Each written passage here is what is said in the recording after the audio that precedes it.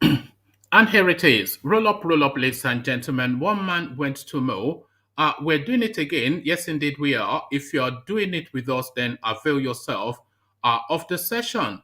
The session has commenced, and your company is required. Just some protocols that we are going to, some minor changes to the platform. Um, Maybe not for this session, but even for this session, but going forward, the people who come on stream to come and contribute, they'll be required to switch on their cameras so that you can stand by your opinion. So I think that's fair enough. If you have an opinion, then you should be able to stand by it, and then so that people can not only hear you say it, but they can also see you say it. So that will almost certainly come into effect from tomorrow, but the announcement going out today. So for the usual contributors, that is going to be how the sessions will run from here on in. One man went to mow, the eagle has landed. To the Nigerian national anthem, Mr. Albert Congo raises the flag of the new nation. And there you heard it. Nigeria, we hail thee, and we hail thee indeed. So that was the first Nigerian anthem to those of you new to time and space. So Nigeria, we hail thee, and we hail thee indeed. As guys, I bring you this. 2020, hold on, let me just so as guys, I bring you this. 2023, we expect other zones to support us. PDP Southeast aspirants say. So a lot of ethnicity in play with the Nigerian political space at the moment. It's all entirely, we did discuss yesterday and we concluded, we arrived at the conclusion that this is going to be the most ethnic of all elections that we have ever had in that country called Nigeria. So it's going to be an ethnic fest, this election.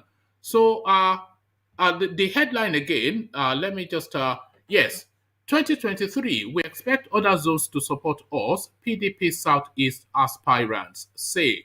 So that is their expectation, but then expectations and reality, of course, most often instances do not always converge. Court will grant Nnamdi Kanu bail by May the 18th. IPOB lead lawyer Ejimakor, so he's putting his neck out to make this as a categorical statement. So, of course, he being the lead lawyer in that space, he would know more than anybody. And he says with confidence to space, our court will grant Nnamdi Kanu bail by May the 18th, a headline attributed to IPOB lawyer Ejimakor. So, quite why was led him to say that, we find out just shortly. We'll find this out shortly as well. Rotimi Amaechi declares interest in succeeding Buhari in 2023. So this is one of the worst held secrets within the Nigerian space. We of course knew that he was going to run, and we know that what is his name? Yemi Oshibanjo is going to run as well. But the anticipation is that he's going to declare on Thursday. So Thursday is his anticipation, but Rotimi Amaechi moves quickly to space. But what are his credentials to rule Nigeria? Well, he's ruled Rivers State 2 terms and is been the Minister of Transport for 7 years. So he will present that, but does he fit quite is the thing. Still staying with Rotimi Amaechi's, pardon me, still staying with the Rotimi Amaechi narrative. What I will do if elected president. So he already fleshing out his manifesto. That's Rotimi Amaechi, of course, speaking now, expanding on his intentions for the Nigerian state. What I will do if elected president, a headline attributed to Rotimi Amaechi. So still with Rotimi Amaechi, reactions trail Amaechi's declaration for 2023 presidency. But what is his constituency is the thing. So we have to interrogate that as well. And what emboldens him to come in at this 11th hour, because now we are getting to the business end of politics, and it's now the period of put up or shut up. So the people who intend to put up and not shut up are putting up now. Reactions trail Amaechi's declaration for 2023 presidency. So what's in play there, we find out shortly. And we round off still with the Amaechi space, because of course he being the big news of the day. Amaechi declares interest in 2023 presidential race as Jonathan lurks. So good luck, Jonathan, of course, a name that they're still conjuring with. So what is emerging within the APC? There's still conjuring within the APC, I meant to say. So what is emerging within the APC is that categorically they do not want it to go to the southwest for reasons that they are a bit dubious that they are able to control the southwest. So it looks as though the ideal candidate for the northern oligarchy will be somebody from the south. So that is the most minority of all of the major groups within the Nigeria, but all of the major ethnic nationalities within Nigeria. That is the most. I'm trying to find the best color for this thing. So of all of the major ethnic groupings in Nigeria, the South is the least potent in terms of both numbers and political presence. So ideally, that is where they would like to park the 2023 presidential ticket for APC. And of course, that they have no mistake. There's absolutely, actually, let me bring you this as well, because there's just more and more ridiculous stories coming forward. So I must bring you the totality of the ridiculousness of it. So let me just, I was going to make it just a tidy session, but it looks as though we're going to have to go ham on this one. So I'll bring you two more headlines. Let me bring you two more headlines because, like I said, there's just an abundance of things to talk about. So an abundance of things to talk about. So let me bring you three more headlines. Presidency, you will lose. Omokri slams Amaechi for declaring interest to succeed Buhari. So that's one of the new headlines. But this one now, since it's the season of declaration, Tunde Bakare declares for president as well. And why not? He once ran alongside Buhari. So it's the silly season, essentially, when every man and his dog now wants to be president. And still within the presidential space, Pius Ayim, Peter Obi, other Southeast presidential aspirants unite to get PDP ticket. So they are now seeing the writing of the wall with the maneuverings of Saraki and his boys to present a united force. So is unite or die, and since they don't want to die, they are now looking to converge under one umbrella. So that is the totality of the menu. Make yourself present to partake, and as you're making yourself present to partake, click on the usual buttons, the like and the subscribe if you are not already subscribed. And by way of our musical inducement to do that, let me take you calabash to the ready, to the kegites. Only water, where they see my water. Oh yes,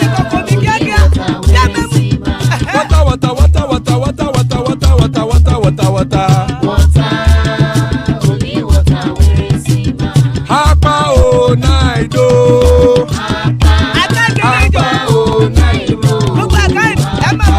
Hapa you don't come o.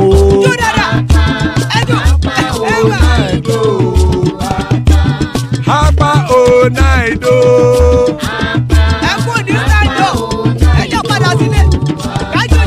Oro kẹ̀kẹ́ ẹlẹ́mù yé o. Ilé sọ́dí kẹ̀kẹ́ ẹlẹ́mù ré o. Bobby master kẹ̀kẹ́ ẹlẹ́mù ré o. Chifu Waila ti kẹ̀kẹ́ ẹlẹ́mù ré o. Eruku lẹ̀lẹ̀ ẹlẹ́mù dé. Eruku lẹ̀lẹ̀ ẹgbẹ́ ẹlẹ́mù dòde ojàre o. Eruku lẹ̀lẹ̀ Ghana ti dé ẹgbẹ́ bọ́dì o. Ọmọ ẹlẹ́yẹ ẹ̀yẹ o ó dìlé o. Odúyẹ̀lá ẹ̀yẹ o ó dìlé o. Pẹ̀tọ́sọ́nàmẹ̀ ẹ̀yẹ o ó dìlé o. Pẹ̀tọ́sọ́dúnkẹ́ ẹ̀yẹ rẹ̀ ó dìlé o. Ẹlẹ́kọ̀ ọ̀run mú ìní o.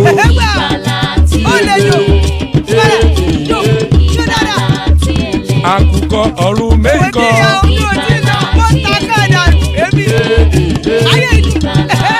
Ikú kò ní ríwà gbéṣe o.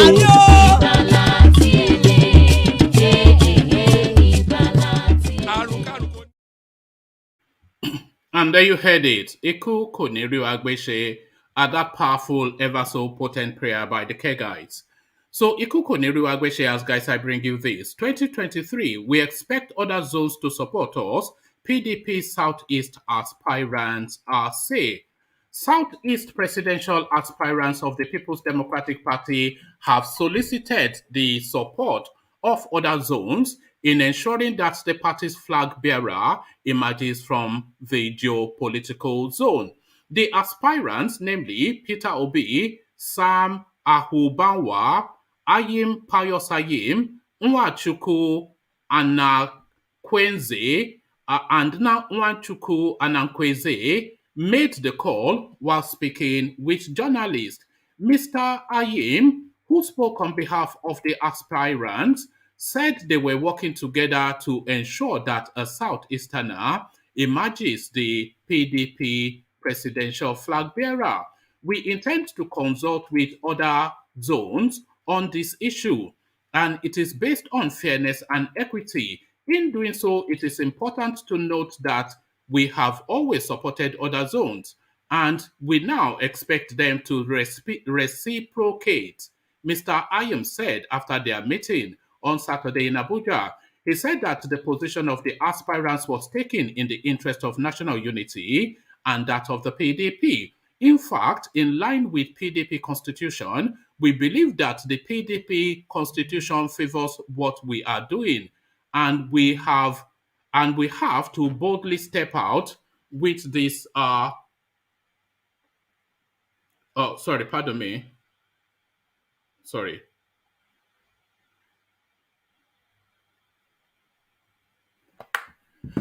Pardon me. So that's just something I had to attend to. So he said that the position of the aspirants was taken in the interest of national unity and that of the PDP. In fact, in line with PDP constitution, we believe that the PDP constitution favors what we are doing, and we have to boldly step out with this decision, he said. On the possibility of a consensus candidate from the geopolitical zone, Mr. Ayim said they would decide on it appropriately. When we get to the bridge, we will cross it, but we will work together in the interest of the party, the interest of the nation, and the interest of the Southeast. So it looks as though they're learning fast to come into politics. Still within that space, Pius Ayim, Peter Obi, other Southeast presidential aspirants unite to get PDP ticket. Presidential aspirants of the People's Democratic Party from the Southeast region of Nigeria have demanded that the party's presidential ticket for 2023 be zoned to their area. They made the request after a meeting in Abuja on Saturday. Correspondence report. The aspirants who attended the meeting include Senator Ayim Payos Ayim, Mr. Peter Obi, Mercy Sam Ahubanwa, and Dr. Nwachukwu Anakwenze. Ayim, who read the decision of the four aspirants, said, "We have agreed to work together as a team and that we will work together to ensure that a Southeasterner emerges as the PDP flag bearer." Other decisions by the presidential aspirants, according to Senator Ayim, are: we intend to consult with other zones on this issue, and it is based on fairness and equity. In doing so, it is important to note that we have always supported other zones, and now we expect them to reciprocate. It is to our knowledge that more aspirants may have obtained forms under PDP, and we hope they will join us later. Responding to questions from journalists on whether they were working together towards presenting a consensus candidate amongst them, Ayim said, when we get to, I think we've read all of this, so I think this is just a rehash of what we just read. So we go on to the next, and this is a completely different story. Court will grant Nnamdi Kanu bail by May the 18th. IPOB lead lawyer Ejimakor. Aloy Ejimakor, special counsel to Nnamdi Kanu, leader of the indigenous people of Biafra, has assured that his client will be granted bail on May the 18th, 2022. Ejimakor was reacting to yesterday's ruling by an Abuja Federal High Court that struck out 8 of the 15 count charge against Kanu.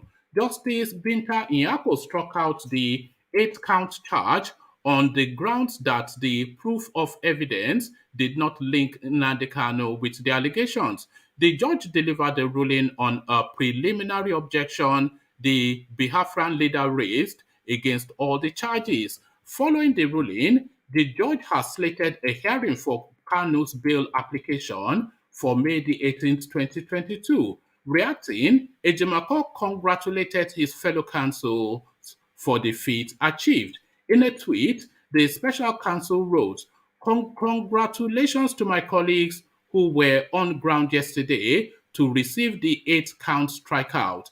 It is great that the Umuahia judgment was brought to bear on the bail application moved by SAN Ozokome. I am confident that hashtag MNK will make bail on 18th of May, teamwork pays. So there it is right there. It looks as though there's a subsisting judgment. Let's just read that last paragraph.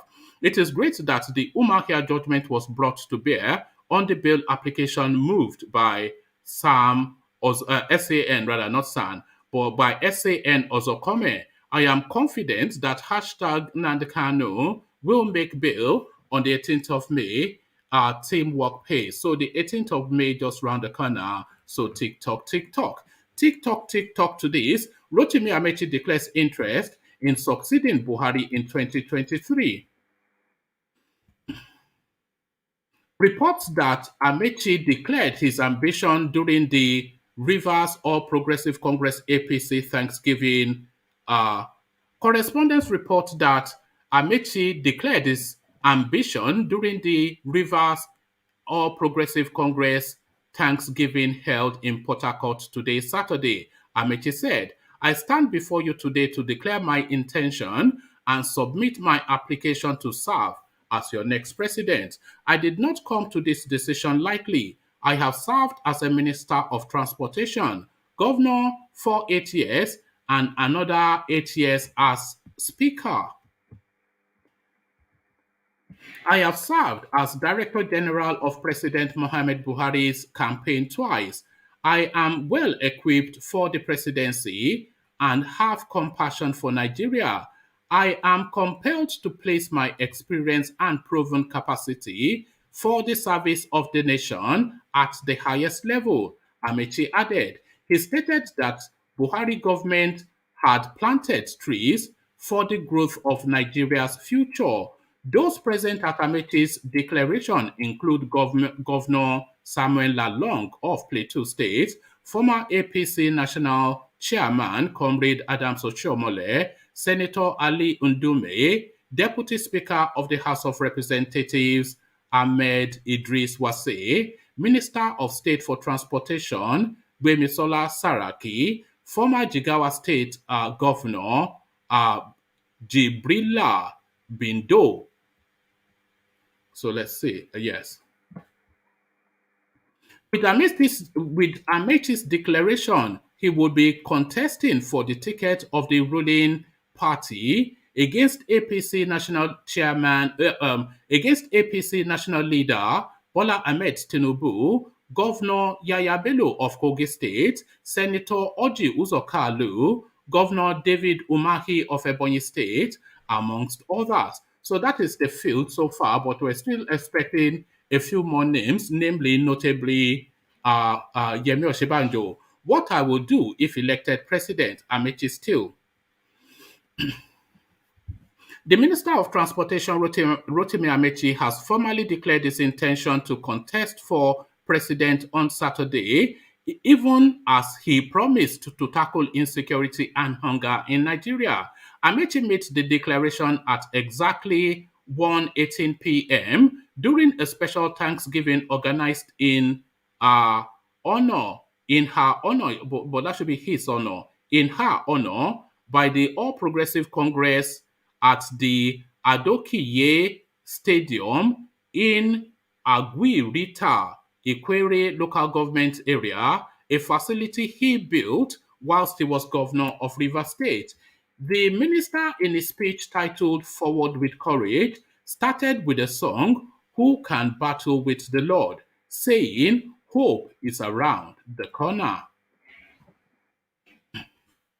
Whilst noting that his aspiration was not about fulfilling any personal ambition, Amaechi said he considered it a moral duty to give what he could in the service of the country. Fellow Nigerians, I stand before you today to declare my intention and submit my application to serve as your next president. My aspiration is not about fulfilling any personal ambition.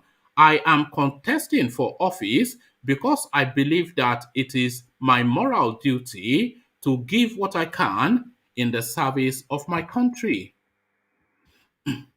To sustain and intensify present efforts at solving our national problems, our democracy must ensure the emergence of a leader that is equipped with broad experience in governance to ensure stability and continuity. To sustain our democracy and preserve our unity, we need a steady hand and a passion. Sorry, let me just click this off. And to sustain our democracy and preserve our unity, we need a steady hand and a passion for success in a nation that remains united to pursue prosperity for all Nigerians. It is this combination of experience and patriotic passion that I bring to the table. I have been in politics, in the political arena, for 23 years. I have served at every level of government, local, state, and federal. I have served both as a political appointee and an elected official. I have served both as an executive, as a governor of Rivers State, and as a legislator, as Speaker of the State House of Assembly, he stated.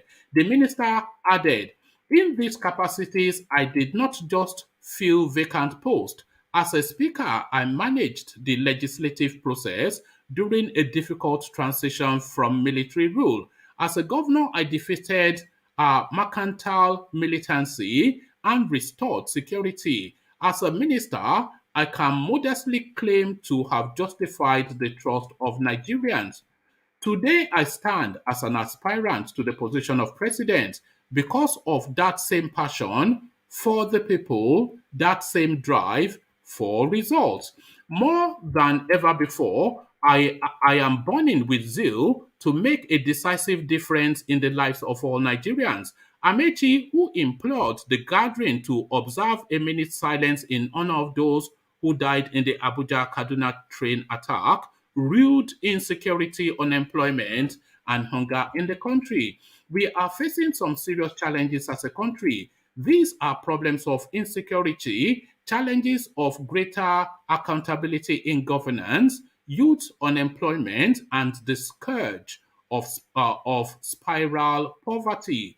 These problems are, however, not the exclusive preserve of Nigeria. We live in a troubled world. The reality we used to know has been altered in nearly every nation. Climate change has brought about food scarcity in some places.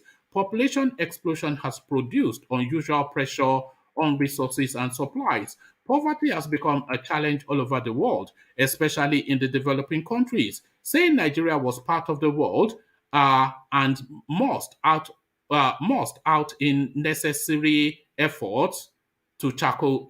Let me take that paragraph again. Poverty has become a challenge all over the world, especially in developing countries. Saying Nigeria was part of the world and must out in necessary efforts to tackle challenges. So I don't know quite what that means, but that's what was written. No matter the darts and arrows that come my way, I will remain steadfast because the stakes are too high. We cannot afford to fail. We cannot afford to veer, of course. I pledge my heart, mind, and soul to the task of building a Nigeria in which every child can go to school, every young person can find work and support. Every young person can find work or support to start a business. Every citizen can travel safely around the country and sleep at night, knowing that law and order prevail and every Nigerian feels included, heard, and respected. The road ahead will be long and arduous, but we go forward with faith, Amaechi stated. So that's a clarion call and a rousing speech, if ever there was one. Reaction trails Amaechi's declaration for 2023 presidency. Some Nigerians on Twitter have reacted to the declaration of the Minister of Transportation, Rotimi Amaechi, for the 2023 presidency. Amaechi joined the presidential race in Port Harcourt, Rivers State capital, on Saturday, addressing a crowd of supporters and leaders of the All Progressive Congress APC at a Thanksgiving service held at the Adokiye Stadium, Port Harcourt. Amaechi said he was qualified for the job. While some Nigerians describe him as the right man to succeed President Buhari, others said it would be an unwise decision to vote for him. So we just read the comments. So here's the first comment. If APC really wants to win the 2023 election, this is the man for the job. RT Rotimi Amaechi have a good track record and will deliver good governance in Nigeria. So a second commentator, this is a Sadiq. Amaechi is an ingrate. Tinubu made him, and it is funny that he has now declared interest for the same position as Tinubu. Here's another commentator. Rotimi Amaechi is the only person today that can beat Tinubu in a money-spending election. South-South all money from Delta and Rivers, and his alliance to the North in public infrastructure projects these 8 years, and the need for the presidency to not go to the Southwest again. So that's a compelling argument that Amaechi official declaration has no mate. When I said Amaechi is the only presidential candidate that understands national politics a few weeks ago, some thought I was joking. See declaration with levels, not those ones that did their own on pages of blogs. So there it is right there. Another commentator, now that Amaechi has formally declared his intention to run for 2023 presidency, I expect him to do the honorable thing and tender his resignation as Minister of Transportation, the right thing to do. The right thing to do, and also something that the law compels. So the next commentator, Amaechi has declared, Wike has declared, an interesting political dynamics for Rivers State. So yes, of course, both of them, of course. This is the thing, though. So that's a satellite little issue there, isn't it? That niggle that is between those two elements. So the next commentator, Amaechi has added another layer of problem to Tinubu's camp. Let's not forget that APC chairman Adamu didn't campaign publicly, hence APC flag bearer is still unknown. So another commentator, Amaechi's declaration has changed the dynamic of politics in Rivers State.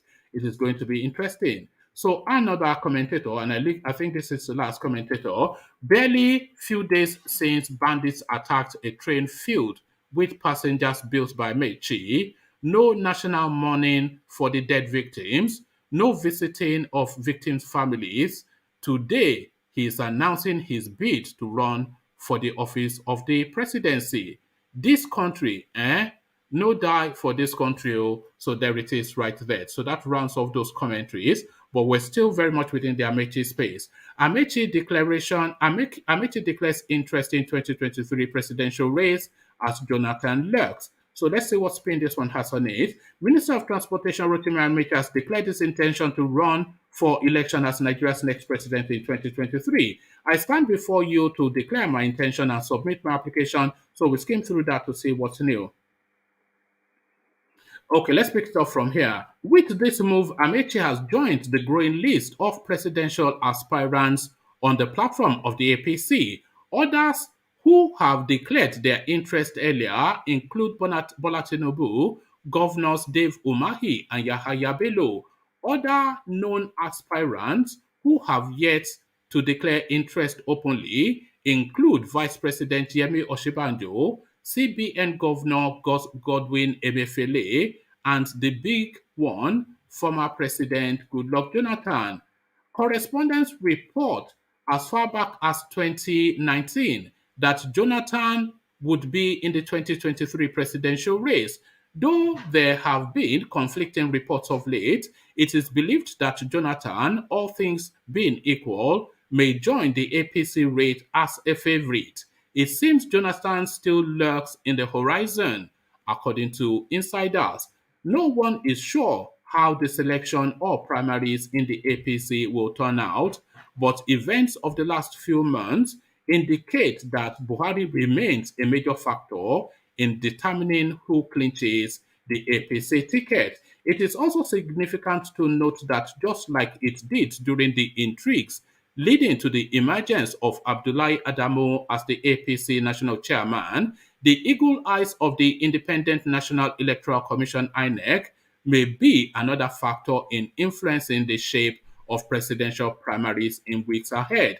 It is also important to recall that Yemson Wike, Amaechi's estranged successor as Rivers State governor, had earlier joined the presidential race on the platform of the PDP. If Wike clinches the PDP ticket and Amaechi gets the APC ticket, presidential race promises to be even more exciting. Nothing is certain yet, though. So there it is right there.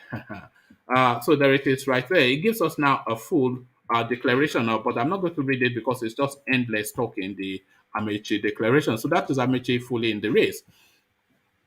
So this last readout to round off the Amaechi spot. Presidency 2023, you will lose. Omokri slams Amaechi for declaring interest in succeeding Buhari. A former aide to ex-president Goodluck Jonathan, Reno Omokri, has insisted that Minister of Transportation, Mr. Rotimi Amaechi, will lose the race to run for the presidency in 2023. Omokri also slammed Wike by claiming that the former Rivers State governor sold his brother to outsiders. He said this was reacting to Amaechi's presidential declaration at the weekend.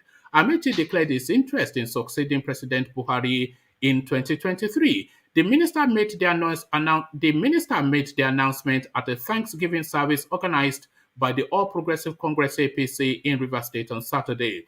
I stand before you today to declare my intention and submit my application to serve as your next president, Amaechi announced. Reacting, Omokri, in a tweet via his Twitter handle on Saturday, said Amaechi was supposed to be in charge of rescuing the Nigerians who were recently abducted by terrorists in Kaduna instead of declaring for the 2023 presidency. He tweeted, "See the man who is supposed to be in charge of rescuing over 100 Nigerians abducted by terrorists during last week's Abuja-Kaduna train bombing. Even in Rivers, Amaechi will lose because when you sell your brother to outsiders, even your buyers don't trust you." So there it is right there. I wonder what coded something. Which brother is he referencing? Is that Goodluck Jonathan? I wonder if he's referencing. Almost certainly. So we'll round off with this. 2023, Tunde Bakare declares for presidency. But which party, though, is the question. Pastor Tunde Bakare of the Citadel Global Community Church on Saturday declared his intention to contest in the 2023 presidential election. According to the cleric, he remains the best candidate to address the problems affecting Nigeria. Bakare announced his presidential ambition at the virtual meeting unveiling Project 16 to Nigerians in diaspora with the theme, The Portrait of a New Nigeria, organized by the PTB for Nigeria in Diaspora Group. The serving overseer of the Citadel Global Community Church warned the South is being set against the North, whilst Christians are set against Muslims ahead of the 2023 elections. He said, the PTB brand is a rallying point for all Nigerians. I have a vision of a new Nigeria, and I will play a leading role as we approach the Nigeria of our dreams. This is coming a few hours after the Minister of Transportation, Rotimi Amaechi, expressed his intentions to take over from President Buhari in the 2023 general elections. Amaechi disclosed this in Port Harcourt, Rivers State on Saturday during the All Progressive Congress Thanksgiving. So there it is right there, from the sublime to the ridiculous. So there it is right there. Charlie boy, I see you. So Charles, to you. What are you then making of Rotimi Amaechi's declaration, Charles? Yeah, I think what they made declared, it had to do with Buhari. Buhari want him more than Tinubu. I suspect so. Yeah, I, because I think they're gonna use it as a play they did with Goodluck Johnson, and we don't realize what they're doing. It's very clear what they're doing. They're gonna use him as a play to Tinubu. But if that's the case, then I see, that's why I'm thinking Tinubu might not be president. Where I'm seeing it, they don't want. it's looking increasingly unlikely that he will be, because there's nothing in the readings of politics at the moment that indicates a Tinubu presidency. So it's looking very, very likely that he would not be the president. That is And I also that think is. Tinubu will probably be angry too for all his hard work being in vain. Well, Because there it is. I mean, he can go and suck a lemon if he's feeling you bitter, see, when or he can go and this, suck an you see, orange, when they show because me, he's stolen enough from the Nigerian state. this show me how the North control this thing in Nigeria. They control it. This shows me not have the power. They could stop him from become president just like if they want to, and that's sad. To me, to me that's scary. That's very scary thought. You know, could just drop him out, just pick a man, just like that with no issue. We can't Well, attack. no, but this is politics, though. So this is just Tinubu being played as is has often played others. But the South should have been prepared. South should have Hmm. prepared, know that not to do this. Hmm. She wasn't prepared. They know not to do that. They were going to know not to do this. We're not Yeah, prepared. but what can you do about it, though, is the question, because the North are prepared. So the North are going to do this, but what can you do about it when they hold all the levers of power? And one reason why I don't one reason why I don't want Messi to be president. Messi to me that guy look like like an evil guy. You could tell by his eyes. You could tell by his face. I don't think there's anything that recommends Rotimi Amaechi to be the president of Nigeria. It doesn't inspire confidence. He's a known looter. There's just I cannot see. I can see why Wike will be president. I can see Peter Obi as president, but I don't see Rotimi Amaechi as president, even with the level of. But we see how it plays out. But we will see. But I don't see him as a president. That's Yeah, just it. because that guy, but I think I might see why they picking a Messi because they know the APC government not buy have so much money, so use Messi as a backup because they know the Tinubu president Tinubu take all them to jail. They don't want that to happen with the stolen money, so making a Messi for their saving because they won't go to jail. They know Tinubu become president, all them go to jail. They don't want that to happen for their safety. All right. Let me take you to the next talking point. But before I take you to the next talking point, Charles, from tomorrow, anybody that comes on the screen, I'll be requiring them to have a camera and to have it switched on. So I want people to be able to be standing by their opinions now. So not only do people hear you say it, they will see you say it also. So if people come on from tomorrow, then they'll be required to have their camera switched on. So just so you know that, and that of course applies to everybody. So that's the message flashing on the thing. So then going forward, as people come on, just like Alexander's done now, we want to be able to see you as well as hear you. So thank you, thank you, Charles. So what are you making, Charles, of the Igbos coming together to form a united force, similar to what the Northerners are doing, led by Saraki? So this is what they are doing. We expect other zones to support us. This is within the PDP, by the way. So this is party specific. So we expect other zones to support us. PDP Southeast aspirants say. So all of them have come together, at least the known ones so far, Peter Obi and the rest of them, Pius Ayim and co. So they are now looking to form that consensus that the Northerners are looking to form within themselves to give themselves the best chance to tilt towards the presidency. What are you then making then of this move by the East? To me, this move is a great move because I think I think it's a great move. I think what the East opinion is saying is the truth. He's just spoken well. It's the truth. They say the truth. They also say that the Eastern government, we East have helped voted. We help vote presidents from other region for 100 years. We have voted other presidents. I think Yoruba should respect the Igbos. You know why I say that?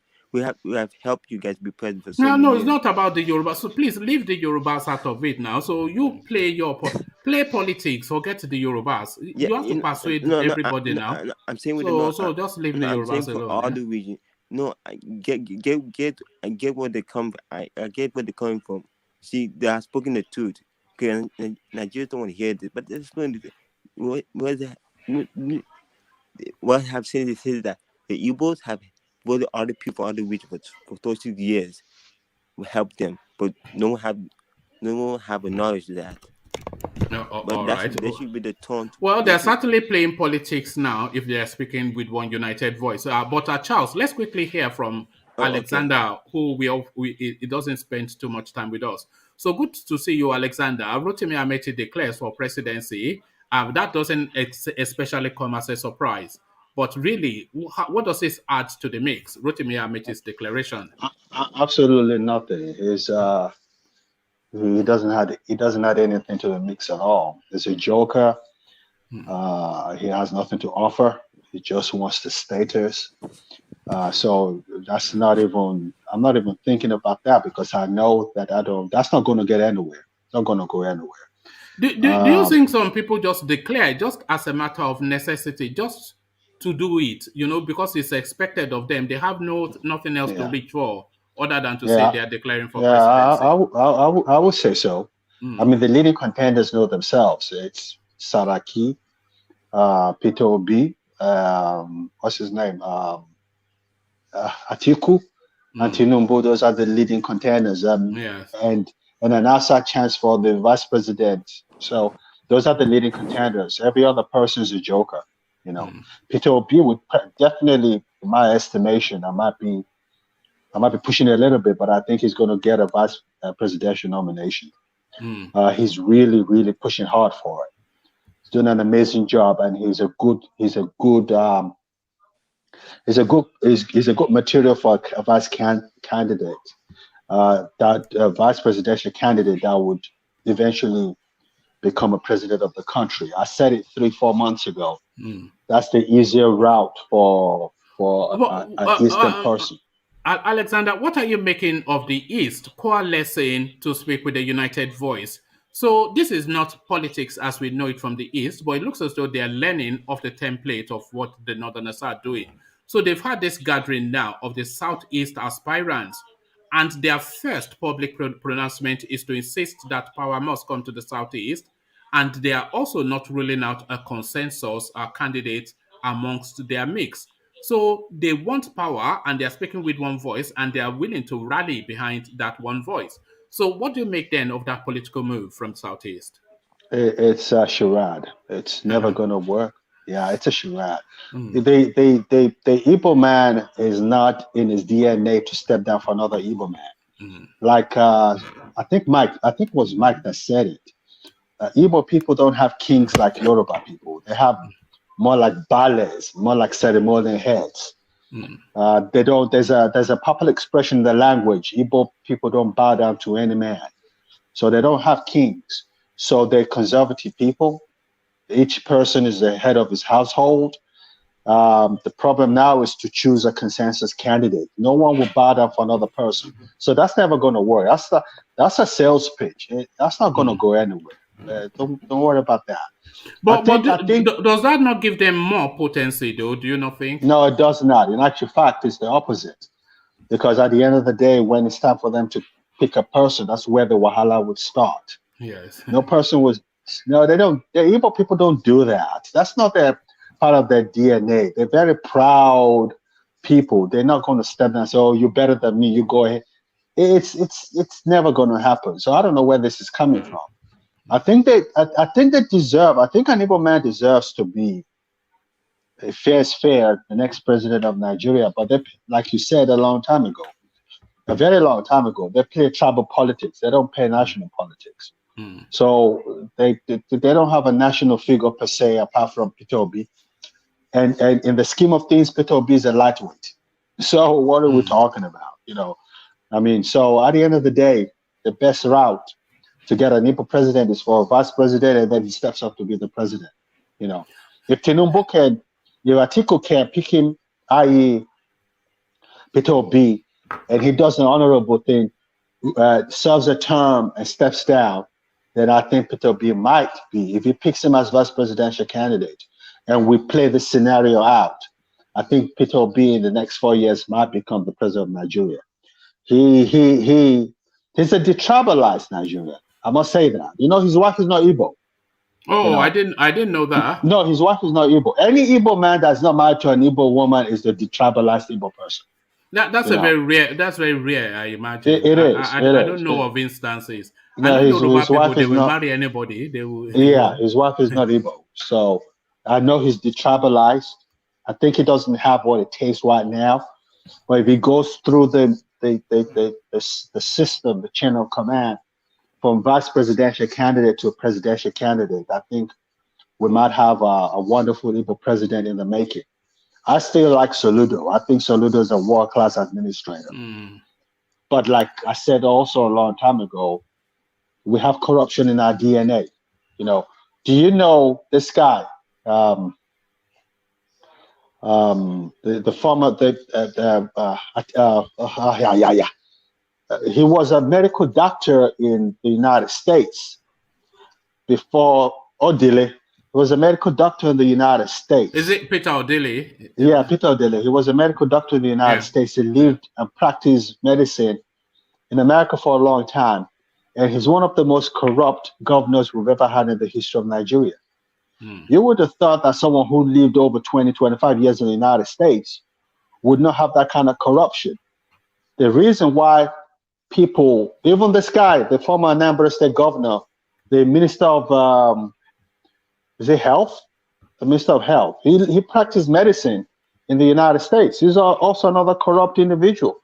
So we have DNA, corrupt DNA in our system, and we need to re-examine ourselves and ask ourselves, how do we make ourselves a better person, and by extension, the country a better country? That's the bottom line. We need to ask this question. You know, it's curious to say that, Alexander, because I did a video just a day or two ago where just this thing, the American penal system, they are saying that 60%, over 60% of the Nigerians in prison in America, they're in prison for fraud.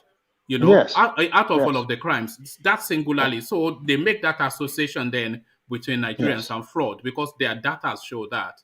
Yeah, and that's because we're brilliant people. I mean, we can convince people easily with numbers and convince people. Let me ask you a question. You said something I was a little bit. I didn't quite catch what you were trying to say. You say starting from tomorrow, anyone that comes on the platform will show their faces. Yes. Yeah, hold on. Yeah, no. I want to call you an attention. You need to something. Check on your YouTube. People are not be able to comment. Maybe they're you not lock able to comment. I can see the comments. No, I can't comment. But there's a comment from. I can't comment. Just check. Maybe you block some people. I don't know. No, I didn't block anybody. But I wasn't able to comment. That's just my observation. All right. I'll have a look. Alexander, if you can comment, just to if anybody on the screen can comment on YouTube, then we'll see if that comes up or not. But yes, no, I was saying that people. I'm going to be encouraging, almost insisting that people switch on their cameras for the sessions now. That's what I said. Yeah. Why that? Why so? I thought you were always in favor of people's right to not show their faces. Yes, no, I was in favor of that, but then I've evolved to the thought that people should be able to stand by their words. So if you are coming here, you have to be able to stand by what you're saying. So you not only are you saying it, but people should be able to. Is that going to drive people away though? I don't know, but we'll see how it pans out. But I just feel that there's something that, because sometimes I look at the screen. Ajale Koko will not show his face. No worry. Ajale Koko can dress up and show his face. I might make exceptions for Ajale Koko and Black League, but no more. But really, because sometimes I look at the screen and it's only myself that I can see, but I can hear 10 voices. Yeah, that's true. So I'm just thinking, at the very least, at least a good 60% of the space should be, you should be able to stand by what you're saying. Yeah. You know. Before I go, Can I hide my face too, please? your No, face is on right now. you know, you are too handsome to hide. How are we going to attract the ladies if you hide away? No, we need you to catch the babes. One man, before I go, let me run. But before I go, my sister watched your podcast and remembers you. Oh, brilliant! At Maryland Comprehensive. Oh, great! Wow. Yeah, she remembers you. Oh wow! No, my brother went to Maryland Comprehensive too. No, they don't. Really? They don't let. Yeah, my older brother. Yeah. No, they don't let. What year did he graduate? My older brother graduated in '97, so I don't know if one man was around that time. You would know you definitely. No, one man is an 80 protege now. I was long gone then. Yeah, I was long. One man, and I'm a 70 protege. I was even already out of university by university, then. That's you know? Anyway, if you were from that time, I would know a lot of people that you know. Yeah. All right. All right, y'all have a good show. So that's brilliant. Good to see you, Alexander. So guys, that's something, you know, I want to encourage, you know, not for today, but going forward, that people, you know, have your cameras on, so you stand by your words, and I think that's just a better look. So thank you for yielding.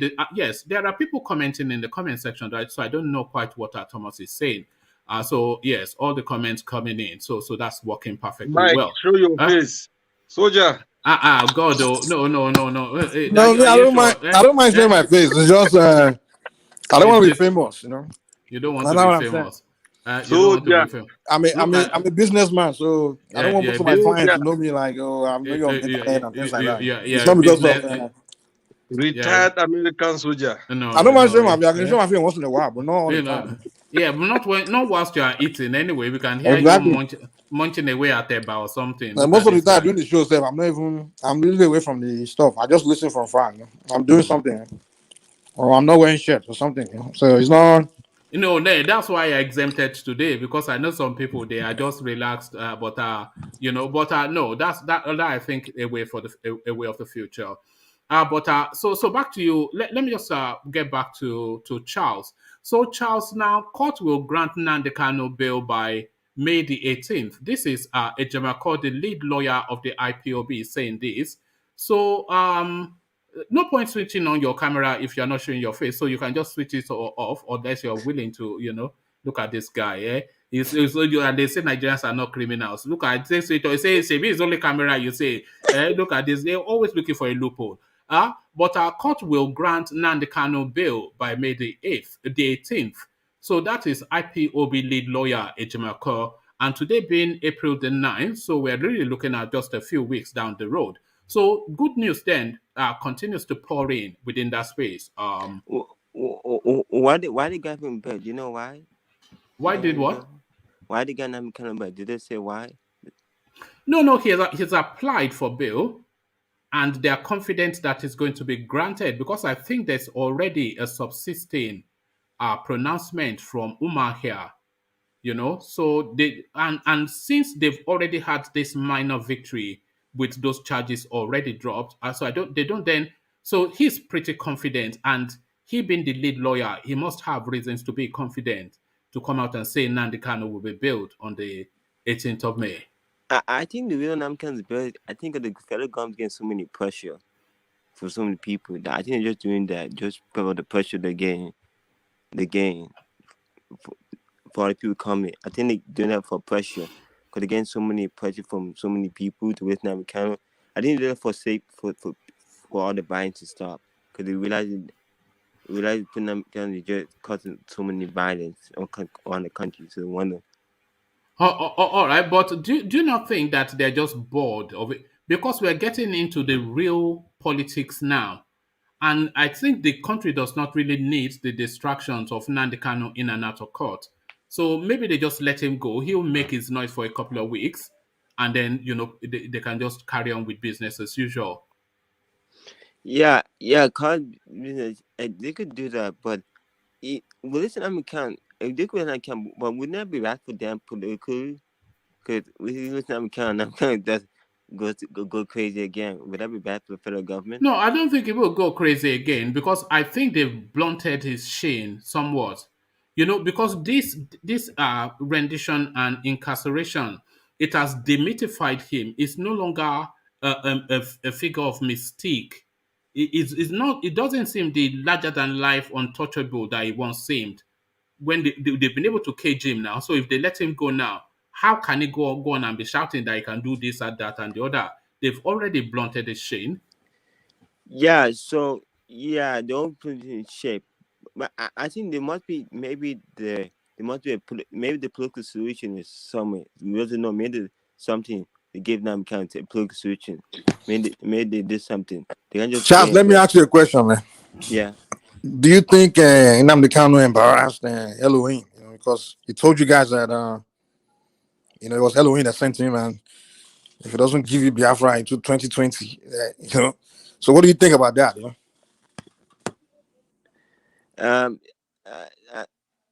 I think I know that Biafra technically Biafra probably never will come because Nigeria government doesn't want to give evil Biafra because that would be bad for Nigeria government. I think this is why Nigeria government give evil Biafra because Nigeria know that if evil get Biafra, Nigeria will fail. Nigeria don't want that because the evil is an asset to Nigeria, a big asset. You answer my question. You're actually answering different. No, that's an unfair question. But thank you, Charles. So let me go from Charles. Let me go to Obina. So Obina, are you ready? Yes, I am. Brilliant. So to that space, I'm not quite sure if you caught the news as well. Court will grant Nnamdi Kanu because it's quite specific. So that is the date. Then I'm assuming that the bail application will be heard. And there is nothing that indicates that it would not be granted, and he must have some soundings, that it will be granted to come out, because this is a senior lawyer, to come out and state categorically that Nnamdi Kanu will be bailed on. And by the way, that doesn't mean the case comes to an end, though. I'm sure you understand that, Charles, and everybody else. Not you, Obina, but some people that they will not understand that. Yeah. So the case does not come to an end, but he will be granted bail, so that he will be billed to whatever recognition. But in fact, let's start from there. If they do grant him bail, what conditions do you expect them to put in place? Well, good evening. Well, if they grant him bail, I'm sure the conditions would still be the same as withholding his international passport, of which they still have when he still traveled anyway. So it will still be the same condition, maybe stiffer conditions of maybe being within a particular area, like he can't leave a particular state. Maybe if it's federal capital, he will remain there, or wherever he is located now, they might just restrict him to that place. He can't leave. It's just similar to what the type Showore has, so that then maybe he won't be able to address more than a certain number of people. I think those are the kind of conditions I see happening. But I don't see them releasing him, even if they grant him bail. The same way, I don't see the current government structure that we have right now. I don't see them releasing him. I don't see them releasing him either, because the risk of absconding is there, because he did abscond in the first instance. Not even because of that. Yeah. They will just manufacture another charge and bring it to the court or something. And maybe they might even, or if they even venture make the mistake of releasing him, they will rearrest him right there. I don't see that happening. The only time that they would release him is closer to the elections, so that they will use it to score a political point to get the Southeast support. I don't see the government releasing him anytime soon, to be frank. Even if they give him what emboldens his lawyer then to come out into space and stick out his neck in such a manner? Yeah, because there's no grounds for holding him back, because they've struck out how many charges. So most of those charges they struck out are what would have kept him in jail. But there's no basis for holding him back. So that's, at this point, there's no basis. He's been winning, since. So there's nothing they can hold on to unless they manufacture another charge. Because there's two things, because there are two things that's likely to happen on the 18th of May. So the judge will either hear that that application for bail and then make a determination, or she can postpone it and adjourn it to another date, which has been doing a lot of kicking the can down the road. So if she decides to hear that bail application, then she then has to make the decision that is the defendant trustworthy of bail? Is he Yes, worthy of bail? But then yes, she but had granted him bail once upon a time, and yes. so. But if you look at, but people, because remember that they still recused, what's his name? The man that gave him, the man that stood shorty for him, they removed him from the bail situation for Abaribe, Senator Abaribe. So the thing is, remember that all this while he's been winning. Why? Because he made a case. You granted him bail based on certain conditions, no problem. But the same agency of government or the same people sent military to his home. Every human being is entitled to their life. He's not going to stay there and wait for you to come and harm him or see whether you will harm him. He had will I say, justification to run away. So it was obvious. Like the federal government cannot claim that they don't know who they sent, or that the military is not part of the officials that came to raid his home and even killed somebody there. He also, at that point, he had a reason to jump bail. That's a fact. He had a reason to jump bail. So you have to bring your reasons. At the end of the day, they would analyze it and make a decision. So I don't think that one would hold him or would bar him from being bailed again. All right. Yeah. It's curious though that it's the same judge that will make the determination again, but his lawyer seems because the same judge already gave him favorable ruling all this while. Considering even awarding billions of naira to him or so. I think for that raid to his home. So that alone should even tell you where she's going. And that woman is a fair judge, Justice Iyako. Yes. All right. So let me take you from there to this space. Really, the story of the day. Amaechi declares interest in 2023 race. So just that, take that as a start-off point and just a first reaction to that. Amaechi's declaration. Yeah.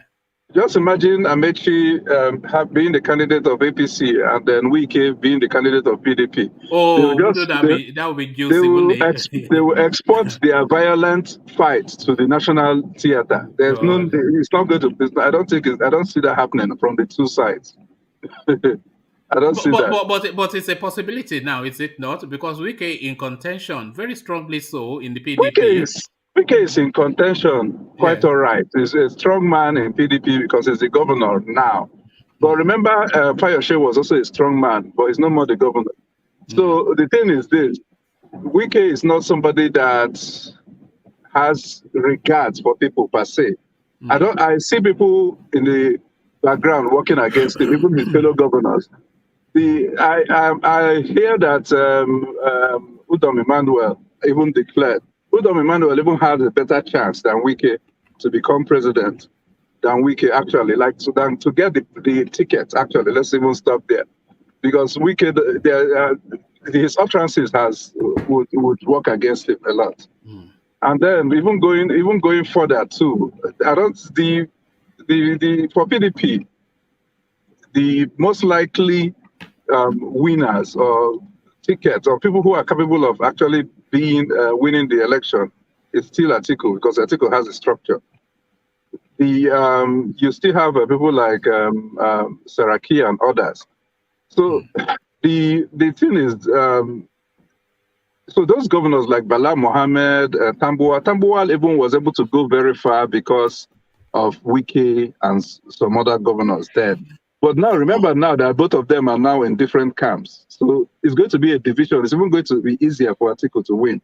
And again, another point I wanted to make sure to let you also know is that this thing that Saraki is doing with Tambuwal and Bala Mohammed, remember that Atiku actually won a consensus candidacy for PDP to beat Jonathan. Remember, but Jonathan still beat all of them.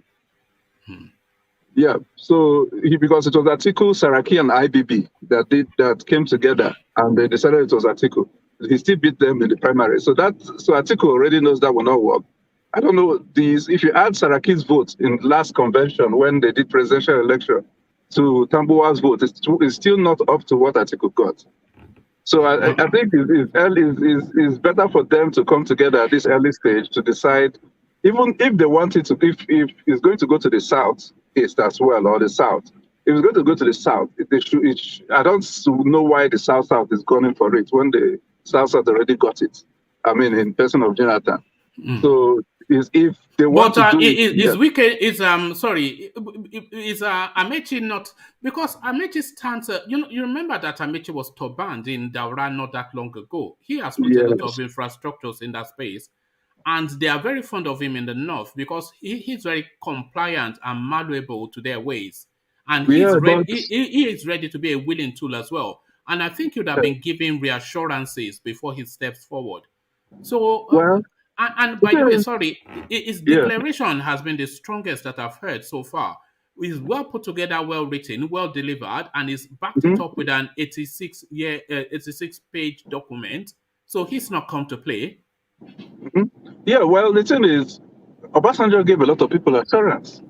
Their current national chairman, Abdullahi Adamu, was one of the major contenders for president alongside Yar'Adua. He was supposed to be paired up with Peter Odili. So Yar'Adua was like one of the last-minute arrangements.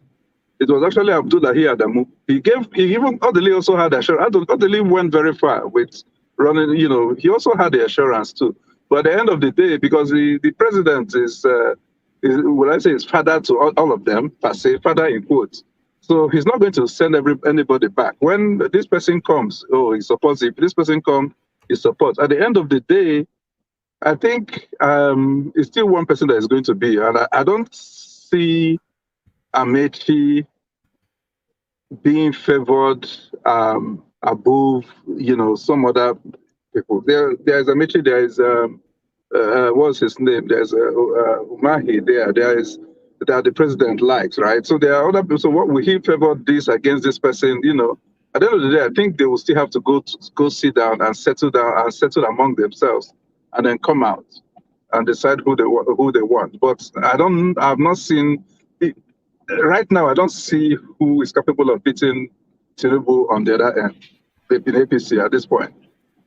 All right, but they are not discounting Goodluck Jonathan as well, because he's just their favorite pick, because it's just such a neat fit if they can get him.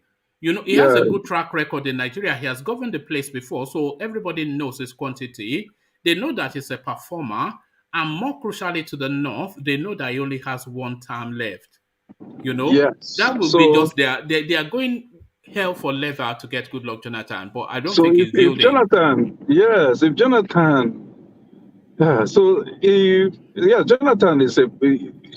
will be easier to sell, especially because it's like, okay, we look at what we were saying. Jonathan was bad, but look at where we are now. People will rather go to the one that they know than to the one that they are not sure of, that have given them promise. Now, but the thing is, Jonathan would be better off having a PDP ticket than being in APC, because that APC is going to work against him. Because you say, you said this and this and this and this and this about Jonathan. So how come he's now your candidate? So is it because he switched to your party? He's now a good person, So those are the things that will work against him if he gets there. What do you think the relationship of the country is with Goodluck Jonathan? You mean the relationship? How do you mean? I don't get the question. How do you think Nigerians view him? I still think they respect him. He's a very respected figure in Nigeria. He's one man because we saw what was about to show down. Jonathan had everything. They say the yam and the knife. He had all the resources and the structure and the power, the executive authority, military authority to do anything. He could have. This man was Jega was about to retire. Normally, when civil servants are about to retire, they normally go on. They normally give them retirement leave. He would have sent him on 3 months retirement leave prior to the election and put in his person there. He didn't do that. Do you think that was a fatal flaw? that he realized, yeah. He didn't want to, so he's somebody that maybe did not want, he already knew that this was election season. I think he was sensitive of that. Not everybody will be sensitive like he is. Not everybody will care that, oh, this election, he cared about, oh, this election, this is what they will say, okay, let's just leave him. Even when the results started coming up and everything, and they were seeing malpractices, let's just leave it. All his own was, he doesn't want bloodshed, he doesn't want bloodbath. The thing is they are between two people. Let's say somebody is saying, I'll beat you, I will do this, I will hit you, I will do this. And you in your mind, you're thinking, this person can actually do it. It's not like me, I cannot fight back. But the problem is this my kind of person? Or can I deal with the implication? The other person might not mind dealing with the implication, but his personality is not the one that will deal with the implication. His conscience is let me lose the office rather than let people lose their lives over this thing. So his own was, he just had to run away from the thing. And I think that's what attracted a lot of people to him. And he has gained respect amongst even former leaders and everything. So he's seen, so the way, I would say how he's seen now is, I would say he should just be careful how he mingles and what he does now, so that does not take away from his. You see, I'm asking that because if Jonathan goes on the ticket, it's almost certain that he will be president. Yes, because I think yes, he has the north, he has the south, yes, and he has the south. I don't think anybody hates him.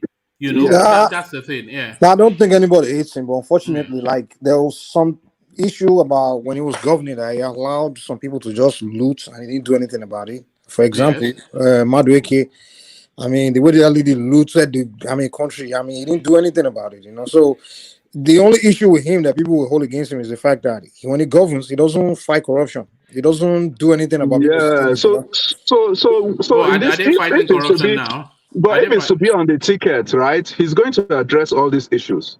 He's going to come. You know how PDP, when PDP chose Atiku the first time in 2014, I mean not 2014, but 2018. That's against 2019 election.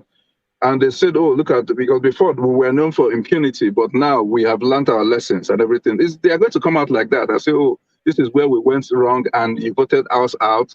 Now we've come back, we're coming back and look, we're going to address this, we're going to address that. They're going to come out and tell and say that. The thing is, comparing him now to this current government, where would you say they are fighting corruption? I mean, so I think Nigerians have come to the stage where they would rather deal with somebody that they know than somebody that they are not sure of at this point, no matter how much they like those other people, you know. Because, like you said, Jonathan is a steady hand. And in terms of development, we have his antecedents now. We all know all he did. He built the light rail from the airport to the city in Abuja. He gave them Kaduna-Abuja train, which Buhari is now bombing up. He gave us Lagos-Ibadan train. He gave them second Niger bridge. He gave them Almajiri schools. All within a 6-year tenure. You know, so we know what he has. Yeah. And people are saying, you say Jonathan is corrupt. We want corruption. Bring back corruption. You know, yes, we want corruption, bring back corruption. So that's the thing. It will be easier for Jonathan to become, you know, president, especially if he joins, if the PDP gives him the ticket. If he says for the South, now give it to Jonathan now. You know, so do you understand? So people like Wike them that are contesting, let's Jonathan complete his tenure. Do you understand? So because I don't see, if Wike gets a ticket, PDP is losing the election. I don't see there's no way he can garner people to support him, especially the people from the north. It's not going to work. If they give it to Jonathan, they might be surprised that they are not able to play him in the manner that they think they can. Because I think this guy, he would have learned a lot from what happened to him. He would have learned a lot. Yes, but Jonathan is still Jonathan. His personality, he might be a little bit firmer, but he might still be Jonathan. He's still. I don't think he would change from his personality. Yes, he has learned his lessons. He will know who betrayed him and everything. But Jonathan himself is also forgiving anyway. He's not somebody that if you look at his activities, you see that even people that worked against him, they came for his when he launched his book or something like that. You see them, they were there. Even what's his name, Sanusi Lamido Sanusi, said that most of the stuff he said were lies. Obasanjo was there even. Obasanjo was there. So tell you, and they were related, nothing. So he's not somebody that he's still Jonathan at the end of the day. He's not. He doesn't have a problem. To me, yeah. And people will be more than not to even be more comfortable with him because that was why I asked you if that's why I was saying that nobody finds him offensive. Exactly. The least you can say is that you are not for him. But if you say you don't like him, you cannot say you hate him. Exactly. But a lot of them, people can actually comfortably say that I hate this guy. But nobody can really say that they hate Goodluck Jonathan and his ruled the country for 6 years. Yeah. All right, Brida. So this one, Obina, maybe you view it as a bit of a comical intermission or not. I don't know if this is a joke or for real, but you respond to it. Tunde Bakare declares for president. So, I mean, what are you making of that? Are we filing that under what is his name? The other one, Dele Momodu. Is that bracket? Well, the thing is, so these people are declaring they have the right to declare for president. They have the right. I think they're constitutionally qualified to run. So, and everybody too believes that they can win the election or something.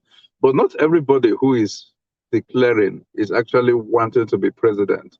Some people who have declared are putting themselves on the table for conversation to negotiate positions when whoever becomes president gets there, or as part of, okay, let me step down, then I'll get this position. Let me step down and I'll get this position. So people like Dele Momodu, I think genuinely he wants to be president, and it feels like he can get the opportunity. You see that he's been doing a lot of talking to different people and everything. So I don't think he's joking about it. I think he's somebody too that can step down easily for whoever, if they have a consensus among them. Tunde Bakare, I don't know where he's coming from. I think he has been absent and then you now reappear and you want to be president. I think if you want to be president, you have to be making moves between the last time there was election and this time. What are you doing what is your contribution to the society? For right now, you have a massive, church. How are the masses benefiting from your structure, the church? Is there any kind of scholarship? What are you doing?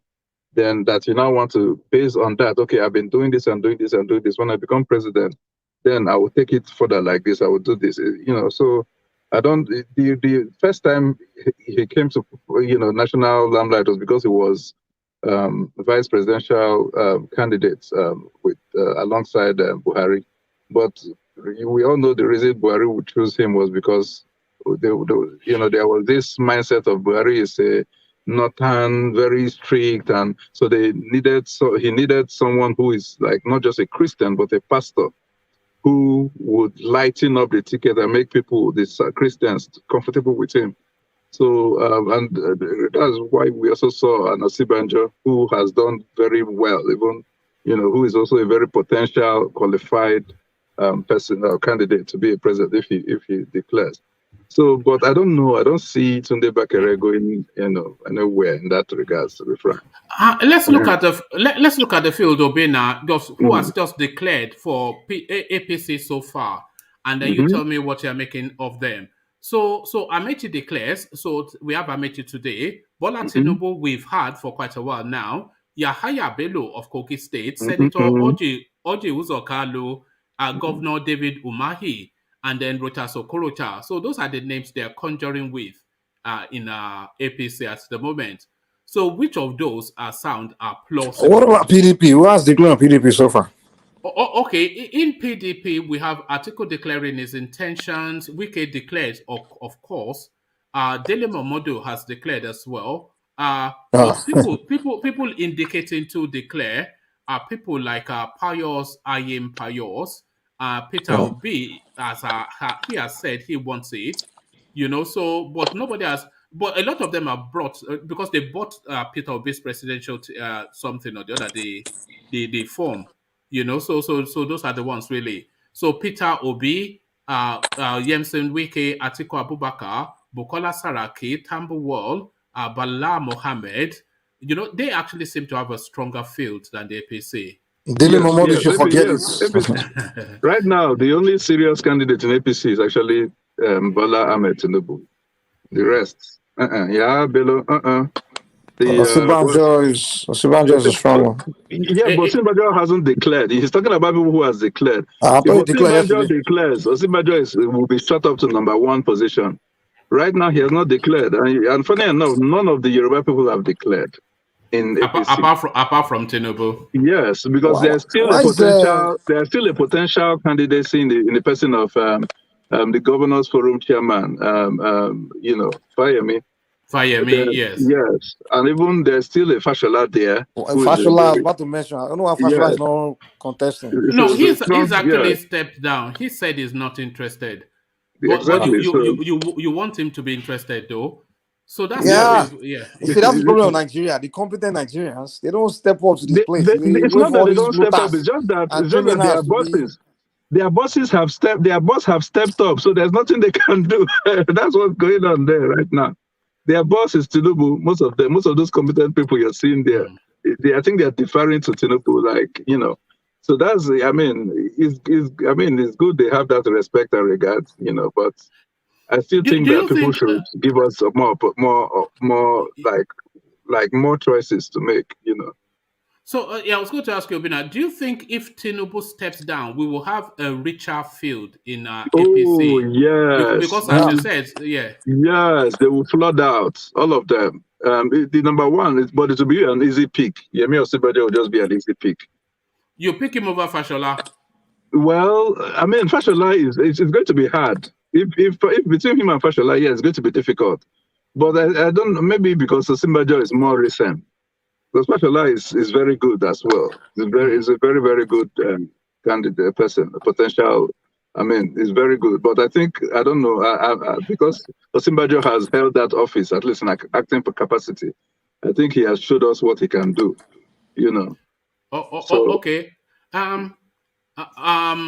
Obina, give me a hierarchy of 3. So from these names, Amaechi. So we're leaving Tinubu aside. This is off the basis that Tinubu steps down. So give me a hierarchy of 3: Amaechi, Fashola, and Osinbajo. So number 1, number 2, number 3. Yeah. It will be Osinbajo, Fashola, and then Amaechi. Really? Mm-hmm. Is that a wish list or a realistic list? Who do you think is politicking in it? Well, in terms of politics, in terms of politics, I still see Osinbajo because Osinbajo will be able to pull governors even from PDP areas because he has good relationship with governors in PDP, not just his party, but PDP. This man meets with them, the National Economic Council, as well. He has relationship with the governors, and governors have a lot of say in their states in regards to this election. So if this man pulls, I think in terms of politics, I think. And between him, so if let's say Tinubu steps down, I think Tinubu will support Osinbajo than Fashola. Yes. Yes. Well, why is that though? I agree, but why do you think that? I don't. Maybe I'm just assuming that maybe Fashola became his own man, and maybe he didn't like it. Fashola had his own candidate for successor that was not Ambode. I think it's Shashore or somebody. So I don't think Tinubu liked that, So I think they had some cracks, even though they fixed it, but I don't see him, going that route. I think he will be more comfortable with Osinbajo. Yes, I agree, but for similar reasons, but maybe slightly. I feel that he will find Osinbajo more malleable, more receptive to being controlled. But nobody is going to control Fashola, or nobody. Oh no, yeah. Fashola, he cannot even control himself. Never mind, it's just but no, I agree with that list. Osinbajo, but I will probably put Amaechi ahead of Fashola in terms of the realistic possibilities in the in the APC. Yes, but because What do you mean? In terms of what are you talking about? What kind of English is that? In terms of what? the realistic possibilities within the APC. Within the APC. Rotimi Amaechi has been targeting that slot quietly. He was turbaned in Daura, and that is not. And when the emir of Daura was turbaning him, it was quite notable what the emir said. He said, "I'm not actually turbaning him for anything other than he's actually a local of this space. That he has done so much in terms of infrastructural development in Daura that it wasn't even about money. That essentially this is now one of theirs." But that But will that's work against Buhari's him. hometown now. But one man that will work against him because he has not done anything for his own people, and that's the same thing he accused Jonathan of, and he's doing the same thing. So you might get support from those areas in the north, but you will not get from the south. Yeah, that will work against him in the general election. And it's not just that. His vehement support, his vehement opposition to Jonathan will still work against him till tomorrow.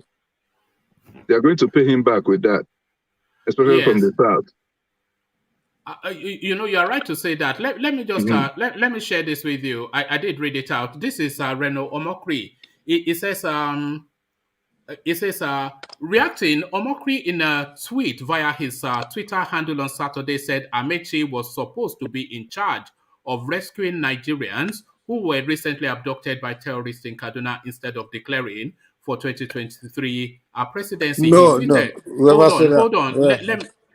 Go ahead. Finish. Hold on. He tweeted, see the man who is supposed to be in charge of rescuing over 100 Nigerians abducted by terrorists during last week's Abuja-Kaduna train bombing. Even in Rivers, Amaechi will lose because when you sell your brothers to outsider, even your buyers won't trust you. So really, it was that last bit. That statement by Mokri that Amaechi is supposed to be the one to go rescue people. That's a foolish statement. Because he's the one that built the railroad doesn't mean he's the one in charge of the security of it. Yeah, it's a political statement, isn't it? Yeah, which is very sensitive, very foolish. He says Amaechi should be the one in charge of rescuing. Yes, but where he makes sense is at this time. I think he should have given it time before he declared. You have to respect. See what Tinubu did. He stopped his birthday celebration. At this time, you have to. This is not the time to be declaring. Well, it's not like he declared the same day the attack happened now. I mean, it's not like the same day, he's declared. No, but these are human beings that are lost. You have to give to people are grieving. It was just last week, though. And we're not even talking about people that died. We're talking about people that have been kidnapped that have not been recovered yet. So well, maybe when you recover, political office has nothing to do with it. Has nothing. Hold on, Mike. It has nothing to do with it. But in fact, he can argue the contract. Okay, right. Mike, the same way that it had nothing to do with Tinubu's birthday, but he respected them and shut down his birthday celebration. Well, birthday is a celebration. As a leader, declaring for presidency is not a celebration. As a leader, in fact, you can even argue that this is the reason why I want to be president to solve this problem. Mike, as a leader, you have to show empathy. What you should be showing is effort. You say you want to be president. That's the reason why. Show us effort you've made to rescue these people. If you're saying you want to be president, it's not by declaring. It's by actual nobody. People that cannot hear. Don't know where their loved ones are worried about it, homesick. So those are what they don't want to be hearing that you want to be president. They want to be hearing that you've made contact with these people and that's not his job now. That's not his job. It's not. Then he's a minister of transport. He's the minister of transport. I'll be calling Mike. But he wants to be president, right? So that's the thing. You want to be president, then start doing presidential things. Show us. As the minister of transport, I want to pull back on the rowdiness of it, but I agree somewhat with what Obina said, especially the example that he gave. Tinubu cancelled his birthday colloquium and he made a point to let everybody know that it was because of what happened. So now when Rotimi Amaechi declared, they had a Thanksgiving, which he organized in River State at a stadium that he built, to then have this grand gala to declare himself. So they've been organizing this thing before that incident happened in Kaduna, Abuja. Mhm. So going off the Tinubu template, you'd have expected that he would have cancelled that event, but then just published that he was declaring, but that he had cancelled an event that he had organized in acknowledgement of what happened, but he's declaring just as a matter of public statement. So he could have just issued out a statement rather than have a gala event. I can agree with the party events, the gala events, but the declaration thing, I'm not against that. No, nobody is objecting to that. That's what Obina was saying. No, I thought the argument you guys are making is that why do they have to declare when something happened? I'm like, no. So that the declaration thing is not like a celebration. that gala event he had, for instance, maybe he would have still got, since maybe they rented the stadium or something. Maybe he would go there and say, look, this event we've been planning this event for the past how many months, but recent events have had made us taking a different decision. So at this time, yes, this is my declaration. But after this, please, everybody should go home in respect to the people that have, this, that. Then we would have seen it in a different way. But not to be celebrating and dancing and telling us that you want to be president when there are people grieving over loved ones that have been lost. Just in terms of the feel of it, a feel is not any gauge. But does Rotimi Amaechi strike you as a president? Does it seem like a presidential material? I think you understand what that means. Yes. Is it presidential material? Would you be, as a Nigerian, proud to call him your president? So Amaechi is very stubborn, and his being stubborn can be good and can be bad. I've seen situation in Rivers State when he was governor where he was appointed a senior civil servant, I think, into the permanent secretary position, who is not Rivers, who is Igbo, it's Anambra. I know the person in particular. And here he didn't know the person, but the list, he had ordered the list and everything. So he came for the swearing in, and he was like, okay, where is this person? They said, oh, they were giving him reason. He said this because the people who were in the government who were responsible for bringing the list refused to put his name there. Rather, they would want a Rivers person. In fact, they told him it would be better for him to appoint him as a commissioner, because that one is temporary, than to give him permanent secretary. He left the venue, said until you bring that name, then he will come back and swear in the person. So he's somebody that can stand firm. He's stubborn. Him and Wike, they almost have the same. He's very stubborn, so he can.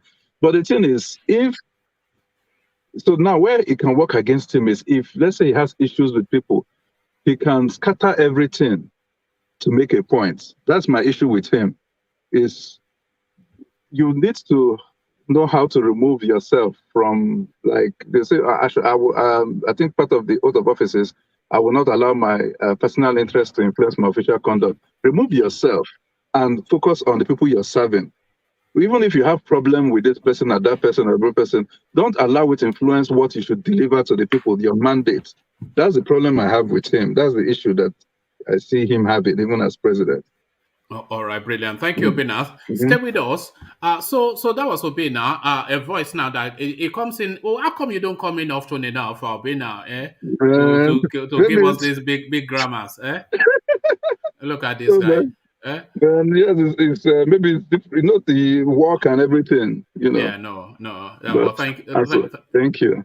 All right, yes. So that was Obina. Let's go from Obina to engineer, who's looking especially worried. What are you worried about? Get that frown. Turn that frown upside down, engineer. That's better. This is it. Look at this guy. So thank you, engineer. So let me take you to the East, engineer, and they are playing the politics in the East as Saraki has already set the pace to form a consensus around one name and then use that as a potency to fight for the ticket. 2023, we expect other zones to support us, PDP Southeast aspirants. So that's the first headline. The second one, just to give you a list of names that is in that mix. Pius Ayem, Peter Obi, others. So essentially, a good collection of all of the leading names. Senator Ayem Payosayem, Mr. Peter Obi, Mazi Sam Ahubanwa, and Dr. Nwachukwu Anakwenze. So a lot of those names you may not know, but certainly they are already coming together to form that potency that Saraki has formed. How do you think this will play out for them, insisting on an Igbo ticket? That's a long one man. That's a very, very long one. Greetings, by the way, and greetings, my brothers. Well, something you need to understand here, one man. There's a problem in that South area. You understand? Because always say this thing: lack of communication, lack of calling themselves brothers. That's what is happening in that area. Because as the way it is now, if truly they want power to move to South, this is the best opportunity for the PDP in the South, Southeast, Southwest, for them to sit down, mobilize themselves, and agree to one thing and do their best to just say, okay, we are bringing two people out. If A couldn't work, B will work. But do you see things like this going to happen? No. Capital, no. And these are the problems where you see I think they are considering it, engineer. What they are doing is to first form a group of the willing, and then amongst that committee of the willing, then they would then have to at some point, because they can't all have the ambition, and they are already promoting a consensus candidate in the North. So they already know that is what they are going to be contending with, the North under one umbrella. So they are forming this group then to coalesce under somebody. This is what you need to understand, one man. There was a time the South, they had a meeting. PDP, is it PDP or elders? They do come for the first time and the second time. Do you see that thing again taking place? That's the question we should be asking. Rather now trying to okay, let's see what we can do. Or let's plan this or let's do this. Look, Wike is just on his own, doing his own thing.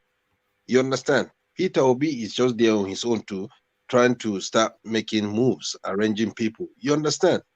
So if today, Peter Obi, Wike, they meet, they sit down, they call other southern governors, they sit down, discuss things way forward.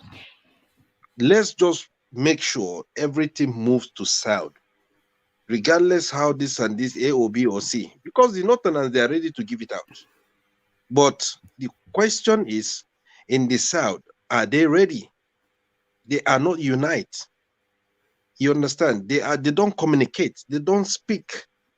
So those are the problems that they're lacking there. And you see, when a Northern man see things like this, remember, if all these things are happening in the North, they will definitely, at the end of the day, they will end up bringing who they want. And they will mobilize themselves and support the person. But come down to South, how can it work? That's the question mark there. Because everybody is there. There's no unity. It's only in the South area that there's no unity in between PDP themselves. That's just the problem that is happening in that territory. But if they can genuinely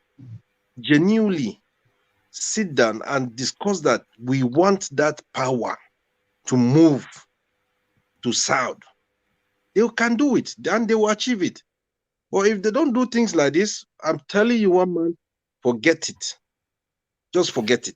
Do you think they should expand their horizons beyond the Southeast? So it's good to start it on a satellite something, but if they have the whole of the southern governors within the PDP, if they all coalesced behind, because they're saying they want the power to transit to the south, but where exactly and to whom, they have not even, and we are already at the primaries next month.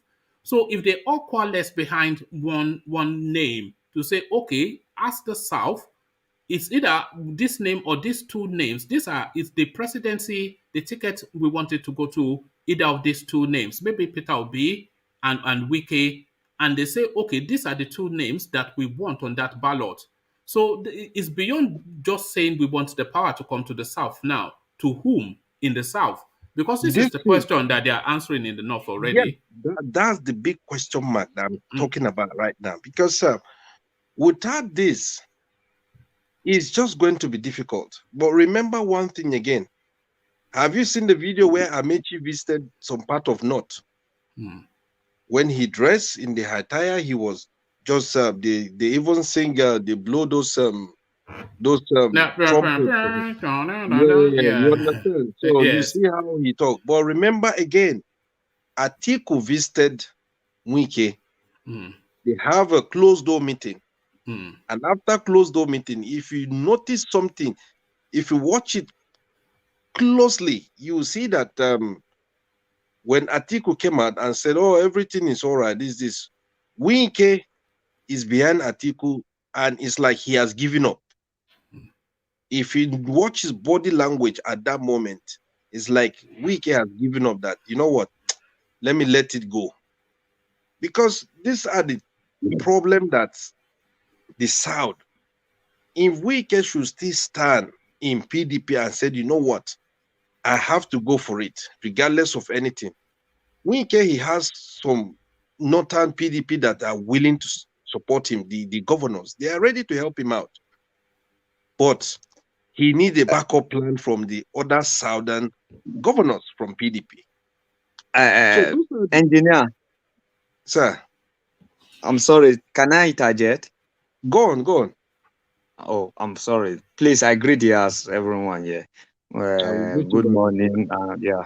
So what I'm trying to say, everything you were saying, that you are right. But let me tell you something. Don't think that Wike was in the article's back mean that he has given up. I will assure you today, you will say I said so. Okay. Wike will never allow. Wike might give it to anyone else from the North, but probably not Atiku. The reason I said that is that Wike with Atiku will never agree to each other. If you look very well, PDP will not give this ticket to Atiku. Don't be surprised. Don't let this be your don't let surprise you when you see that very day, when it comes that very day, it will happen in that way. Because the reason I said that they will not give Atiku this ticket, even Atiku already understand the dance they wanted to dance. Because if you listen to Otto when he was saying, I don't remember the day where he was saying when the governor visiting, he was saying we don't need old people anymore. Instead, we need young people who can able to lead Nigeria. This is what Otton said. So meaning indirectly is removing Atiku on his own. This is what I see there. But for me, for you to say that maybe Wike is giving up, no, Wike will never. But for the Southeast, for me, this is a massive development for what they just did. Because for me, I support everything they did. Because there is adage that say charity begins at home. You understand? Because now the Igbo, before, every tribe always criticize Igbo because they don't agree. They don't come to consensus. Because right now, since they have doing it now, let them start from the first. Because when they see they have united already, the remaining side will always, although the fourth was even the Southeast before, because they are not united. That's why you see everybody always, criticize that you people always, you don't even agree for you people don't agree for each other. So, but right now, for me, for them to come to this far, that means there's good development from there. Because already SASAT, already this old man, this Pandef leader, Edwin Clark, he said the power, if he's coming to South, he must go to Southeast. Already, even some part of opinion. No, that one I no opinion. Yes, my brother Mike. I know say you did. I like you so much. I know say when it comes to Igbo, matter, your body the hot well. No, that's not the point. That's not the point. So, no, but only say we need our own president in the Southwest too, man. We haven't had our candidate. Yeah. So we also need president. Yeah, I agree with you, because if you look and well, let me tell you something. There's something that every day when I see this thing, a part the banjo, if he's granting interview for Arise News or Channel Television, I love this man so much passionately, because you know why? This man always said exactly I think should be working in Nigeria. That's why I love this man so much, you know, because the last interview what point are you making? You've lost us somewhat. What are you saying to engineer? No, I was trying to tell him this Southeast issue is good development. It's a welcome development, because for them to unite and stand for one umbrella, let's assume that we now, maybe after they have do this consensus between themselves, then they will try to, you know, talk to the remaining certain part of Nigeria. So this is what I see here. From one man, this one that he was saying that Yoruba need their own candidate. Even this thing, Epa Adebanjo said that. He said if he should have his own way, he should say they should give him to Southeast right now. But are we talking about politics now, or the good? We need to. Shall I tell you something now, Dan? You see, when he's saying give it to the Southeast, those are just words. You know, it's very easy to say the right things, even if it disfavors you, if you know that it's highly unlikely to happen. If he felt that the Southeast had a realistic chance, he would not say that. So him saying, if a Yoruba man is saying to you, or even a Northerner, if anybody outside of the Southeast is saying to you that give it to the Southeast, that is the fair thing to do, then what they are really saying to you is that let's just patronize them because we know they stand no chance. Nobody is going to say give it to why are they not saying give it to the Hausas or the Fulanis? Because they know that they are fighting them now, but they know that the Southeast. I'll be an engineer. Do you see the point I'm making? These are easy words to say. They know they already lost. So yeah. Those are easy words to say, and that's almost even saying I know they stand no chance. Yeah, but if you said that, maybe I don't know. Maybe me, I don't know the real Nigeria politics. But let me. The reason I just came is that because this is MD engineer this thing time. But what I just only came to interject because why I see that he say it's not the way the issue was going on. I think maybe for me, I look at his welcome development because it's a great, you know, improvement for them to agree. Okay, let's unite together. Let's say the power should come to the Southeast. All right, thank you. And I agree with Dan somewhat because we've always been saying that the Southeast should politic. And this is politicking right here. But engineer, it's a step in the right direction. Maybe it's too late, we don't know, but a step in the right direction. Yeah, I don't. Well, you well spoken, my brother. One thing you need to know. The question there is, since we can start making that move, how many PDP from the South governors that come out to like, oh, you know what? Let's support Wike. Did you ever think of that? So those are the things that you need to know, that there is problem. There is problem. And these are the things that you see the Northerners will just sit down with the big goggle, they're watching. And for Atiku, I'm telling you to make that move to visit Wike. My brother, hey, let's keep watching. You will see it yourself. We're in this platform. You will see the end time. The end time will not give up for Atiku. Okay. It will be unjust. It will be unjust and unfair. For any Southern leader, one voice at a time, yeah. Northern leadership. At this day, it will be unjust because in their PDP and their APC constitution, the power should go to the South, in which the governors have insisted. Nigerians are watching the Southern governors also. Understand this. So if it's very easy to just convince them, all this Atiku that has expired, that are not supposed to be running for all this kind of office, then they want to come and sell them to the South. Sorry. Anybody come out from the APC will defeat Atiku. Any Southerner that came out of the APC, he will defeat Atiku. Right in the north. The North are tired also. Did you watch that video when The Atiku North visit are Wike? tired also. You think they're happy dying and killing and this and that? They are tired. They want change. All right, thank you, go. Yeah, We want change. Not they want change. All of us need that change. That's just the truth. Because at the end of the day, I will keep telling you, honestly, PDP from the South, they need to, if they really want that power to come together, they need to sit down and discuss things. They need to advise each other. They need to bring two, maximum and minimum, two people. They need to bring them out and let them support them. Without doing that, just forget it. I'm telling you, forget it. It's a closed case. Don't deal.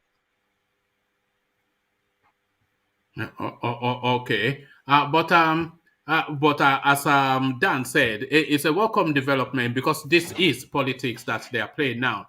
But let me take you to Rotimi Amaechi, then engineer, who has declared his intention to be president.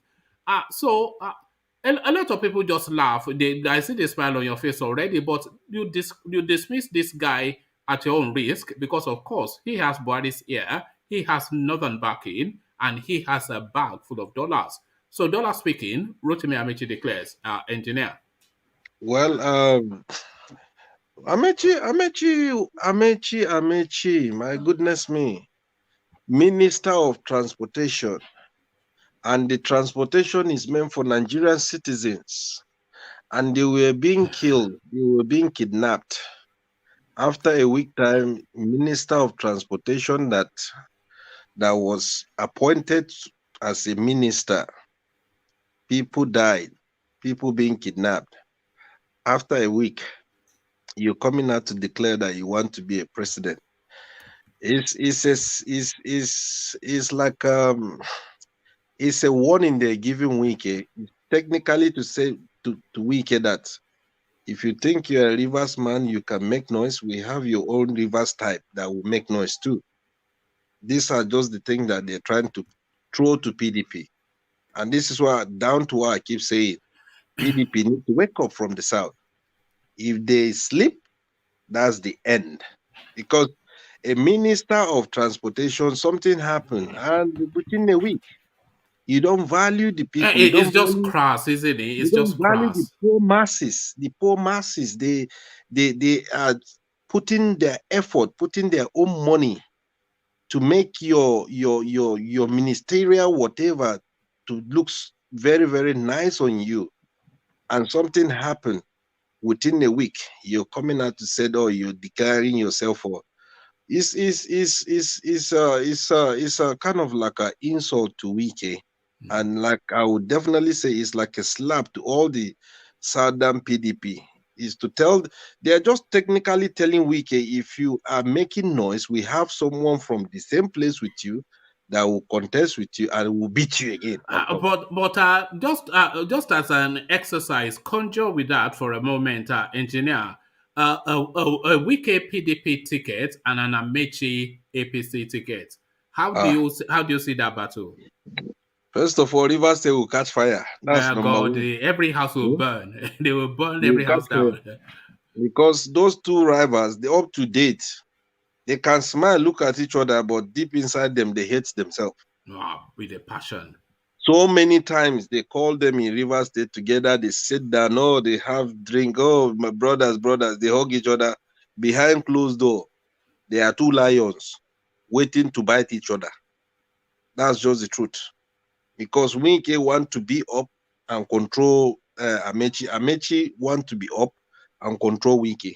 That's what is happening. Will Amaechi versus would that be probably the most violent election we'll ever have if Amaechi goes up against Wike? Oh, that would be bullet for bullet. Yeah, but one thing you need to understand: if Amaechi come out, Amaechi will have the northern backing, 100%. But the only thing that will defeat Amaechi, if Amaechi pick Wike, if Wike pick if Wike pick someone like Atiku that the North will support, I think Wike will do well. Will definitely do well to beat Amaechi. Amaechi, remember, he's an APC, and we know that APC is a failure. The state they are now, they are all failure to that state. They failed woefully. All Nigerian ministers, they all a disgrace to that country, and they failed. They played that failure card, and it's showing in every masses their faces that APC is a failed state. So this is what is happening, and it's up to Wike or up to Peter Obi. If I just keep praying, the PDP in the South, they need to speak in one voice. Otherwise, when we get close to 2023, if there's nothing tangible coming out from there, one man, forget it. Honestly. All right, thank you, engineer. So, engineer, before I take you to the next talking point, let me acknowledge Alexander Gomez's super chat, which his super chats to say, I am sure if Tinubu steps down, highly improbable, he will hand over his presidential ambition to Oshibanjo. In my opinion, that will make rational sense. So yeah, that's just to that space of Tinubu. We were conjuring with Tinubu stepping down, and just how more bountiful the field would be. The And Tinubu, that will be the win of APC. oh God, no, That is the success. no. We are not doing that anymore. I want a structured sessions from here on in. So I don't want it rowdy anymore. We don't want, because a lot of people have been complaining that they don't, get to hear anything when it gets. So we don't do rowdy anymore. So All yeah, right. just yeah. So I am sure if Tinubu steps down, highly improbable, he will hand over to his presidential. He will hand over his presidential ambition to Oshibanjo. In my opinion, that would make rational sense. So that is what Alexander super chats to the space. But we were saying that the field will be richer if Tinubu steps down. Is he actually holding up the field in APC? Because a lot Well, of people, just because he's contesting, they don't want to come up against him, so they're having to hold back their own ambition. But if it's not in contention, then the field will be a lot richer. All these fire me's, all these fashioners, all these Oshibajos, and what do you think to that, engineer? If Tinubu steps aside, more Yoruba people will come through. well, if Tinubu step aside, that will be number one successful move for APC. And if he should put Osimbajo, I think people will go for him. Definitely, 100%.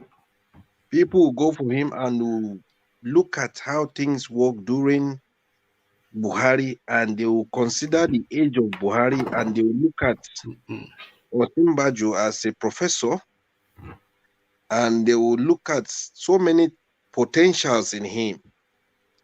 But it's up to him to deliver, because he is good. He can give that delivery speech very well. He can convince people. I think people will decide to okay, let's give APC second chance and see. Because we gave them the first chance on this man's age, Buhari's age, and Buhari vividly clarify himself and show to people that, yes, he is a Fulani man and he's there to support his people and he don't care about Nigerians. But if Tinubu should step down and hand over to Osimbajo, I'm telling you, that's another successful move for APC. But without that, I'm telling you, forget about APC. If Tinubu still wants to say he's coming out or he wants to come out, well, that's a big failure for APC.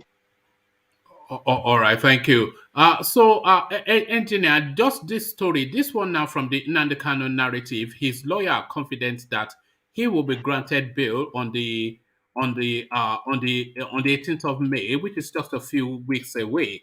So it's Aloy Ejimakor, the special counsel to Nnamdi Kanu, saying this, and he's stating this categorically, and it looks as though that may well be the date that his bail hearing will be heard.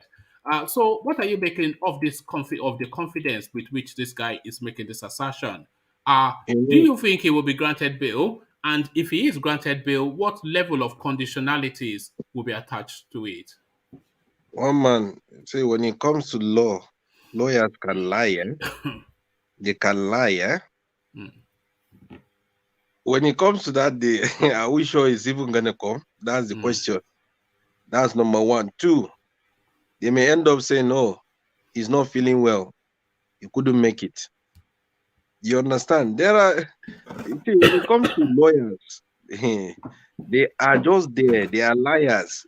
To be honest, with this APC regime, Buhari regime, to release Nnamdi Kanu, oh man, come on, let's call a spade now. These people, they will never release him. This guy, they will still hold this innocent guy for no reason. That's just the truth, and that's just the fact. You see, someone was saying, oh, he's a British citizen, blah, blah, blah, blah, blah. The British people too, they are the consulate, they are even happy. Because do you know that they have dropped that narrative? You know, when they first caught him, that was the only thing that space spoke about.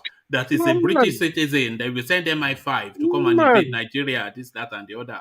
You are a British citizen. If you speak against them, if you're in trouble, they will back up. They will back up. That's just the fact. They will back up. You understand? So things like this, they're releasing this guy. Honestly, it's everyone's prayer. They should release him. You understand? Let them release him if God's willing. But me seeing these people releasing that guy, it's just like it's just like talk, but no do. Another thing again, if they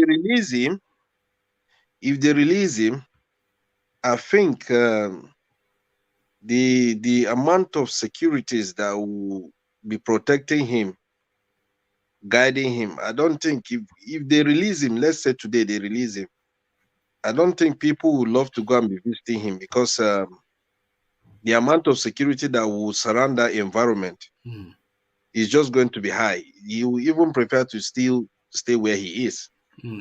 I was just going to take you to that space. That's the conditionalities for releasing him. We imagine that it's going to be very similar to the Showore conditions, but more draconian. They can never release him to leave the country, one. Yes. And almost certainly they will not release him to even leave Abuja too. But they could even localize him within they could put him on house arrest. Do you understand? Yeah, that they will release him, but you must not leave the parameters of this compound. Exactly. Imagine, because it's a flight risk now. Yeah, they will play that card. They will definitely play that card when it comes to that APC Buhari regime. They will definitely play that card. They will make sure that, I'm telling you, the amount of security that will be in that territory, people will be even scared to cross that boundary. That's how I see if successfully that this guy will be released. But like I said, they will end up saying he's not well, or they will say the judge is even sick. She can just refuse him because she was the one that granted him bail in the first instance. Man, they just want to play with people's mindset. That's just the truth. They will be playing people's mindset like football.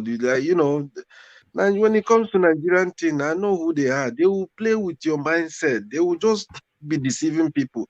The lawyers, they know what is happening. They know if that guy wants to be out, he'll be out. But the lawyers too, I'm sorry to say it, I don't trust them.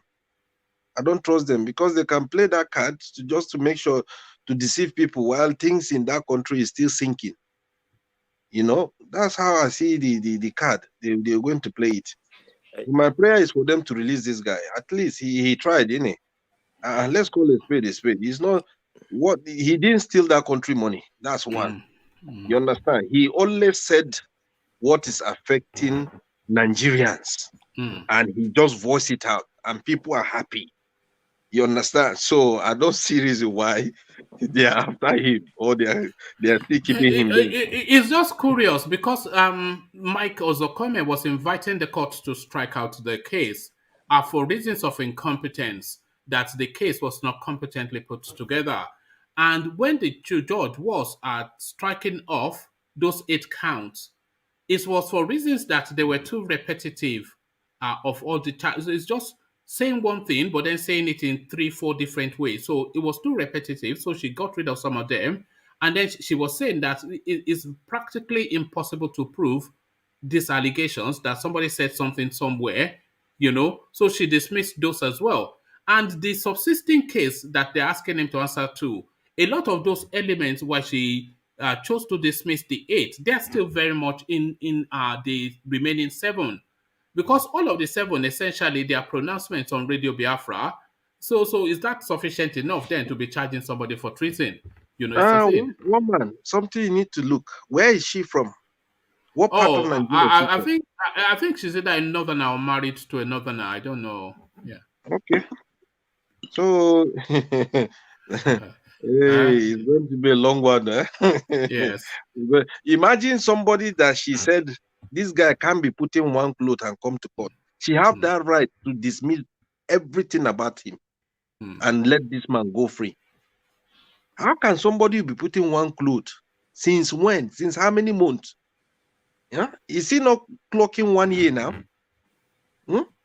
In one dress. I think she's from Katsina, the woman I just checked, yeah. Oh, okay. That one, milk will not talk again, I beg. One man, milk will just close that. I think the reason why Vietnam can't, because Nigeria know they did something wrong. You see? They know they did something wrong. Like what? Like what? They know what they did is illegal and they won't get in trouble. Like what? What have they done that is wrong? They kidnapped him.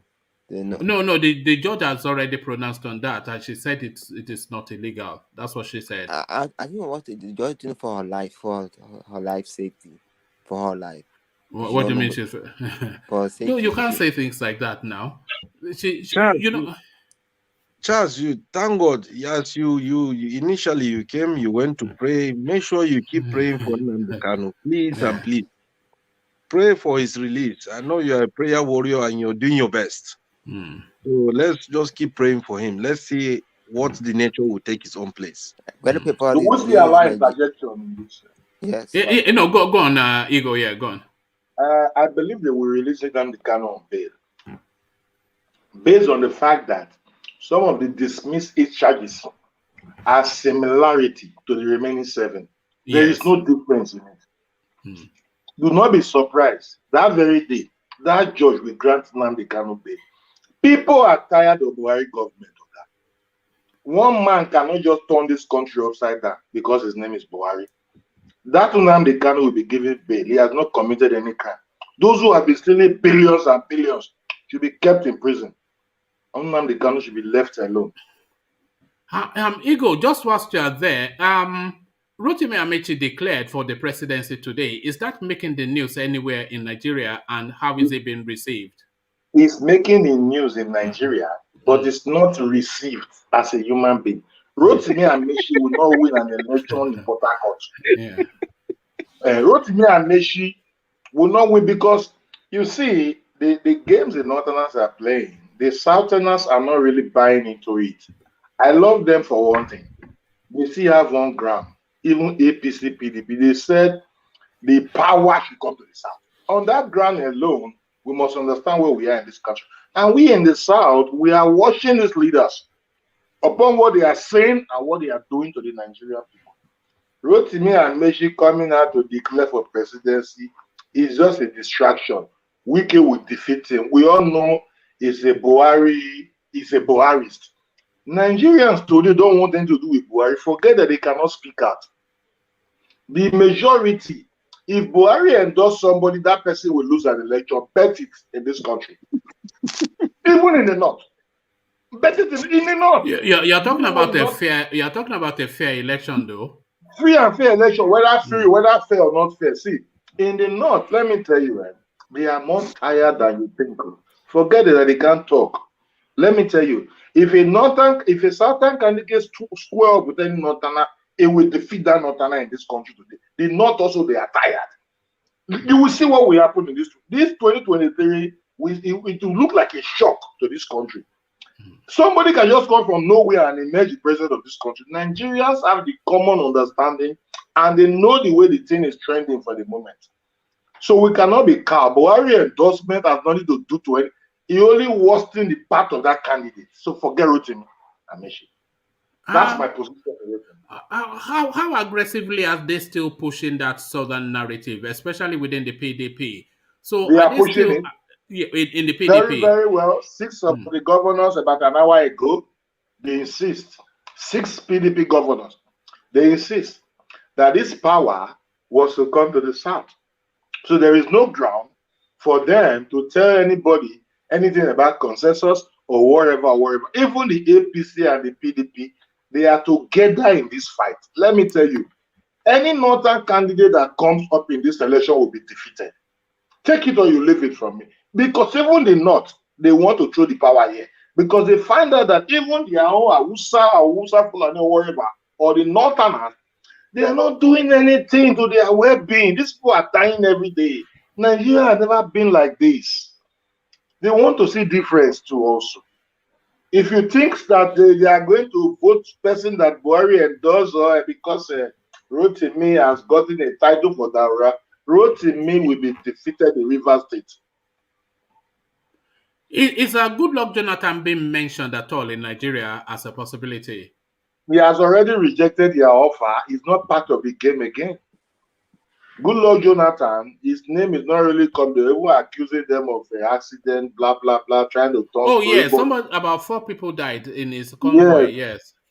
They are accusing, you know, social media and sometimes they talk what is not online. They say they can do jazz, Abi. And they say they plan to kill Goodluck so that blah, blah, blah. Plenty story did the street here, but that's not what we are into now. Nigeria has become more aware.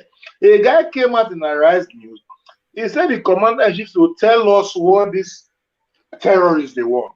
That guy simply understands what is going on because the terrorists said they want to speak to commander-in-chief. They are not after anybody. If they speak to the commander-in-chief, they will be fine. And a captain who is as named Babangida or Ali or whatever came up to tell us that the president should come and tell Nigeria what these bandits they need and these killers what they need so that our northern brothers can live in peace in this country. I've been traveling to the north during my childbirth. It's one of the best places to live in Nigeria. But today, sorry, where did you say? I said I've been traveling to the north during my childhood, okay. During my youthful age. It's one of the best places to live in this country. But today, my brother, even those that stays there, they are running to the south. We will not continue like this. The northerners are not happy. They cannot speak. It is the truth. But let me say, you think that because they are not speaking, they are going to support another northern man to come and put them in that condition. You are lying. They are tired of dying. They are tired of being kidnapped. They are tired of all these things that they are saying. They will support overwhelmingly a southern leadership so that these old things can be queer. But Igor, are you sure of that? I think you're. I am sure of what I'm telling you. You're lying to yourself. You know why you're lying? Charles, let me tell you, any northern candidate that come out against Osiba and join the APC will be defeated. Any northern candidate that come out against Osiba and join, he will be defeated, hands down. But for Tinubu, I don't say anything about that. You understand? So sorry to cut you. Do you know the kidnappers, the Fulanis? Do you know one man? Have you watched the latest video that they released? One of the old person among the is it that man in the white kaftan? Yes. Oh no, that was the MD of the Agric Bank. So they said they paid 100 million naira to get himself but out. They still, it's like this. They release him, and they if you notice, if you heard what they're saying, they said it clearly. They release him, even though his family paid. They look at him. At the time, look, they even have that sympathy. You understand? But they want the Nigerian leaders to come out and speak. They want to speak. So things like this is up to Nigerian citizens. Not the Nigerian leaders. This just man. You are bending the issue. Talk is true. A captain came out. Listen. A captain in the army who goes by name wanting Babangida He said that the commander-in-chief, he pointed to say Buhari to tell us what these people need. Not leaders. Which leaders? When you say leaders, you just exaggerate things. You direct the message to who the message is sent to. Yes, we're in a stage in this country where if we die, it doesn't matter again. If you come and kill me today, I will not run. Ego. Because people are even, yes. Ego. We should speak it and say it the way it is. Ego. Are you talking about the Arise News interview? Captain, yes. Okay. He particularly pointed it. He said the commander-in-chief should come and tell us what this bandit did. He said he turned with that number. He put it to him directly. Do you think it was Ego? Do you think he was saying he was talking in codes? Do you think he was sending a coded message when he said was that? not sending a coded message? The guy was direct. Do you want me to send this thing to you? He was direct. He mentioned the commander-in-chief, and at the time he called Mr. President. Listen, my brother, you go back to that news and listen very well. That guy is fearless. Why the way it is? Ego, why I'm asking if he was sending a coded message is if he's saying that the commander-in-chief should come out and tell us what these people want, then he is suggesting that the commander-in-chief knows what these people want. And if the commander-in-chief, if he knows, then it's in collusion with them. But let's hear from a rational mind, and then we'll go back to engineer. According to what Ego is saying, which is what the man said, if everybody listened to that, it was a question they asked him based on what the terrorist bandit, well, I call them terrorist bandits. I don't like calling them bandits. To me, they are terrorists. So the terrorists, the video, when they were speaking in Hausa, and they said they wanted to speak to the president. And this is not the first time we've been hearing this statement from this terrorist. Even the Boko Haram, some faction have said they want to speak. Even the so-called bandits that, what's his name, Sheikh Gumi went into the forest and meet. They said they wanted to speak to the president. They want to have conversation with the president. We'll talk about the other guy from Katsina, Kashala, who was saying that he wants to speak to the president. So, what are you reading into that? So the point is, the guy was speaking to that because they had to, the Arise interviewers, they brought that up. And he said, he himself, he made reference to those statements. These terrorists said they want to speak to the president. So what do they have with the president? What business do they have with the president? So what are you reading? Because you know what that sounds like to me. Yeah, likely from what you said, one man, like what you said. I think that could well be, take me to your leader. I want to speak to the manager, sort of. So, I'm not sure that the inferences that we're drawing is just the first logical go-to. Well, it's ambiguous. We can't say. We can't really say. This guy needs to pay these people. But the thing is, there is something, there's some conspiracies, like he said, going, we don't know. The guy used to work for the intelligence. He's an intelligent officer. I think he's retired now. So if an intelligent officer can be speaking that way, it must have, because the guy really made a good analysis of the whole situation. So if they want to speak to the president, what business do they have with the president? And this president body language is that of being silent. And he never does anything. All he said is, I give you people a marching order. And after the marching order, we hear nothing more apart from that. So the thing is, there's something going on. There's a kind of conspiracy going on that the president needs to come out and speak to. That's just but if it's a conspiracy, he won't come out and speak to it. Ego. You need to listen to that guy very well. Yeah, if you have the link, send it to me. Send me the link. I want to hear it. Okay. It's on Arise. Listen, that guy said, when somebody stand in the House of Representatives or the House of the Senate and oppose a decision you know that is against what the norms of this country in support of those people, then you must look at him as an interest. He said, if the president is silent in this kind of killings across this country, and people continue to say they want to speak to Mr. President, that simply means, sorry, I might not quote him right, but these are the things he put before the public space. And he told Nigeria, he said the commander used to come and tell us what these people want. It's as simple as that. Come on, we Nigerians, we are brilliant people. They don't need to come and they don't need to break it down more than this for us to understand what's up.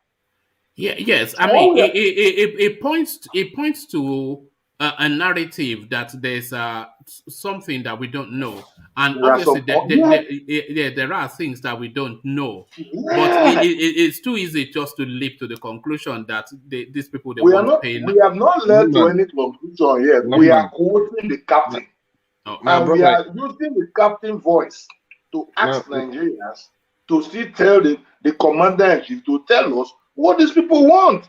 That is our question. All right, let's hear from engineer. Let's call a spade a spade. If the Fulani bandits, how many times have they come out to said they want Buhari to come out and talk? Iboho, can I ask Iboho something? This is not the first time. What are you doing, Radio Biafra? Settle down now. What's Igboho? Who's Igboho? He means ego. All right. Sorry, ego. My goodness me. Ego is there, but wait, not here. Ego is are you Igbo?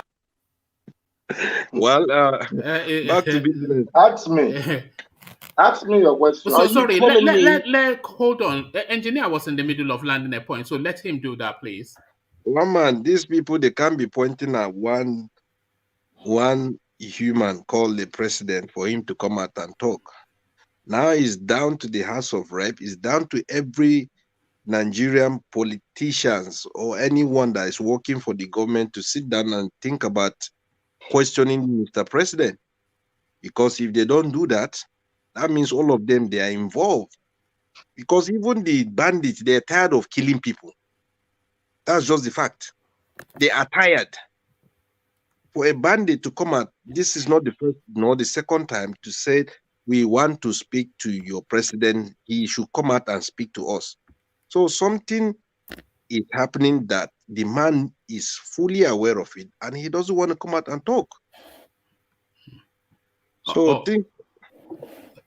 sorry, I pressed those. Yeah, go on. Yeah, things like this, honestly, one man, is something that Mr. President have to come out and speak, because all the amount of people dying in that country, Nigeria hasn't experienced this kind of thing. And we still have people in the House of Rep, Senate. What are they doing? Terrorists, they said they want to speak to Mr. President. It's up to them now to say, Mr. President, come and speak to these people and let's know the truth. But keeping quiet, people are still dying. All of them, they will pay for it.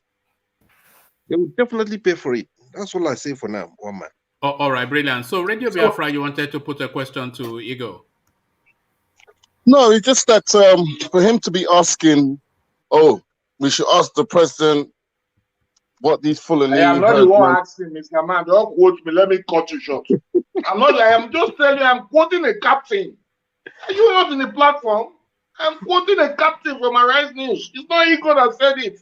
For him to be saying, Ego, take it easy. He didn't know. So now you explain to him. No, our people here, they can easily rope you. Before I started saying anything, I quoted someone, I directed everybody. And I stand by what the guy was saying, not me. I don't know anything, but I don't know much. But I quoted the guy, and I agree with the guy. But you don't know. I put before you. Don't come and question me. I did not ask for Buhari. I did not question Buhari. You don't know what I quoted the captain. These Boko Haram want, what their ideology is. You don't know what they want. Is that what you're saying? It just told you that. It just told you. Hold on. How do I know what they want? I don't know. He says that he stands. How do I know what they want, man? So, sorry, so hold on, Radio Biafra. Are you at all in the conversation? Because he's told you about 4 times now that he is quoting something that he heard.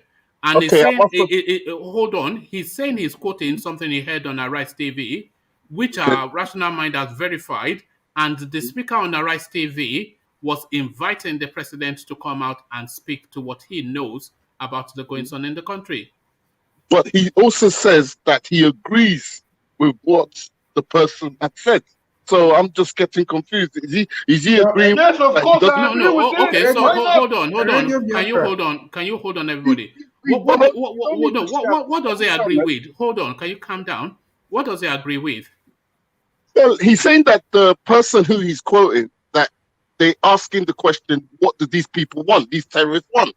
So he's saying that he's kind of like, he agrees that he doesn't understand what these Boko Haram terrorists want.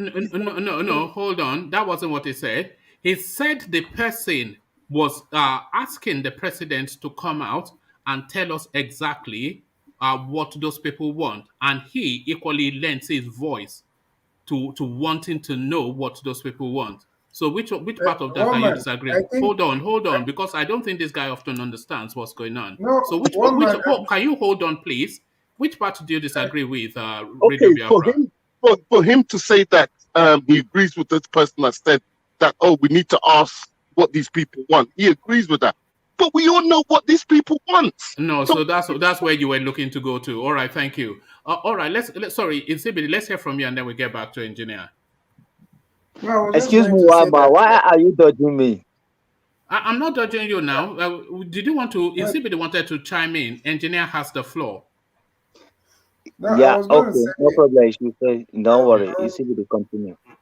I was going to say that I think Radio Biafra was like the same thing I wanted to ask is, we know what the man is saying, the man that appeared on the Arise News, but we also, I think we are just trying to understand, does it mean that we as the people do not understand, the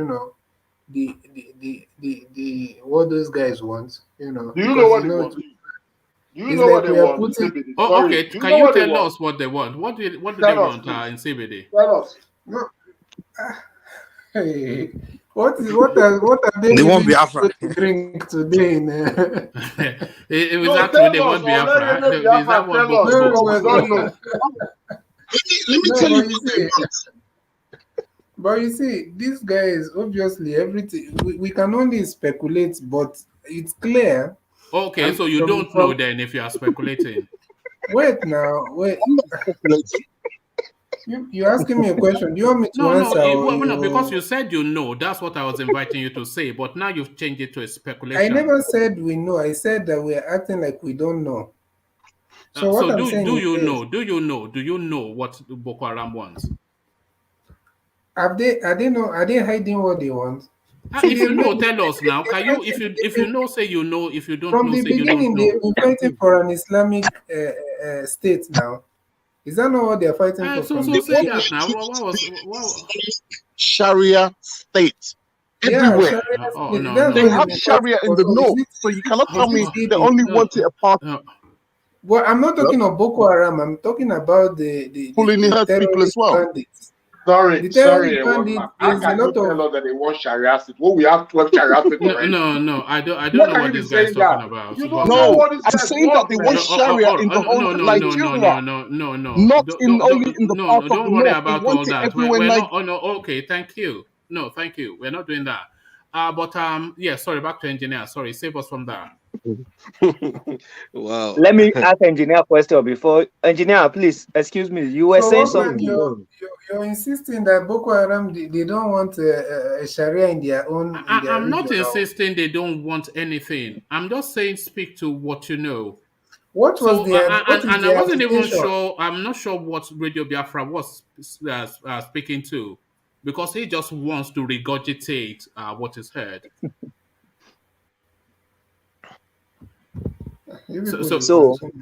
Yeah, go on now. Go on, Mr. D.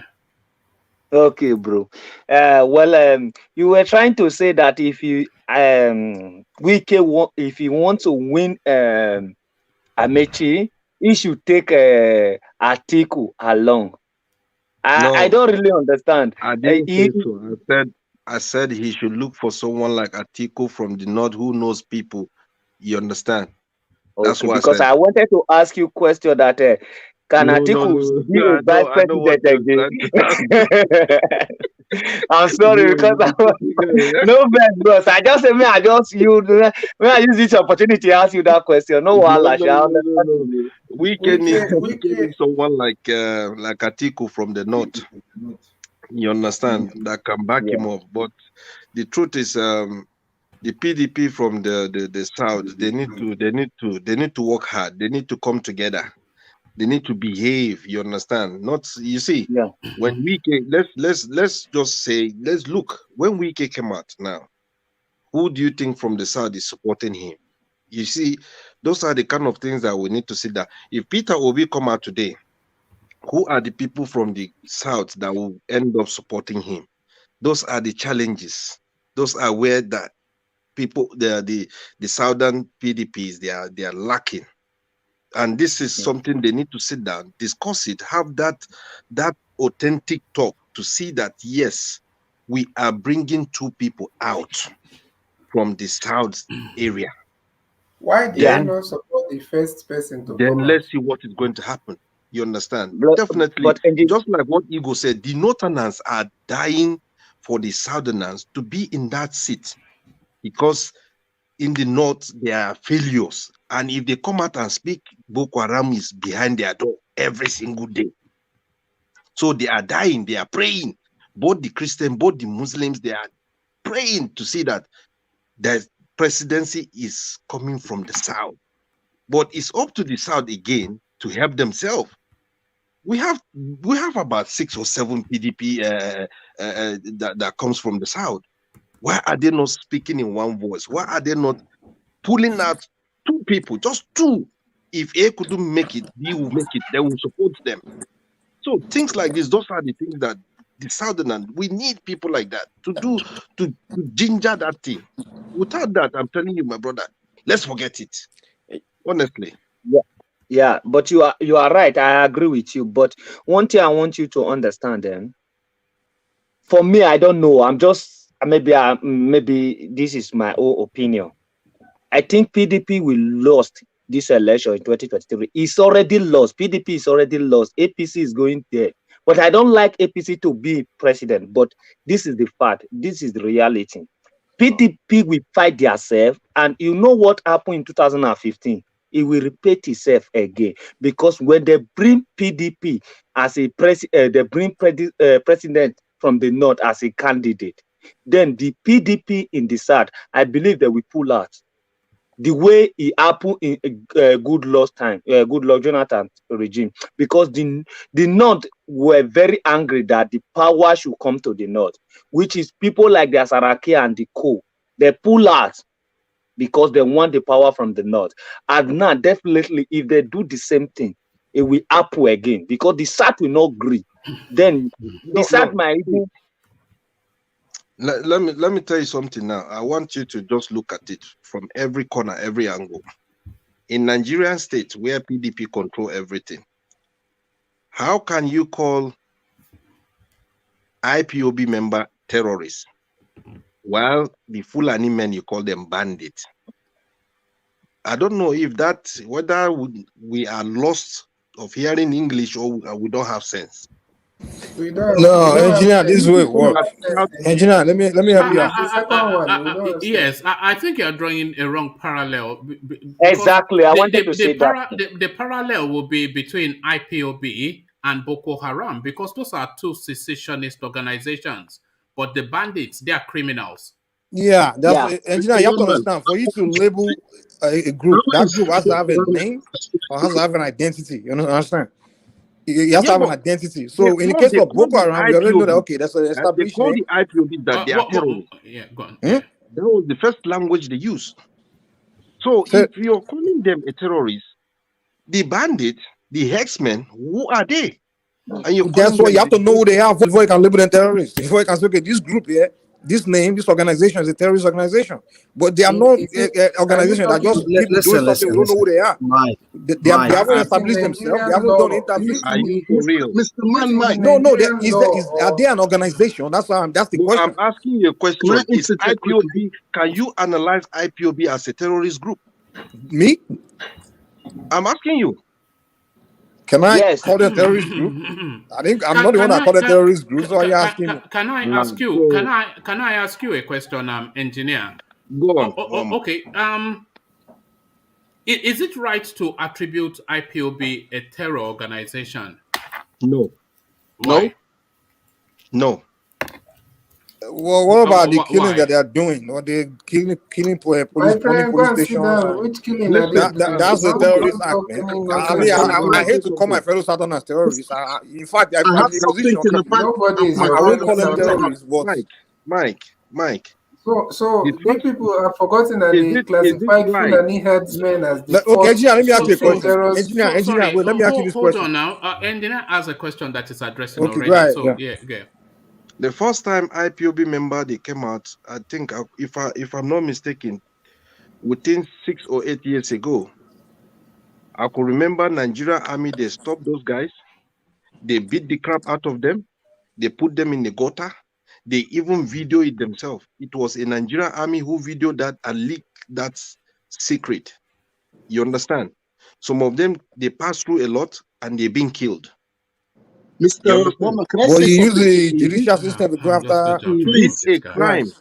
Is it a crime for a Nigerian Army to say to them, go back home, or we don't want this? Is it a crime to? The Nigerian Army are obviously wrong. So let me, engineer, this is what I say. The Nigerian Army is a terrorist organization to me. I believe that. Now, let me tell you one position. Now, let me tell you this position. If me, Mike, if I tell somebody to go and kill your relative, will you regard me as a terrorist person? Yes. Now, when IPOB are telling their members to go and kill Sanwo-Olu's mother, to go and kill Tinubu, you understand? When you're broadcasting things like that, that's a terrorist act. That's enough for me to regard you as a terrorist. You understand? Oh my goodness me, man! I'm just telling you, IPOB at one point started turning themselves into terrorist organization. In the beginning, I can't believe that we are still on this level in this platform. in the beginning, I never saw them as terrorists until they started calling. Which terrorist group do you know of? Mike, the one they Go went and to kill Yoruba Sanwo-Olu's land. mother. What The is this one one they went talking to about, Yoruba for land. goodness sake? Sorry, The let the conversation take place between Mike and the engineer. Carry on. The one they went to Yoruba land, the one they went to Sunday Igboho house and destroyed things, the one they went to a lawyer house and shot him, put him in a boot and burn him. What will you call them? I just made it clear to you, the Nigerian Army has always been a terrorist organization, too, in my opinion. So have anybody described them as a terrorist organization? No. Well, go and argue that with the people that are supposed to do that. I can't argue That's not my that with position nobody. here. I'm asking you that question. I already told you, the Nigerian Army to me has always been a terrorist organization. Didn't they kill like That's 3 your million own words. innocent That's Igbo your people? own words. You're using your own words now. But what I'm telling you, why would Nigerian government analyze IPOB members as a terrorist group? Because they are terrorist group as well. Yeah, I agree. Engineer, why don't you get here, man? Engineer, what I'm trying to tell you is this. Yes, the Nigerian government are playing double standard. They are not calling everyone. Is it right for them If to say that, IPOB is Mike? a terrorist group, how come no country on earth has labeled IPOB a terrorist group? Nigeria is calling them terrorists, but they are domestic terrorists. They are not international terrorists. What are you talking about? So who named the terrorist herdsmen as the fourth most dangerous terrorist organization in the world? Who is it? Who cares who named them? I'm not the one that named them. So the guy has who named them. So why are you saying that? Why are you saying that they are criminal organization? They are not terrorists. Mike, who? Mike. Meanwhile, internationally, Maybe because were they not called herdsmen before Nigeria media changed it to bandits? Were they not herdsmen? So you are telling me that it's the guys that are pushing cow that's attacked that train, Abi? It's the cows that are pushing cow. They put their cow in the corner and they went to bomb the train, Abi? So who have been doing the whole thing from the beginning? All right, let's don't know what you are talking about, man. Let's hear from you. Go. You see, BD, I want to understand my point. What Mike is saying is that the people, the IPOB, if they are not even acting, they are pushing terrorism in their platform. Go and kill this, go and kill that. That's what Mike is pointing. And with that, at least they can accuse you of instigating. What made them share that at the Incason? Is it not going to this platform and the same talking? thing, exactly. And it's still agree with the jailing of the guy. Is going on, you can be declared whatever, but that's not the main fact. Who is the guy? The fact still remain. Yeah, the fact still remain that. Engineer, which of their not engineer, ego, which of their platform did you hear where they said go and kill somebody? You know, you people like making blankets. Come on, don't tell me what I know. Come on, what do you know? Don't tell me what I know. If you Well, want, do I you will listen to bring you your listen to radio their Biafra broadcast more station than me? here. I will push it here forward. You will hear such conversation. So don't They tell say me go and maybe kill I do this. somebody. See, I don't give information of what I don't I know. don't think there's And I ever don't been come to any. the public space to say what I don't know. You're This saying thing you what are saying you now, I don't can know, my bring you brother. your own radio Biafra all right. station Can I that say have something? made some of these You're saying comments. what you don't know. I put it to you very clearly and confidently that they've never said go and kill anybody. You think they're that All foolish? right. Eh? It's only you. It's only you now. Let me say this. I Okay. don't think there's hardly ever been any broadcast on Radio Biafra, especially in this pump where it's not go and burn it, go and kill it, go and shoot it. Don't say that now. We all That is listen a to the lie, thing one now. man. That is, with all due All right. respect, that is We a have big seen lie. all those You know, things. okay. It's You in the guys have public not space. disclosed What more is than in me. Yeah, CBD? we must hear one This voice is at CBD. and Sometimes he disappoint me. He I is won't too say tribalist. I won't say that This again is because CBD. I don't want to In be his removing argument sometimes. this guy, man. I want us to be hearing one voice at a time because this is affecting the quality of what the audience are digesting. So all they just hear is just just aggressive noise when everybody's on top of each other. But Ego, round off your thought, and then we hear from Charles. Charles, Yeah, you don't have to what put is up it? your hand. You're The not in point, class. the point in CBD is making, sometimes it makes me really baffled about him. Why? If you come out today and tell me that somebody from my region is this and this and that or whatever, there is no point for me to defend him when I know that truth is in the public space. In CBD is telling me that I should come and say, where have I said, where is IPOP doing it? We can hear that Rebel Biafra section telling the people that, you see the Fulani, they are going to kill you, make sure you do. We have seen everything in this place, and you are telling us that, where have we seen it? What does that tell us about you as a person? I just see that as you are too tribalist. You are not that person that want to be direct in the issues that are supposed to be direct. See, the position Nigeria is now, Oh, you're talking we should all about come Fulani. forward, So they even should if not our defend brother themselves. Is that is what doing you're saying? something wrong. We must tell him. So when they were That's invading the their truth. farmland, Ego, you're forget saying it, man. They will never accept that you're their saying man, No, their no. tribe man But doesn't even accept if it. our brother is They doing will never something accept wrong it. today, we It's must a come dead out and end, at least that I conversation. thought he was Nigeria is in talking the verge about. of destruction. It's the same way they will tell you Ojuku didn't do anything I wrong. thought Ojuku he, was perfect. All They right. will never say That is anyone how they from their think, tribe and do it's anything very wrong. far. You Frank, cannot And they see them expect come people to to the work with public them. space and I admit didn't just say anything. one at a time now, and it's three Come at a on. time. But it's a dead end, See, that conversation, Ego, because we've been there so many times, and it never. Engineer, how many times have we been to that conversation? It Well, you never leads people are so anywhere. that's making not good bold about uh, the CBD statements. You one man. I cannot must just tell come you here the and say truth. you that to IPOP understand. told Sometimes I somebody. Sorry, try my to brother. listen to the guy, but in Sorry, my brother. all his disposition, whatever he's saying here is an anti-Nigeria and most about No, Igbo. listen, You don't support your Igbo for doing the Igbo, wrong What, thing. what is I'm gonna tell you the In truth right anti-Nigeria? CBD, now. has this What kind is of wrong thing. with I'm this gonna one? You throw can out quote Listen, me. I'm telling you if wait, you're facts. talking about Go to people that anywhere. were, Ego, you know, the please problem calm with down, this please. ego, he Ego, never wants calm another down. person to You see, speak. CBD, begin. calm down. You see, begin. Wait, You both of you should calm wait, down wait, first. wait, wait. Wait. I'm not. You Something see, You you two, to understand. even Dan can't hear you. So Yeah, nobody I'm gonna something, can. calm down now. Don't something two we not need be to saying now. No, understand. Please, you people are please. not the only people in this platform. Someone will soon leave here now, sir, What because have I even normally said? Have you people? One man has been No, giving me. all right, thank you. Because it's some like insidious. Let's go to your engineer. I'm not sure if I'm going to be limiting. Yeah, but let's go back to your Yeah, engineer just to run this because thing up I don't one like minute. it to be rowdy anymore. We don't want Yeah, to yeah. it's just we all have passionate in our country, Nigeria. We love that country. If we don't have that passionate in that country, nobody will come out and be saying things out of anger. Regardless whether the IPOB members they said, oh, go and kill or go and do this, go and do that. It's out of frustration, it's out of anger. Nobody will see people are dying and they will keep quiet. You understand? Some people can control their temper, some can't control their temper. But at the end of the day, something we need to realize here, without the IPOB members or without the IPOP helping that southern area, by now we all know what will happen.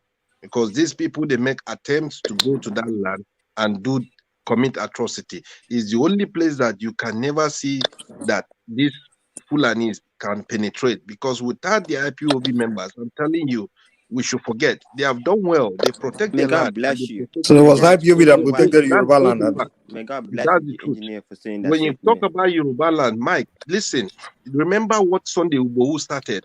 I told you guys in this platform, I told one man clearly, the agitation he's doing, all this thing. I said, if these people come out for him, it's not going to be good. What happened? They attempted, they went to his house, savaged everything in that house. Luckily, he escaped. And what happened? The next thing, Benin Republic. That's where they No, put him no, in jail. you said it was IPOB that has secured the southern Nigeria. So if it Of wasn't course, they them, are the by ones. now, Mike, by you now, stop dragging us. X-Men would have Mike, taken You over the know whole this south. thing now. And I'm Mike, telling you that you that's know not this true. thing by now. Mike, If you stop call yourself dragging us up and down, a please. retired Let Nigeria, us a have a retired serious American conversation. IPOB was army, you limited in should the know all east, this in the thing by now. southeast. They were no Of course, IPOB was right? not in the southwest or even middle belt, whatever they call it. So don't say it's Yeah. IPOB that saved all of us. Can, You know, so we should start thanking Yeah. them. I'm telling He you, only IPOB secures members, they Southeast. protect their land. They protect their people. Yeah. And that's why They are killing the their people, man. They headsmen don't protect will just anybody, have man. to They are Talk go. about terrorizing their that. land right now. You are telling me that no, they are saving their people. can, They are Of course. forcing people to sit at home every Monday, killing their own people every day. And you are engineer, why are you talking like this now? Mr. You are Mike, very Yeah. these educated. people that are killing Igbos are Simon Ekpa group, the autopilots. Well, they are Mike, IPOB, they are all the same now. Well, are you all not next the same? Mike person. is Yeah, telling Mike, that's you. Mike. I'm IPOB are tired. broken apart. I'm tired. Hey. Next person, please. No, Mike. yes, I am tired too. I feel almost like shutting it down. I did say let's not make No, it no, don't shut it down. no, Let's go. it's just a One man, nightmare let's now. go. It's like Oh this no, sometimes. I'm not shutting it down, but it's just a nightmare. When do you think anybody actually you know what people think is they think that people are listening to their voice over the other voices that are talking at the same time. But nobody actually I have my headphone, I can't hear anybody. So why do you think anybody else can hear you? You know, they can't hear you over other people's voices when four people are talking at the same time. But I think Well, you have engineer, these exotics, you know, God. so that This guy is untamable. One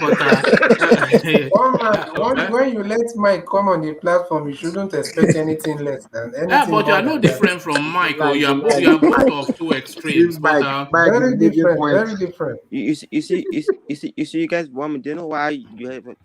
I'm just fact to you. Come, hitherto Nigeria got over the person who started shooting for. Come on, we not did Nigeria. Come on, man. Don't play that bull crap here. We know the truth. Nigeria was the government started shooting first. Didn't I put the North taking the whole South, the final time taking the whole South care of people. We can't stop lying to ourselves. That's well, what. how have you come to that conclusion now? You piss me off. Nigeria keep lying to themselves. No. Don't go. How have you come to the conclusion that without IPOB, the North would have taken the whole of the South? Do you know why I say that? Because Without the agitations. Without bringing the consciousness of the entire South into that space. Who started sorry, is it Charles that is talking? How come this? So sorry, expand on that. You said without the IPOB, the North would have taken the South. So how have you reached that conclusion? Are you asking me or who? God, man. Okay, so I'm going to say good night to you in CBD only for tonight, and please reflect on it because I cannot have this anymore. But thank you for tonight in CBD. So yes, that question to you, Charles. Yeah, the reason why I say that because the reason said because the tails, senior tails were coming from Libya and all these people. They were going to take the South. Here's the reason why they're going to take the South because they know the South have oil, the South have ocean, the South have stuff they want because they know that the North part have the desert and with climate change affecting the people, they want South Nigeria by force. That's a fact. All right. Thank you, Charles, and thank you, engineer. So let's just have some. Can I just tell you why I came on? I didn't want to stay here. I prefer to stay on the background and listen to you guys. Good to have you, Raman. Yeah, go on. Yeah, thanks. Good evening, everyone, or good morning, nearly. Yes, wherever you are. Not that I'm taking you back to what you've already discussed on the Captain Aliyu comments about the commander-in-chief. The reason he said what he said was because the bandits, terrorists, whatever, whichever one you want to call them, said that the government knows what they want. So Captain Aliyu came on Arise TV and says that if they should say that, it means that there is something that the government knows, which the bandits also have communicated He to didn't them. say So he government. is. Sorry, I interject. He didn't say government. He said No. commander in chief. Yeah, that's what he said. But the terrorists said that the government knows what they want. The terrorists didn't say that the commander in chief knows what they want. It One was man. Captain Aliyu that then said, since the commander in chief is the head of the government, he should come and tell us what they want. So that's what I wanted to bring to your conversation to All help right, the discussion. Yeah. all right, thank you. Let's hear from Rational Sorry, Mind. Yeah, Rational Mind. can I say something to answer to Can what? you hold on? Rational Mind, Now let's I'm hear gonna from go you. off now, and you continue the discussion, please. All right, Thank you. brilliant Have to a have great you. time, guys. Stay longer next time you come, Ramon. Yes, Rational Mind, yeah. I don't know if you want to please. Is it possible you play that that thing? Okay, I think It's not downloadable. The one you sent. I tried to download it. Oh, no, I the don't second know. one. I sent you a second link, which I think it was my error, my own fault. I think I clicked it wrong. So the second one, that's the YouTube. Oh, all right. Directly, yeah. So if you can play it so that we understand what that man said within that time frame. All right. Let's. Okay. Instead of hold on. Instead of downloading it, let me just share the screen. See if that works better. Let me share share it as a screen. Hold on.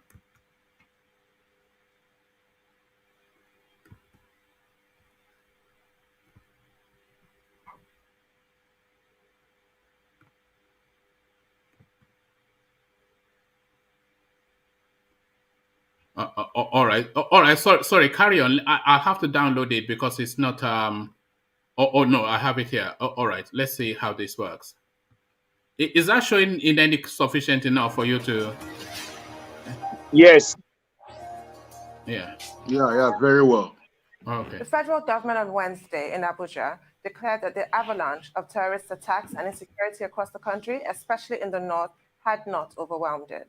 Federal government's declaration comes as bandits who abducted passengers on the Kaduna-bound train last month have threatened to kill them if the federal government fails to meet their demands. In a video released yesterday, the armed men said they were not interested in money, adding that the federal government knows what they were asking for. The video, which was less than 2 minutes, had 4 of the bandits with one of the abducted passengers, Mr. Alwan Hassan, Managing Director of Bank of Agriculture. Ali Hassan was kidnapped on March 28th by gunmen who bombed the Abuja-Kaduna train with more than 360 passengers. Alwan Ali Hassan has regained freedom from his abductors after 9 days in captivity. In a chat with Arise News, a source who spoke on the condition of anonymity said that Mr. Hassan regained his freedom unhurt after paying an unspecified amount of money as ransom. One of the terrorists who spoke in Hausa said the MD was released due to his age and in the spirit of Ramadan. Joining us now to discuss what the federal government of Nigeria should be doing to rescue the kidnapped victims is Captain Omar Babangida Aliyu, retired, who's a national security resource and solutions options consultant, a former military intelligence officer and member of the 40th Regular Course. He served in the Directorate of Military Intelligence, DMI, while in service. Good morning, Captain. Thank you so much for joining us. Good morning, Jindun. Nice to be here. Good morning, Captain. Good morning, Doctor. Yeah. Well, is the Nigerian government overwhelmed? Yes. Former President Olusegun Obasanjo was the first to say, look, the government is overwhelmed. The people should not be overwhelmed. Government says it is not overwhelmed. But what's your assessment? Let's be fair to our armed forces. Let's be fair to our brothers and sisters, Nigerians. Our government is overwhelmed.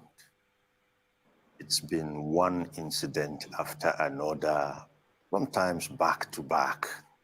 And the more reprieve we'll seek, the more remorse we get.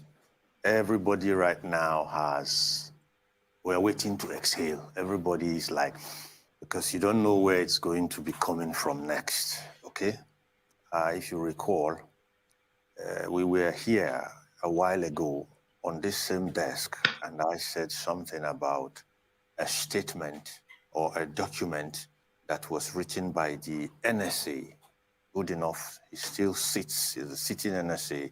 It was a National Security Architecture Statement, if you recall that document. And you remember I said, let's have this conversation 2 years hence. Here we are. I told you, sir, if you recall, that except what is written in that document is executed and seen on ground, it will just be a very well-written essay. I'm quoting myself right here on this table. Well, 2 years hence, I believe then the trending word was naysayers and wailers. That was what we were called. But today, if we go back in time, in retrospect, let's have that conversation. It's 2 years now. And we begin to say it was a well, beautifully written essay. Say a resounding yes to that. Oh dear. So what is it that the terrorists want? Because they've claimed that it's not about money. What is it about? And they say that the federal government knows what they want. What is that? That's what Mr. President will have to tell us, because I'm telling you that I've looked at it, I've pondered, and I have wondered, what could these people want? They have rubbished the magnanimity of the state. They have no respect for constituted authority. Dialogue, diplomacy, name it, has failed.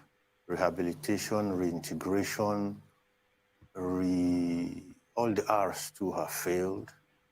And they seem to always ask. For me, the only person that can tell me what they want is my president. I don't think there is any other person who knows anymore. The armed forces will fight till Africa passes away, and we are not going to see what these people want. So I believe there is something between them and the commander-in-chief, which he is not telling us. It's quite a scary one, what is happening in our country today. We'd like to dial back to those that have been kidnapped. So is it that we don't even have anything on ground? Can't we even track where they are now with the victims? What is really going on? Some unconfirmed reports said the individual that was released yesterday had to pay a ransom. The amount not specified. Was that the bit you wanted us to hear, Rational Mind? This morning saying, at least you have said it all from the president to the commander. Yeah, that's the part, yeah. All right. So it was quite specific, wasn't it? That very specific. Very. So and I think everybody understands what is inferring there. So it's not that he doesn't understand what Boko Haram. That's why I was asking you, Igor, that was he speaking in coded language? That no coded language. Yeah. He mentioned it directly. The president, the commander-in-chief. Listen to him now. He didn't call government. The president was the first word he used. The commander-in-chief was the second word. He even at one time called his name, if I could remember. I don't really know. I can't remember. At the time, I thought he called his name, even in this very interview. Igor, what that guy said, is it Roman? What he said was, which he was right, was that the terrorist says the government knows what they want. But who is the head of the government? Who should know better among the head of the government? The president should know, should be in the know, because the security chiefs, they brief him every day, no doubt, perhaps, or every week about what is going on in that area. So he should be the one telling the Nigerians people that this is what these people want. But why is he not telling us? What is his body language telling us all these years? He has been there. Designated these people terrorists. He would not do that. But you can call can I interject quickly? Yes, rational mind. That is why I said I'm quoting the guy. I'm not saying you're not quoting the guy, but I'm just saying. I understand you. Okay, all right. Your government has told you, I can't even say that word, has told you quietly what they want by wanting Ruger for these people. Is that all they want? These are part of the answers. They're telling you quietly what they want. They know what they want. Is that all they want? Give them Ruger. It's part they want the whole of Nigeria. In turn, they want the whole of Nigeria to be Islamic. This is the way the government is quietly answering their prayers. So why are they only attacking the Islamic people then? It looks like where the told you? killings is against the Muslims. Who told you they only? Hold on. Do people in the IDP camps, who are they? Are they Muslims or Christians? Muslims. Oh my goodness. No Muslims and Oh, they are Christians Igbos, both. Abi. Both Muslim and Christians are in the IDP camp, not only Christians. Please. Of course, that is true. It's both Muslims and Christians. So why are you segregate the Muslim in the camp too? They are all human. This is what you need to understand. Okay, now this guy said they need the country. See, you cannot impose your Muslim into Nigeria. Nigerians are not Muslims. Guys, you can't tell us you need our country. We will give our blood for that. How can you tell us you need our country for what? So I don't believe that is the issue. I don't believe that at all. There are things that have not been told to us, my brother. Somebody cannot just come to you that they need your house. How is it possible? There are things that have not been told to us. All right, thank you, Igo.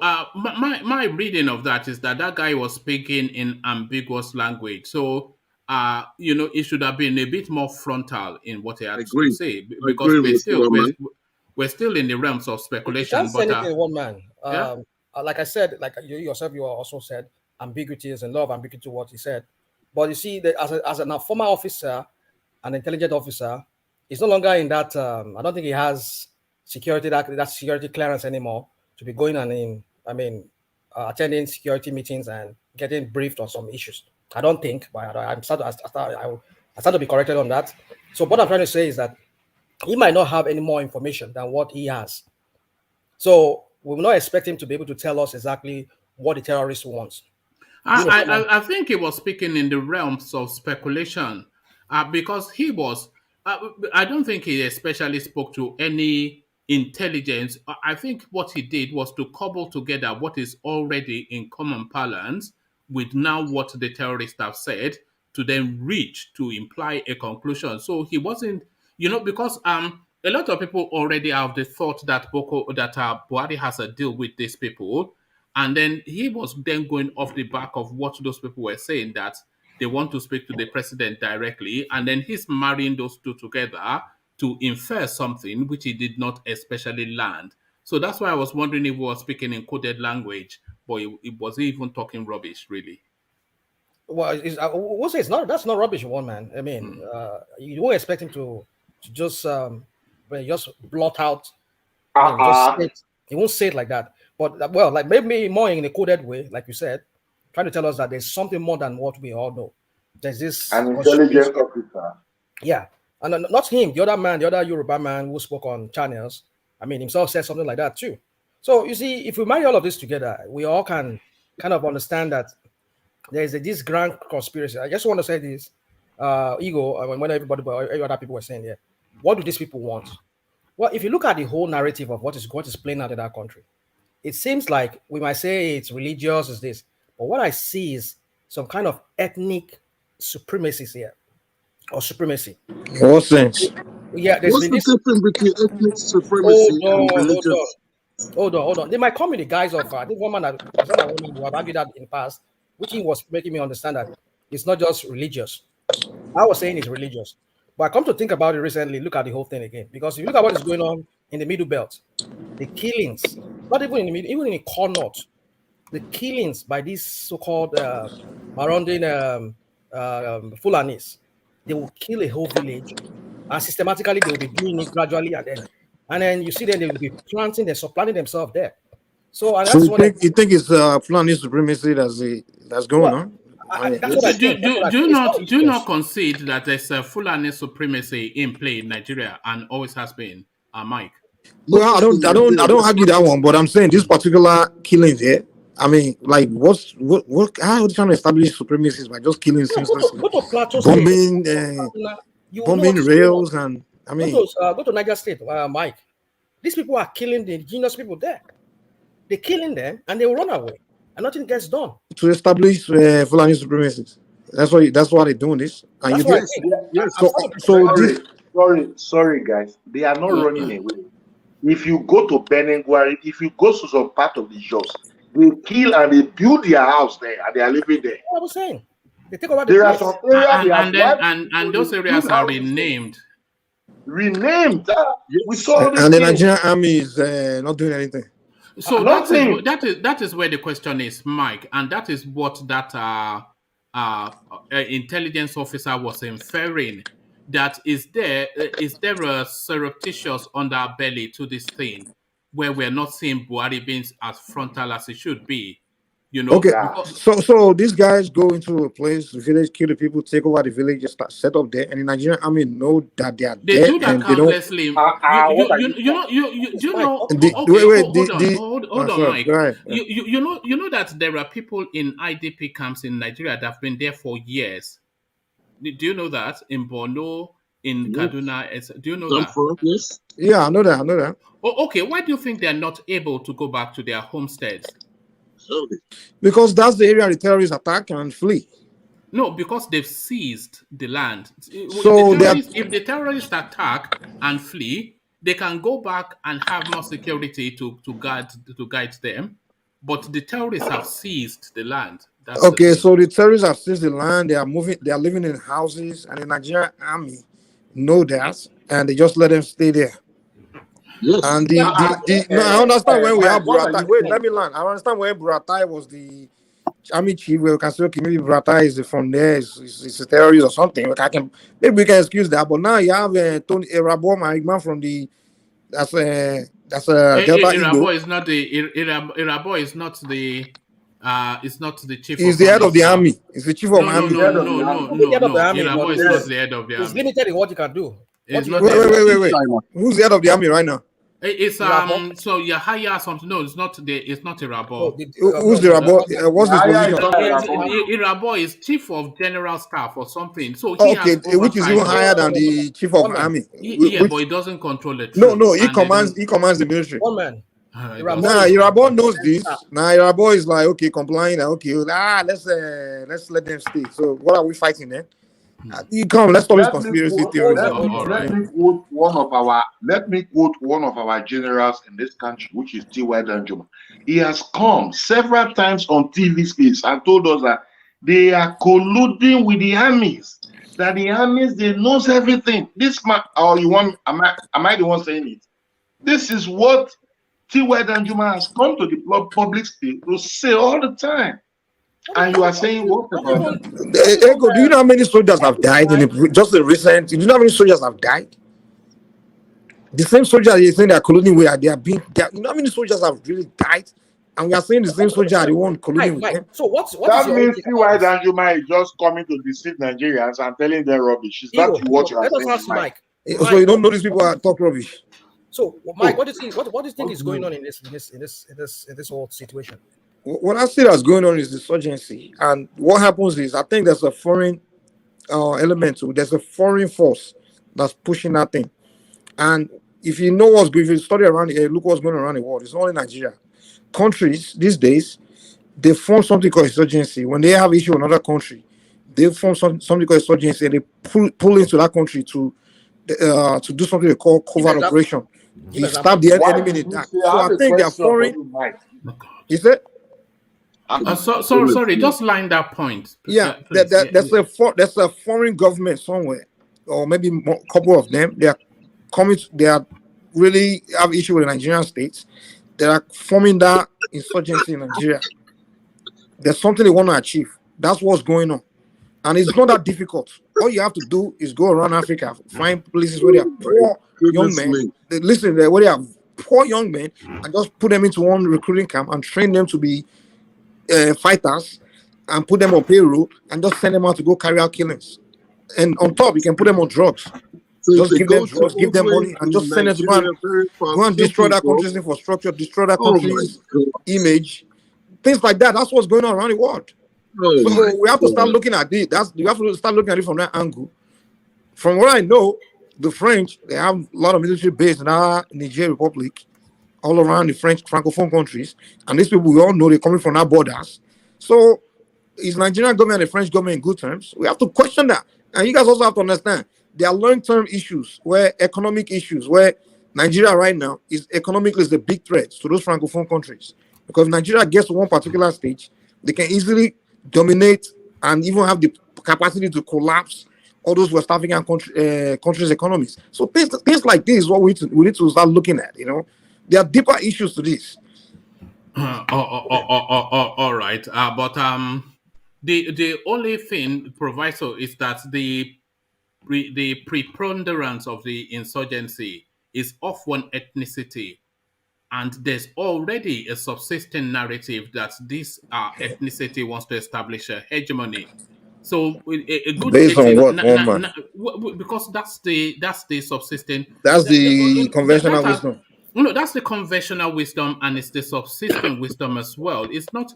It's something that has been in open play since the days that they said they were going to dip their Quran into the sea. When did they ever say that, man? You say you owe you for Radio Biafra.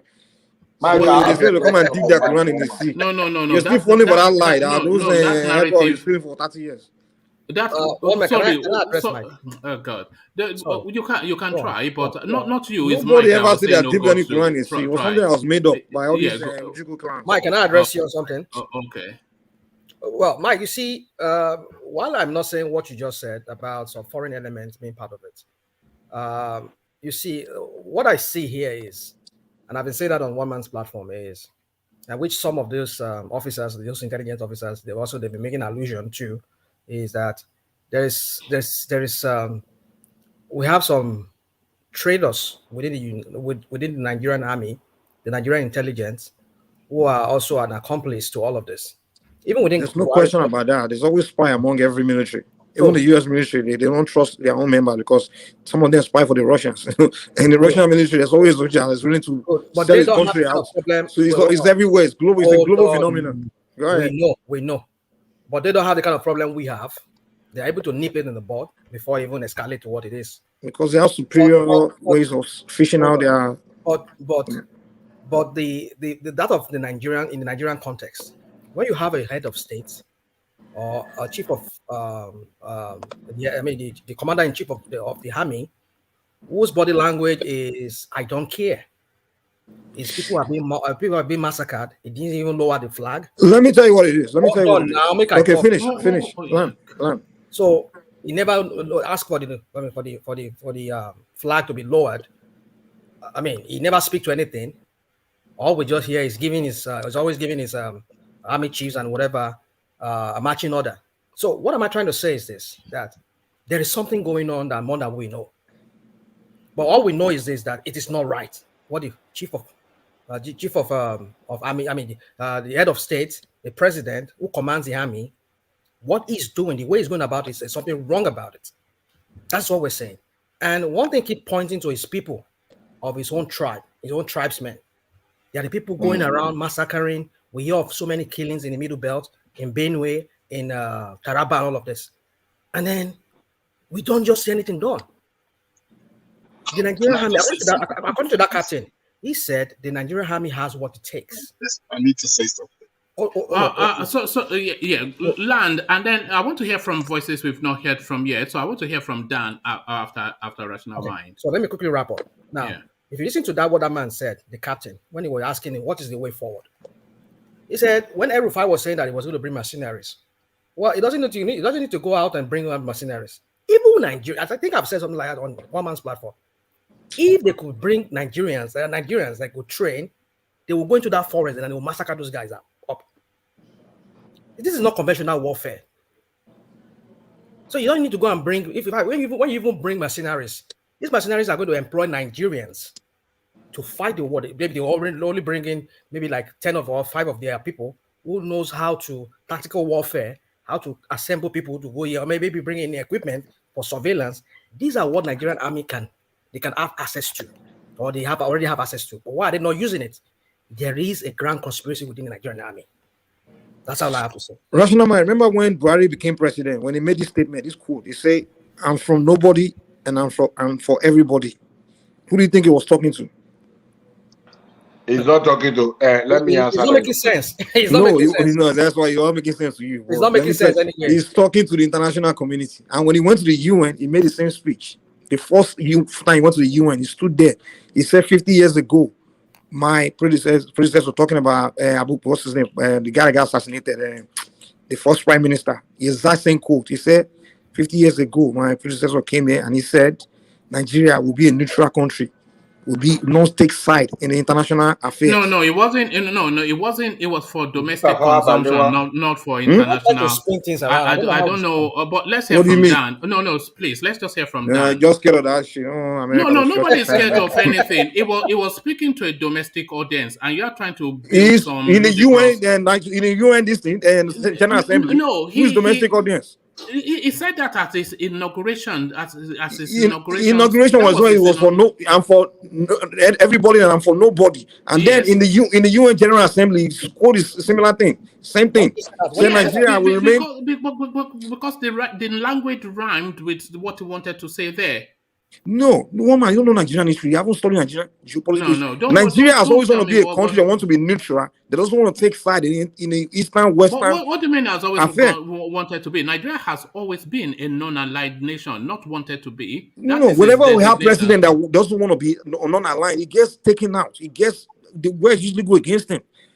Abubakar Tafawa Balewa said they went against him. When the moment even Murtala Mohammed was trying to do that, they killed him. The moment Abacha stood up and said, "No, Nigeria wants to be neutral. We don't want to just be on the side of one west or east. We just want to do business with both east and west." They went against Abacha. It's always like that. When Goodluck started it, they started attacking Goodluck. They wanted to kill Goodluck, and that's why Goodluck left. America was really launching against Goodluck. Now Goodluck left. They're thinking Buhari will come in and just align with that. Buhari make it clear from the beginning. No, we are not. Nigeria will be neutral. We're going to be friends with everybody all over the world. We're not going to be. How does that help him now? No, I don't even see what point is being made here. I don't even know too. I don't even. You know.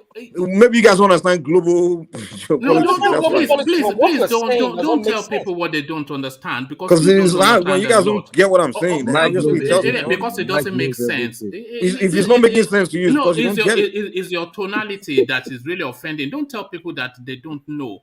I said maybe you don't know. I didn't say you don't know. I said maybe you don't know. If I'm talking, then obviously I know what I'm saying. No, but you don't. If you don't understand what I'm saying, maybe you don't know where I'm coming from. Only because it doesn't cohere with reason and logic. Really? Yes. Oh, okay. Mike. No, to reason and logic. Can you hold on? To reason and logic, it doesn't cohere. Because you don't listen. But let me just abandon that. It's just going to be. Let's hear from Dan. We don't hear from Dan. Let's hear from Dan. Dan, are you there? Of course, I'm there, but there's no problem. I say I should be being behind the stage so that I should be listening to you people because I see everywhere is so crowded. So I don't want to say anything that maybe I will offend someone. All right, thank you, Dan. I want to say to Mike. Are you done? Let's hear from Dan now so that we can make sure everybody has had the chance to be heard. So Dan, let's hear from you. We were speaking about what that intelligence officer had to say and what we're making of it. So you've heard several opinions and you heard the intelligence officer as well. So what do you make of it, Dan? Yeah, because what I will just watch it right now, Seth. I didn't watch it before, but what I see there is that the word he just said now is not different than the word we've been hearing for over 2 years ago or 3 years ago. We've been hearing exactly what he said before. It's just that there are no, because normally I don't really know. I don't know what to support right now or who to believe right now because actually. Mike is a little bit right, but maybe the way he put it, maybe it might be quite offensive with people, maybe people who are listening. But I believe that sometimes I hear the same thing that France, they are really interested in Nigeria. I'm not only interested; I don't want good thing about Nigeria because that country is in their eyes. Because even if you look at certain Cameroonian was in Nigeria before. Cameroon know what they're doing. Dan, nobody disagrees with that. In fact, that is in common play because Macron visits Nigeria. I think it's been twice already. And he has a very strong presence in the Francophone space as well. And they know that for them to continue to enjoy the largesse of that space, they have to take on Nigeria. So the French are looking for a way into Nigeria. The Chinese already have a footing in Nigeria. The Americans are building their largest consulate in Nigeria. Exactly. So Nigeria is in play. We all know that it is in play. But when Buhari was saying that his administration is for everybody and nobody, he was speaking to the multiplicity of ethnicities in Nigeria when he made that initial statement. But then he was speaking to international politicking.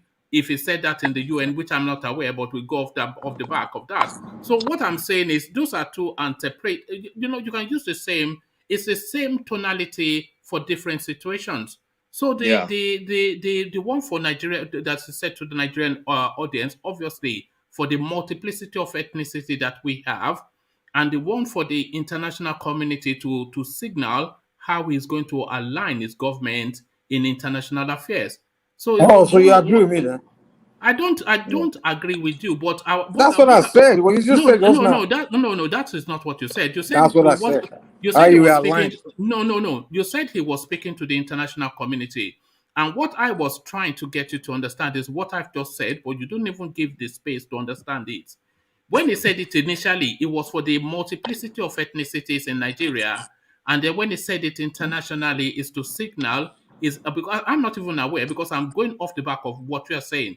So when he said it in the UN, then it is clearly to signal how it's going to align in international affairs. So the one speech to serve two different audiences to digest differently. So the one said in Nigeria was not for the international community, and the one said in the international community was for that space. So it's I don't really. So you agree with that part of the, at least for the part of the one you said in the international community? I'm not aware that he said it. I'm only going off the back. Name any country. Name any country. Name any country that choose not to align with the West that doesn't get problem with the West. Mike, when there's no country in the world. If you guys understand the way the world works, no country in the world.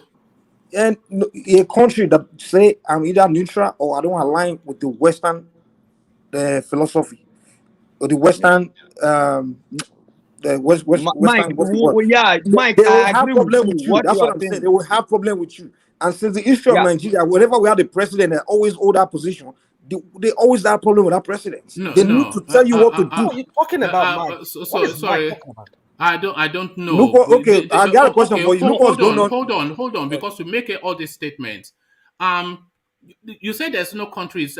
These are non-aligned countries. I can give you a list of non-aligned countries that are not aligned politically. At least, Turkey. Turkey. No, Pakistan is there. Pakistan is there. Egypt is even non-aligned. Zambia is non-aligned. Sri Lanka, Cuba, India, Zimbabwe, Pakistan, India is not. South Africa, Cuba. So there are non-aligned countries politically. So I don't know. Cuba is in the East Bloc. As a student of Cuba is in the Eastern Bloc. Mike, let me tell you this: as a student of international relations, I studied international relations. No, that's not my opinion. We've heard here so many times. It won't even let you land. No knowledge of since 1960 Cold War politics. You have no knowledge of it. Let me talk. The Nigerian foreign policy has been non-alignment. Like non-alignment. We don't align with any of the East or West bloc as they have. Babangida wasn't aligned. Hold on. That is the foreign policy we have. Abubakar Tafawa Balewa, when he spoke, when he was there, that was how they began. Now, what I'm trying to make you understand is this, because even what you're saying does not even cohere, is that you're saying that he said international, which I'm yet to even verify if really he said that. Like why said in the UN that I belong to everybody and no one, whatever he said. I'm yet to verify that. Now, let's assume he said that. Now, what he said is still consistent with the Nigerian foreign policy, which they've adopted since 1960 or 1950 something thereabout. So, which means that it belongs to nobody. But we know in the actual sense of it, when they play that politics in international politics, sometimes they have to take sides. Like what is going on currently? Nigeria has always been in the hand of the British and the Americans, man. What are you talking about? Would you let me speak? Now look at what is going on in Ukraine. You know that Nigeria is also. That's exactly what's similar to what's going on, and that's what I wanted to talk about before you guys just cut me off. Can you look at Ukraine? But let Rational Mind finish because I think it's about to open up a space. Now, in Ukraine now, initially, the Nigerian government did not say anything as to whether condemning what Russia did or what it did not do. They were like neutral. But now, do you know what the policy is right now? If I by what I know, the last time I knew was that they condemned the invasion of Ukraine. So what are they doing? Are they not taking side? They're taking side. They're taking side with the whatever, maybe the European and his allies with the US and the rest of them. Yeah, Russian American, can I interject before you continue? Do you know the last United Nations meeting they hold now? Nigeria, they didn't support anyone. Oh yes, thank you. I was looking for that as we were talking. Yes, I was on Google looking for that. New one It was not only Nigeria. Nigeria go based on their interest now. Is that not non-alignment? That's what I'm saying. That's what Buhari's government is doing. That's why we're having this problem. That has always been Nigeria's traditional It has not position. always been one man. No, forget it. During Babangida, during Obasanjo, they've been aligned, straight aligned. The non-alignment, the recent non-alignment started when Jonathan came. That's why America was after Jonathan. No, Nigeria has and then always Buhari been a continued with Jonathan's. Don't worry about Nigeria's it. always been. It's always telling people they don't know. But One man, listen, pay attention. You need to pay attention to anything you have to say. You don't know what you're the moment a president, okay, why did they sanction Abacha? When they started going after Abacha, he started playing that non-alignment politics. They sanctioned went after Abacha him because of political prisoners and people was jailing. Don't forget how human rights rubbish they always tell you guys. One man, let me tell you, let me give you one clue why Nigerian government army cannot defeat the bandits, not these guys. The same reason Russian army cannot defeat the Ukrainian rebels right now. Somebody's supplying them, man. Somebody have their interest. You guys don't even know. Somebody's giving them some France key have weapons. been accused of that. They've accused France of that. We know that. We know that there are shadowy forces behind the insurgency, so that's not news. Exactly. You're telling me a Fulani man knows how to operate and how to. They are shooting a Nigerian airplane.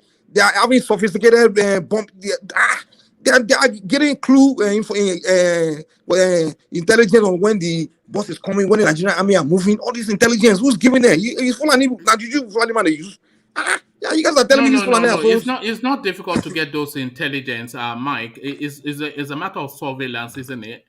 Yeah. So you're telling me is this Nigerian local village Fulani men that are that intelligent? Yeah, but they are not some local. Foreign forces are giving them these things, man. No, they are not foreign sources essentially. You know, this is the mistake that we make now, that we are looking at these people as land tillers and whatnot. These are militant insurgents. These people have some education, and more importantly, they have a brain behind them. So that brain may or may not be foreign. Okay, let me. What about the weapons? Can you hold on? Let me give you a classic example. We played the video on this platform. The accounts from that recent Abuja Kaduna train, the lady that was shot in the foot, she was speaking to Arise TV, and she was narrating that those people they spoke Fulani but not the tonality of the Nigerian one. So that's one element. But the second element was that the oldest of them will not be older than maybe 1920. So that tells you that there's a brain, because it's not a 19-year-old Fulani boy that has the wherewithal to bomb a train and then sack the carriages and pick out the wealth from it to stretch it for money. So that means there's a brain that is behind it. So there are layers to this thing. Now, if you look at it like an army rather than just a bunch of ragtags, because there are many things. But these people, they are not ragtags. I think very well trained. Yeah, but it's not necessarily they have not been trained by France or anything. If that is what you're trying to infer, they are being trained by village chief, local chief. This guy got some serious international training, man, special training. All right, no, they're being trained by FBI. But let's get back to Dan, because I don't know where you're going. Yeah. Well, from the topic, I should not deviate. So, for me, when you look in that West Africa, Nigeria is not only West Africa. Nigeria has so much potential and power in Africa continent I don't know, but people know. People who know, even Mandela said that in 60. Not even everyone know about the potential in Nigeria, in Africa. But what we are saying now is that when you look at these Western people, I don't say because of them, maybe this Boko Haram is the problem, maybe I didn't believe maybe 100% of they are the major problem in Boko Haram or this bandit issue. But what I'm trying to say is that you can see that most of the West, they are interested in Nigeria because they believe that whoever conquer Nigeria in Africa, he conquered the entire Africa. I don't know, but this is their mindset, and they are working towards that direction. You understand? So when you look at France, France know that when you look about France, why they are so much interested in Nigeria is that France know. Just imagine statistic. I think last year they brought statistic out that you see West Africa economy, only Nigeria controls 70% of West Africa economy when Buhari short border. The rest West Africa country, you know, it was, you know, the economy, they were in economic crisis. You understand? And Nigeria controls 70% of West Africa. And West Africa country, they are almost 50 or 60, I don't know, 50 or 15 or 16. So, but when you check the 16 or 15 country in that West Africa, all the population of this West Africa country, there are in 2000 last year was 365 million population. Nigeria alone control 207 million. I don't know if you I hope I'm not deviating from the topic, but when you check about the economy and the population, and you see everything, you will see that the potential is in Nigeria. No, if Nigeria can get themselves right, you know that West Africa as a whole will collapse. If it collapse of one nation, then Nigeria will dominate in the West Africa. I believe that. You know that France economy depend on these francophone countries, right? You know that these francophone countries, almost 30%. Their central bank is in France. So you guys are not looking at all these things. Yes, this is what they are. Even the French president, former president, he said without these African countries. Mitterrand is the question, is the person. We all know a lot of these things, you'll be surprised, yes. Mike, but let's hear from Ife. Ife, good to have you.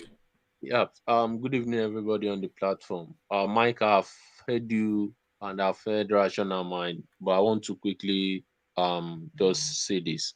Yeah, but guys, please let him speak. Yeah, go on, Ife.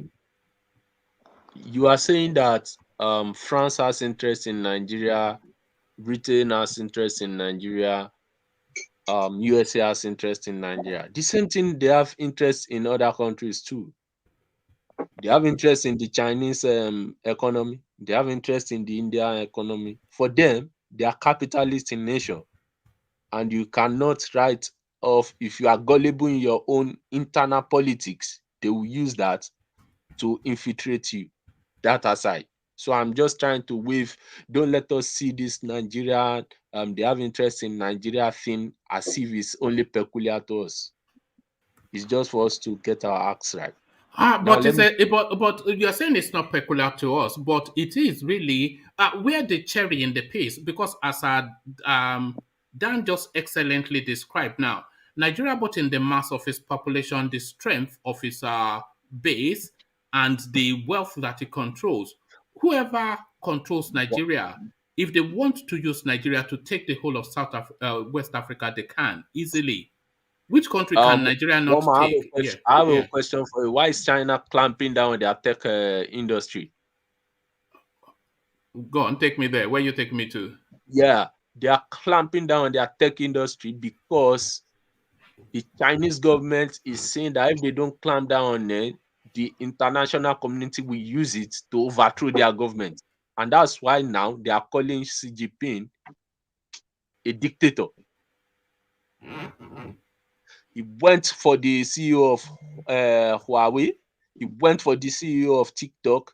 He went for the CEO of there is this I think Willbe.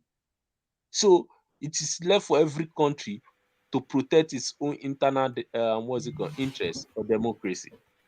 So that's why I'm saying it's not peculiar to us. The same thing is happening in India. They want India to take side. India said, as far as we are concerned, we will only buy things to better the citizens of our country. And actually, they even accused the European Union that before this war started with Ukraine, that they've already bought about 20% of the oil they need in advance. So why shouldn't we be doing that now? The same thing happened in Syria. They went for Assad head. It was Russia that came to. So that's why I'm saying it's not peculiar to us. Egypt too. The same thing happened in Egypt. China went to build a dam in Ethiopia. Egypt said no, that it will affect our own Nile resource. So if Egypt has not objected, automatically they will use Ethiopia as a pawn to control Egypt, which will affect Egypt. But Egypt had to like go into, that's why they have treaty with Ethiopia to know how to control the Nile River.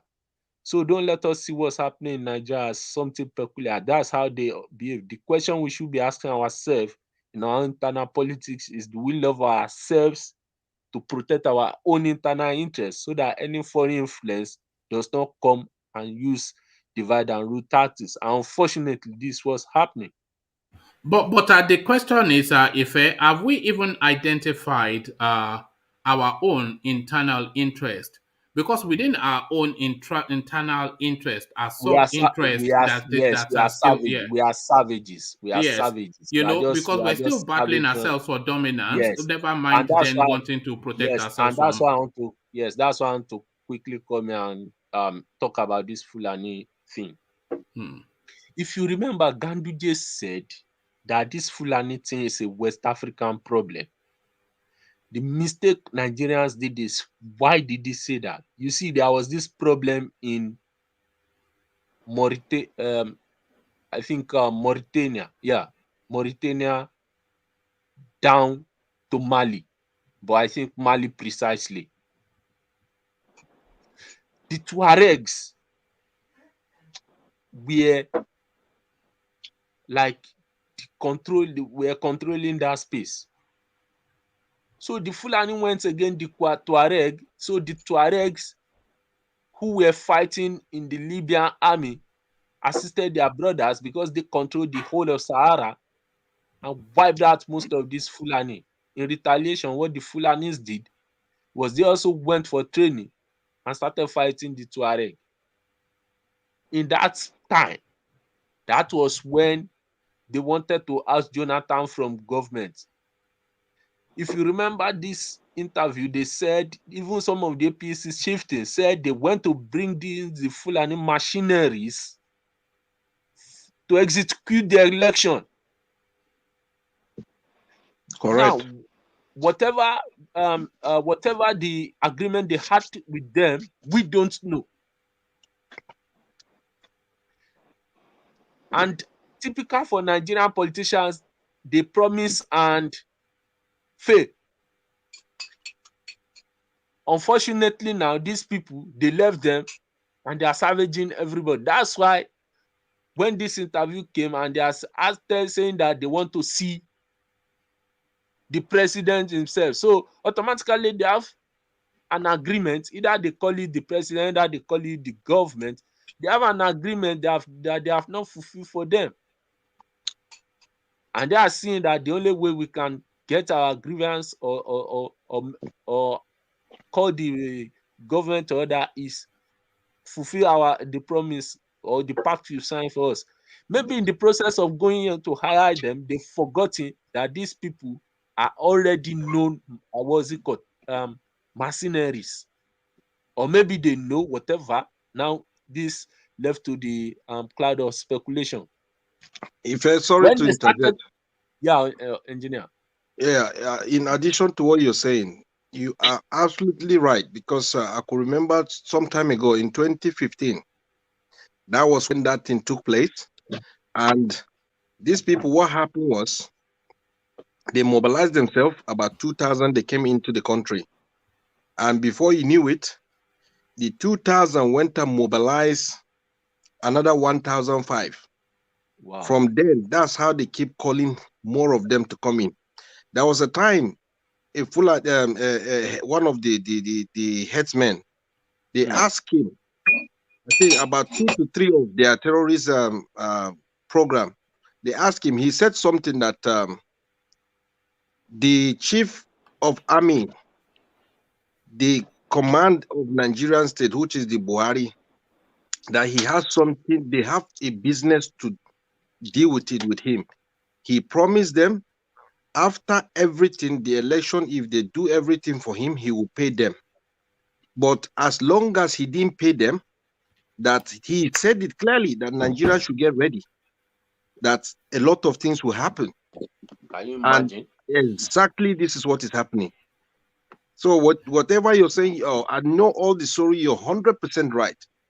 And when you are saying pay, when you are saying pay them, a lot of us will assume that that payment is in money, but it might not necessarily be exactly. in money. Well, man, that's where I'm now coming in now. When they went to Benue, Otom came out and said they even wrote a letter which Afenifere leader also saw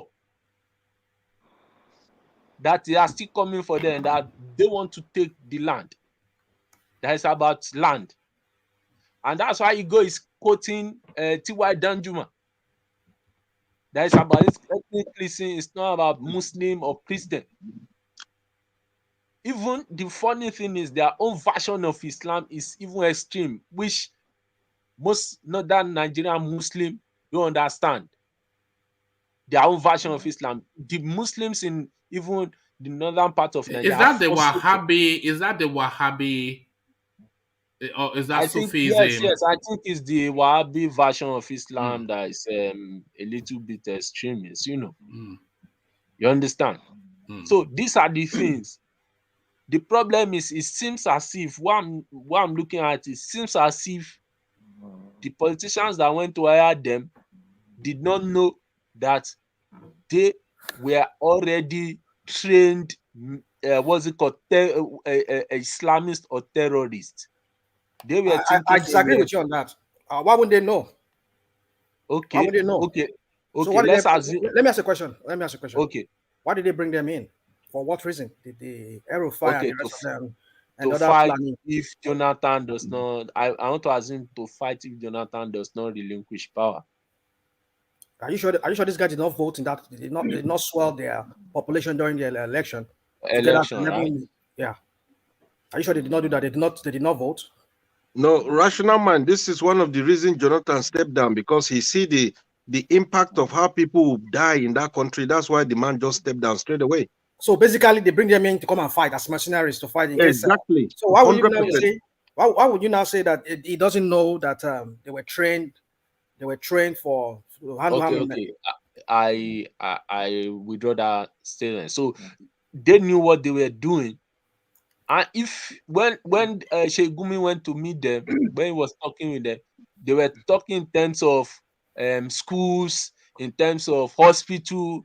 So you see that it seems this negotiation was more about settling them in Nigeria. That's what I'm thinking. Because already they are facing. Sorry. The president himself said that these people were from Mauritania when he was interviewed. Yeah. When they granted him that interview, he said the issue of Fulani and the Minu bet is just brother and sister fighting.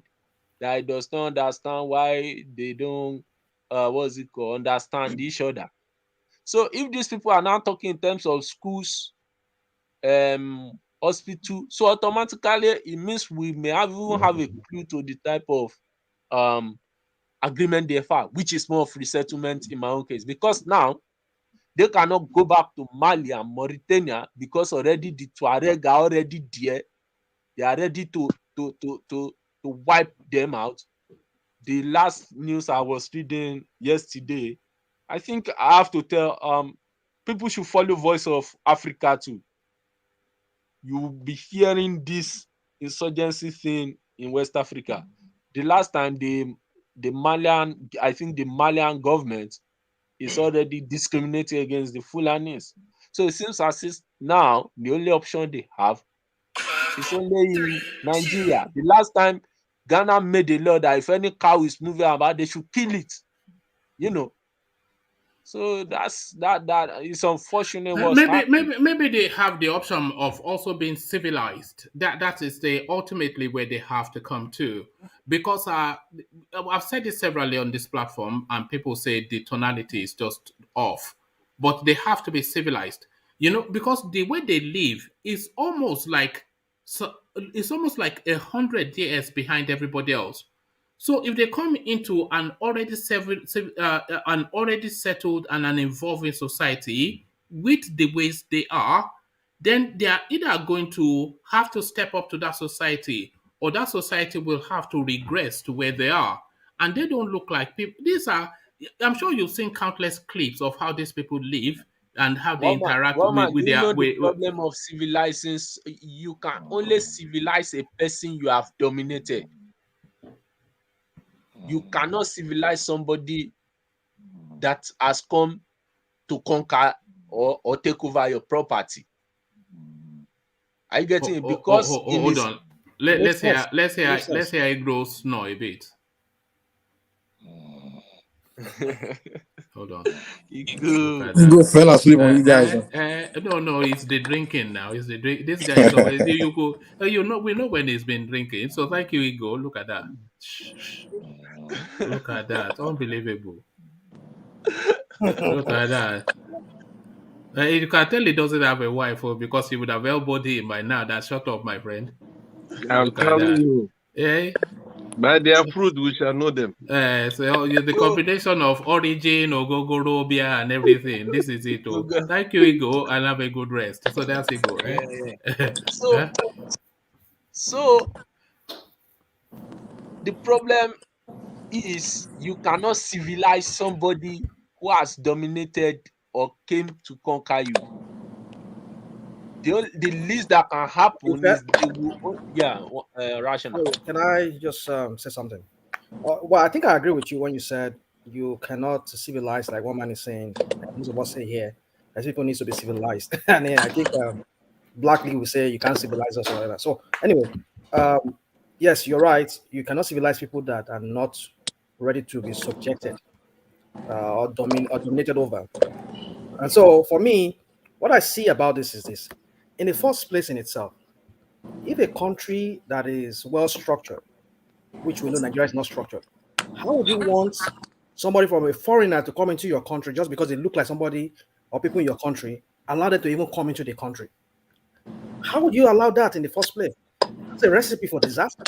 So everybody can come and they bring in anything into, like, for example, if I want to cross into Canada from here, I have to go through some kind of security, even though despite I'm a US citizen and the rest of them. So what I'm trying to say is this, that countries do not just open their borders to anybody to come in. They will have to make you go through some kind of security check and everything. But Nigeria will allow anybody to just come in. Yeah, but it's still that language of civilizing people, though, because they are still living at the pace of their evolution, which is because they say that the entirety of the African swathe is Fulani land, and what they are saying essentially is not that they are necessarily out to grab your land, which they are somewhat, but they are saying that they are nomadic free roamers, and they want to be able to roam uninhibited, irrespective of borders or countries or cultures or whatever subsists in the way. So that is why they can stroll their cows from Mali into Ondo and eat up your farm, because they don't know any different. So are we to go to are we to go to that acceptable are we to go to that as the acceptable way of life, which it isn't? Or are we to evolve them into a settled structure to say that those days that you can do these things, they are long past, because everybody jettisons parts of their. How many parts of Yoruba culture have we had to jettison to civilization? How many parts of Igbo culture have you jettisoned to civilization? So we all have to jettison certain parts of culture that does not cohere anymore with modern life. But these people want to live as they are, and then use the potency of the person that it's just a mess. You're not getting this right. Hold on, one at a time. Let me quickly add something, please. RB, before. Yeah, go on. To answer this correctly, you have to look at topography of where these people are. It cuts across the Sahara, and the Sahara is ineffectively a borderless region. The Sahara is from as far as Mauritania down to Libya, and it's a borderless region. So everybody who lives in that region, the concept of having a border or an immigration check in his head, it will be something very funny or foreign to him. So coming down to the southern coast, that is more how would I put it? Settled and structured. Yes, settled and structured. For them, it will be as if you are stupid people, that we are stupid people. How can people be living like this? I'm sitting in one place, I'm saying they have borders, where culturally for them, they don't have borders. They don't understand what border means. Somebody can wake up and they don't recognize that it is your land.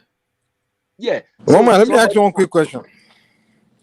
Do you think that these people you saying you need to so-called civilize? Do you think is their uncivilized state of mind that's making them so violent? And do you think that if you so-called civilize them, they'll become less violent? Because I don't know if civilization has anything to do with violence or it being violence or not. Because there are many places in Africa where people are uncivilized at all, and they are the most peaceful people. And there are places where people are even so-called so much civilized that they are even more criminal and more violent, So I don't know if this your civilized thing has anything to do with this violence that's going on. Just to that space, the general concept of that culture is people, traditionally they work with a dagger, and they work with a dagger for two reasons. Firstly, to cut shrubberies for their animals, and two, to protect themselves, and then three, to attack if they want to seize advantage. So this is how they are living. You correct me, engineer, if I'm going off skill, because you know that culture. So what does that have to do with being civilized? No. You are saying that does that change them from being violent? So their culture is a culture of conquest. Their culture is a culture of conquest. So that's their culture. And then their way of life is nomadic. So you have a nomadic people who have a conquistador sort of a mentality, and then they are going into territories that are already settled and structured. Let me help you too. Mike, if you want to go and look at nomadic civilization, even in other continents or in other climes, one that is prominent are the Arabs. Before the Arabs were partitioned into Saudi Arabia, Oman, Kuwait, they were warring factions amongst themselves. But now they got education, saw some Western way of life. What helped them was their own sultans and emirs. So you're telling me that the Arabs are not currently violent? No, the Arabs are still violent, but what I'm trying to say, Mike, is you cannot compare it to what you used to do. Trust me, they are way more violent than the Fulanis. No, it's not saying that. Can I say something? Hold on. If I land, yeah.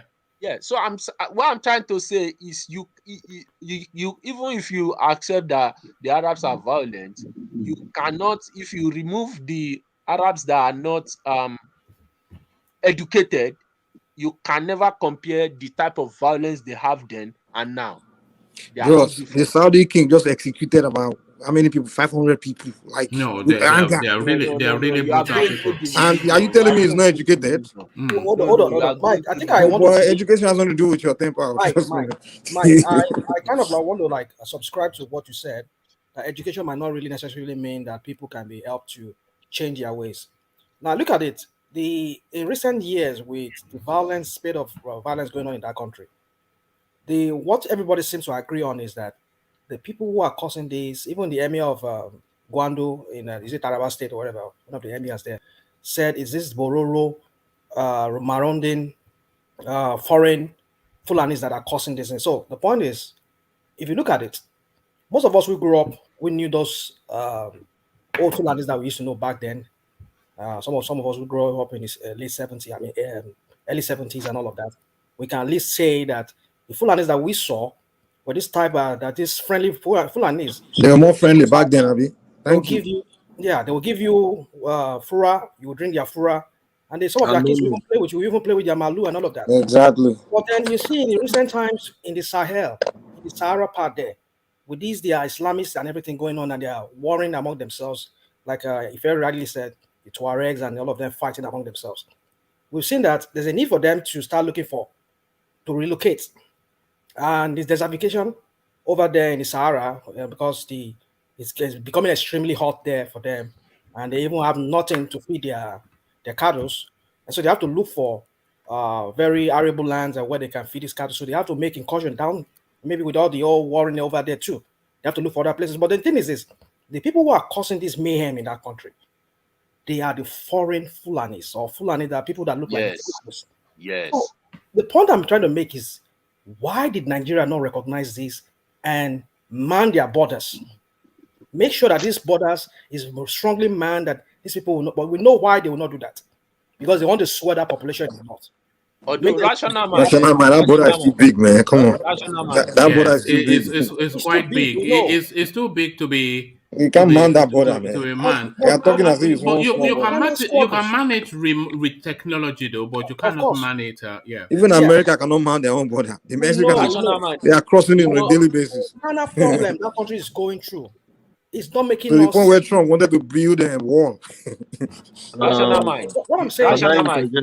Go on. Yeah, engineer. Well, rational mind, something you need to understand, from Borno State to Chad is about 4 to 5 hours if you drive. Wow. That's number one. And the border, that area is free. When you pass through Sambisa Forest, you drive all the way, you pass a local village, the next thing you're heading to Chad. And that's how that border is a straight road. That was a narrow bridge that the Boko Haram, they bombed one certain time, because Nigeria army used to go there and chase them. So they shut down that tiny bridge. But what they do now, they go 360. And this is what is happening. They can come from that area. They can come from Chad. They can come from Cameroon. If you pass through Borno State, that's where you know that you shed tears. That's where you know that, wow, Nigeria don't have border. That's what will come into your mind. I know Nigeria does not have border. But what I'm just saying that area is completely open, wild open. That's how you penetrate from Yobe State, from Borno State, straight away you come into Nigeria. And this is what is happening. What I'm saying, engineer, I totally agree. I've been to the north, I've been to Sokoto, I've passed through those borders, I've been through Lela. I know what. So what I'm trying to say is this: we cannot solve this problem at all if we do not tackle the main route where this thing is coming from. As long as we have what the engineer is saying to you is that the land and Mike as well, the land is so vast that is almost in fact it is impossible for you to manage, because if you are saying border, it sounds as though there's a legal that they are coming in via some legal entry point. But it's just a stroll through from any country into Nigeria without any demarcation, So it's almost impossible to manage that coastline. Okay, how do you do that? Hold on. Let's hear from this chap.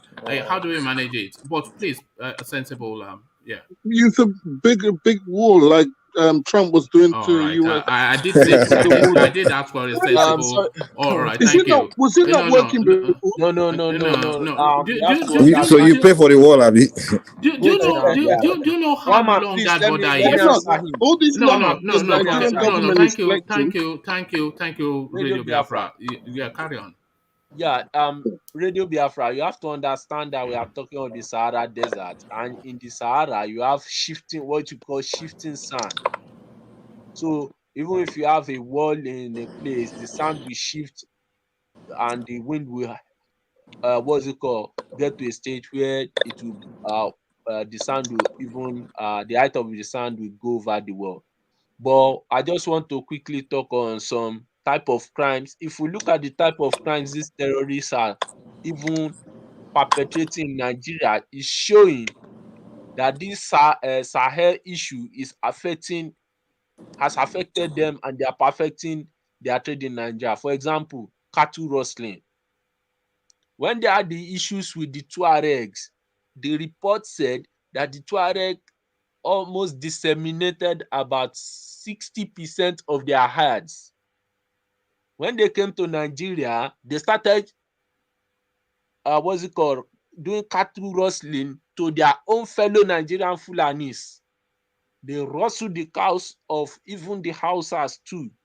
You understand? So you find that it's more like somebody who has been depleted of his wealth came to another place and saw, oh, this free money. Oh, sorry. Yeah. Yeah, this free money. Let me just grab what I can grab. You know, they've been moved away from their place. What do? Let me kill people here and settle my clans people here. Unfortunately, their own elitist, kinsmen in Nigeria, we're seeing it as a form of helping their own agenda, forgetting that the snake that somebody keeps when it is small will one day grow up to bite the same person. And that's where you see they are even now kidnapping and affecting the elitist Fulani. At least we have seen when the train bombing happened, everybody, both outside Fulani, everybody in Nigeria has been affected. And what you are now hearing now is these people have no right for constituted authority, because the Fulanis in Nigeria will never go against the Fulani who are elitists. But these ones don't care about who is who. I think there is a report that they kidnapped the wife and the children of a commissioner in for all of these things that we say, there must be a structure to this organization, because it is an organization. It has to be organized. So, especially if you go off the back of still that narrative from that woman in the train that said they were just little boys that were carrying guns. No.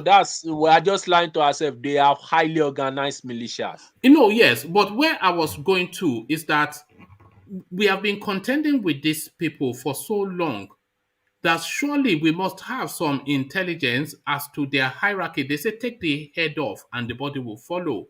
So who exactly are behind this?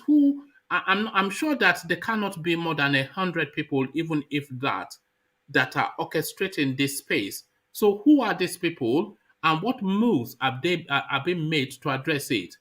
Because we have been contending with these people since essentially the Obasanjo era, and here they grow stronger and stronger. One man. So, do you know that they attacked even the Sultan of Sokoto? That if you remember the news, that one, according to the news, they said he had to move away through the window of the mosque he was in. Because there's so many. They attacked the Shehu of Bonu. Fake news. So you see the thing is. Sorry, how do you know that? How do you know it's fake news?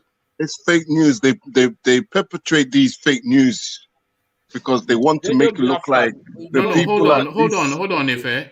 How do you know it is fake news? Is the question. Hold on, I'm trying to. They perpetrate these that the Sultan has been attacked and all this thing to make it look like people like him are not involved in all this thing, because there are people that are asking. Can you hold on, please, Ife? That wasn't my question to you, Radio Biafra. How do you know that? How do I know this? Yes. It's just looking at the whole Nigerian situation. You understand? You look at these things and then you just made a determination that it is fake news. Is that what you did? I believe it. Yes, I believe it's fake news. Oh, all right. So you have nothing to show that it is, but you just made. I believe it's fake news. Is that because it doesn't align with what you're being told in your quarters? It aligns with everything I believe that's going on in Nigeria. It aligns very much. All right. And your belief, of course, is based on what you're being told in your quarters. No, you can say what you like. We've been proven right. No, I'm asking you. You're the one now saying. Okay, you are determining if something is real or fake, depending on if it aligns with the agenda and the propaganda that has been propelled by your space. If you want to put it like that, yes, I totally agree. And we've been proven right in a lot of the things that we've said. All right. So thank you. So you don't know that it is fake news. So back to you, Ife. It's fake news. Yeah. Well, you had a chance. Sorry, it's not fake news. Because even they attacked the Shehu of Borno at some point, that he was telling them that do they think that the Shehu of Borno is just a mere person that can be attacked and die like a fowl, you understand? So even though we have our biases, don't let us come on the platform and rebuff things, facts. Even recently, the what's it called? The Sultan said that they are even reducing the number of people that have been affected in the north. That if they come out and tell us the casualty the north is facing, that Nigeria may cease to exist. If I will quote him right, rational mind, please. Yeah, you see, in that Nigeria, that show is called Nigeria. Anything can be assumed, anything can be said, like Radio Biafra was trying to say, which I'm not saying actually that's what it is. Nothing is beyond the realm of speculation in that country. You see, sometimes these people can, just put up with something just to make us believe what, because I believe these guys are highly organized. Because with the precision, hold on. The argument I had with or rather the debate, I don't like the connotation negative, but the debate that I had with Radio Biafra still subsists. It doesn't align with your views as well, because there's nothing to say that it is fake news now. So why are you trying to infer that it is? Well, I'm not saying it's a fake news. One thing about me is I try to be just be in the middle of anything. I don't just take everything I hear. I'm not saying what Ife said, that Shehu of Borno was attacked, or the Sultan of Sokoto was attacked, or any of those sultans or emirs that maybe they were not attacked. We've seen them. These people annihilating a whole village of even so-called Muslims like themselves. So what is beyond them that they cannot do? But then you see, sometimes in that country, there's a lot of conspiracies that we cannot even just put our fingers to. But one thing we just all agree on is that there's this, which the presidents themselves, agree to, that there are some foreign Fulanis within the Fulanis, which some of their leaders too, the emirs too, have also said that the Fulanis that were doing all these things, even Bala Muhammad himself said it, they are foreign Fulanis. They're not the Fulanis from Nigeria. Most of us know some of those Fulanis from Nigeria. They're not this. So if these ones that be doing this, and like I was trying to say, with the kind of exactness, and precision with which they blew up that. So, how do you know they are Fulanis? They are all Fulanis. Fulani thing. Don't you think you have been at hold on. Even the Sultan of Sokoto said so. Yes, Ganduje said so, and they are all Fulani men. They're all Fulani men.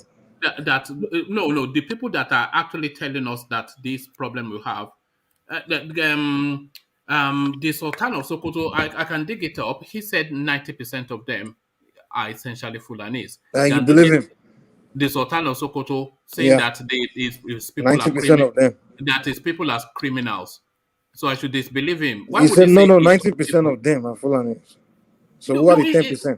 So how did he come with the figure? What are you talking about? It's just it's essentially, it's not a statistician. What do you do? It's not a statistician. It's just telling you that the preponderance, that nearly all of them. So forget the 10%. But you're asking if I believe him. How he came up with the number? That's what I'm saying. No, Even the it just governors it's have not come a out to number say they now. are It's just, Fulanis now. so what are you? And they Mike, are all northern. They are Fulani governors. The Fulani emir the governor is has said telling that us they are. that his If people we are once said criminals. So why these would they people come are and our lie? brothers, they are our brothers. You know. Mike, did you hear what that girl said? That lady that was shot in the leg in that train. She said these people are Fulanese, but their kind of Fulani is different from, because she's an outside girl from what I heard when she spoke. You can tell that she's not. I mean, she knows who she's talking about. These people are foreign Fulanis. That they speak some kind of Fulani that is different from the kind of the Fulani they speak in Nigeria. So that's the. I think this is not just what one person has been saying. In She's an Hausa girl, and she understood Fulani. Is that what you say? well, she speaks Hausa from her tonality. You can tell. And how does she know they are speaking foreign Fulani? Yeah. Wow. So, some Hausas who are in that space, they can tell. Wait. Let me ask Mike I a just think question. Nigeria will never solve their problem until they understand how to analyze problem, You will solve their I agree analyze with you, Mike. situation. I agree with you that Mike, what you're saying, Mike. but then Because all we do in Nigeria, we regurgitate what we hear. That's what we do. Even those emir I talk about, it's very obvious that they didn't it's investigate because it's a anything. third world They're just country. saying what they hear in public, and everybody's Hold just on, saying what we hear. Mike. Nigeria is a third world country. They don't have data. If we don't have it, then we shouldn't be speculating rubbish that we don't know. Unfactual statements and Hold on. Some of the things we speculate to Oh no, here. hold on. What among the things being said is speculation? The Sultan of Sokoto is the Sultan. You know, the Sultan of Sokoto is the spiritual leader of the entire Fulanis going to the Mali all the way through. And he's telling us that the preponderance, you seem fixated on 90%, that where did they get the percentage? If he's telling you 90%, then he's telling you virtually all of them. So he's not giving you data. So can you hold on, please, Ife? Yes. Okay. So he's not giving you. So he's telling you. So is he in a position to know? no, Sultan is not in a position to know. No, it's not, because he's not a member of them. He's not a member of the organization. Unless if he's a member, then I'll believe him. The Sultan of Sokoto, a Fulani man who is the foremost Fulanis of Fulanis, is not in a position to know what goes on amongst his own people. Is he a member of the organization that's doing that? That's doing He's this not attack? a member of the bandits, therefore he wouldn't know. Therefore, I won't know. Yes. What investigation did they conduct? No. I would go on. If he did an investigation and he's giving me a presentation based on investigation, and he thinks he's being clever. That's the funny thing. it's not like being clever and just being logical. You talk about being logical. Mike, do you remember Gumi now? You remember Gumi? You know Gumi? What did Gumi say when he went into the forest and met them? What did he say? You remember what he said? He said they are Fulanis. They needed school. They needed the government to come to them and give them what they promised. That their own cattle too were being rustled. Is that an Hausa person? So what are we talking about? Listen. Mike, when we want to argue sometimes, let's just argue to what we... You see, when we speculate... I have to go and review what Gumi said, because I don't think I can hear what he said. I have to go and review what he said. If Gumi met them, he met them and he's honest, and they all agree that they are Fulanis, then I will believe it. This is your platform. This guy is just... Let's just because but it's not a matter of me defending Fulani or anything. No, you're not defending anything. You are trying to be contrarian against. It's not about being contrarian. The thing is, what we do. Listen, what we do in Africa, what we do in Nigeria is why we don't solve any problems. We don't investigate issues. We just and that's how we approach everything we do. That's why we fail in everything we do. Okay. Let me ask you this. If I've already described who the Sultan of Sokoto is to you, and I'm telling you that he said and I can dig it up. I don't want to make the effort, but if you want me to make the effort, I will. And it's telling you that the overwhelming numbers of the bandits are Fulanis. So why would he say that? Why would he say that? Because he's hearing. That's what he's hearing. That's what everybody's telling him. That's what everybody's telling him. Who's telling that's him? What Nigerian leaders do. Is it? So who's telling you yourself said it before one man. Can you hold on? Who is telling him? Who is telling him? He's watching you guys, watching the internet, and hearing everybody say it's Fulani, and he's repeating what he's saying. You yourself said it before. He said Nigerian politicians, you look like they come to your show to get ideas. That's what you have foolish people leading that country. They don't do investigation. They do nothing but steal money, enjoy money. And when you ask them a question, they just ask next person, okay, what's going on? And they say, this is what we are hearing on the internet. And they give you an answer based on that. Mike, let us answer the question. So who do you think? No, don't ask him any more questions. We're just going to take you down. Okay, ask the question, and then we must move on. Who do you think is behind all of these things? If they are not Fulanis, who are they? Who are these people? I think it's an insurgency. As soon as a foreign force training some young African youth in rural areas, they don't have jobs, they don't have nothing to do.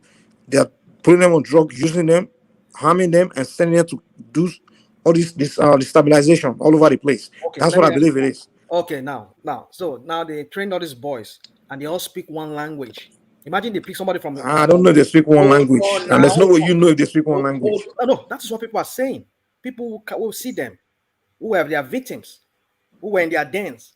They all speak one language, not Hausa for the most part. They speak one foreign language that they don't even understand where it's from.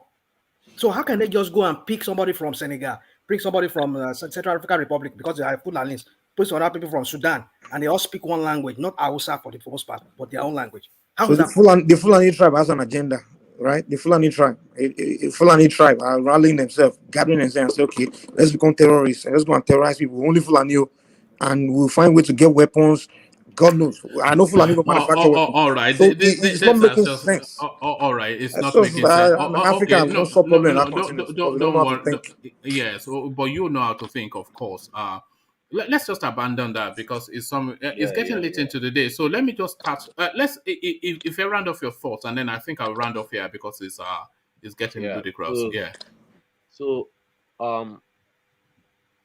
whenever we want to take steps in life to spite our neighbor, we should always remember that step will one day or somehow have a ripple effect on what we do too. So the mistake has been made. Whatever the government has promised them, they should go back and renegotiate, or if it can be done.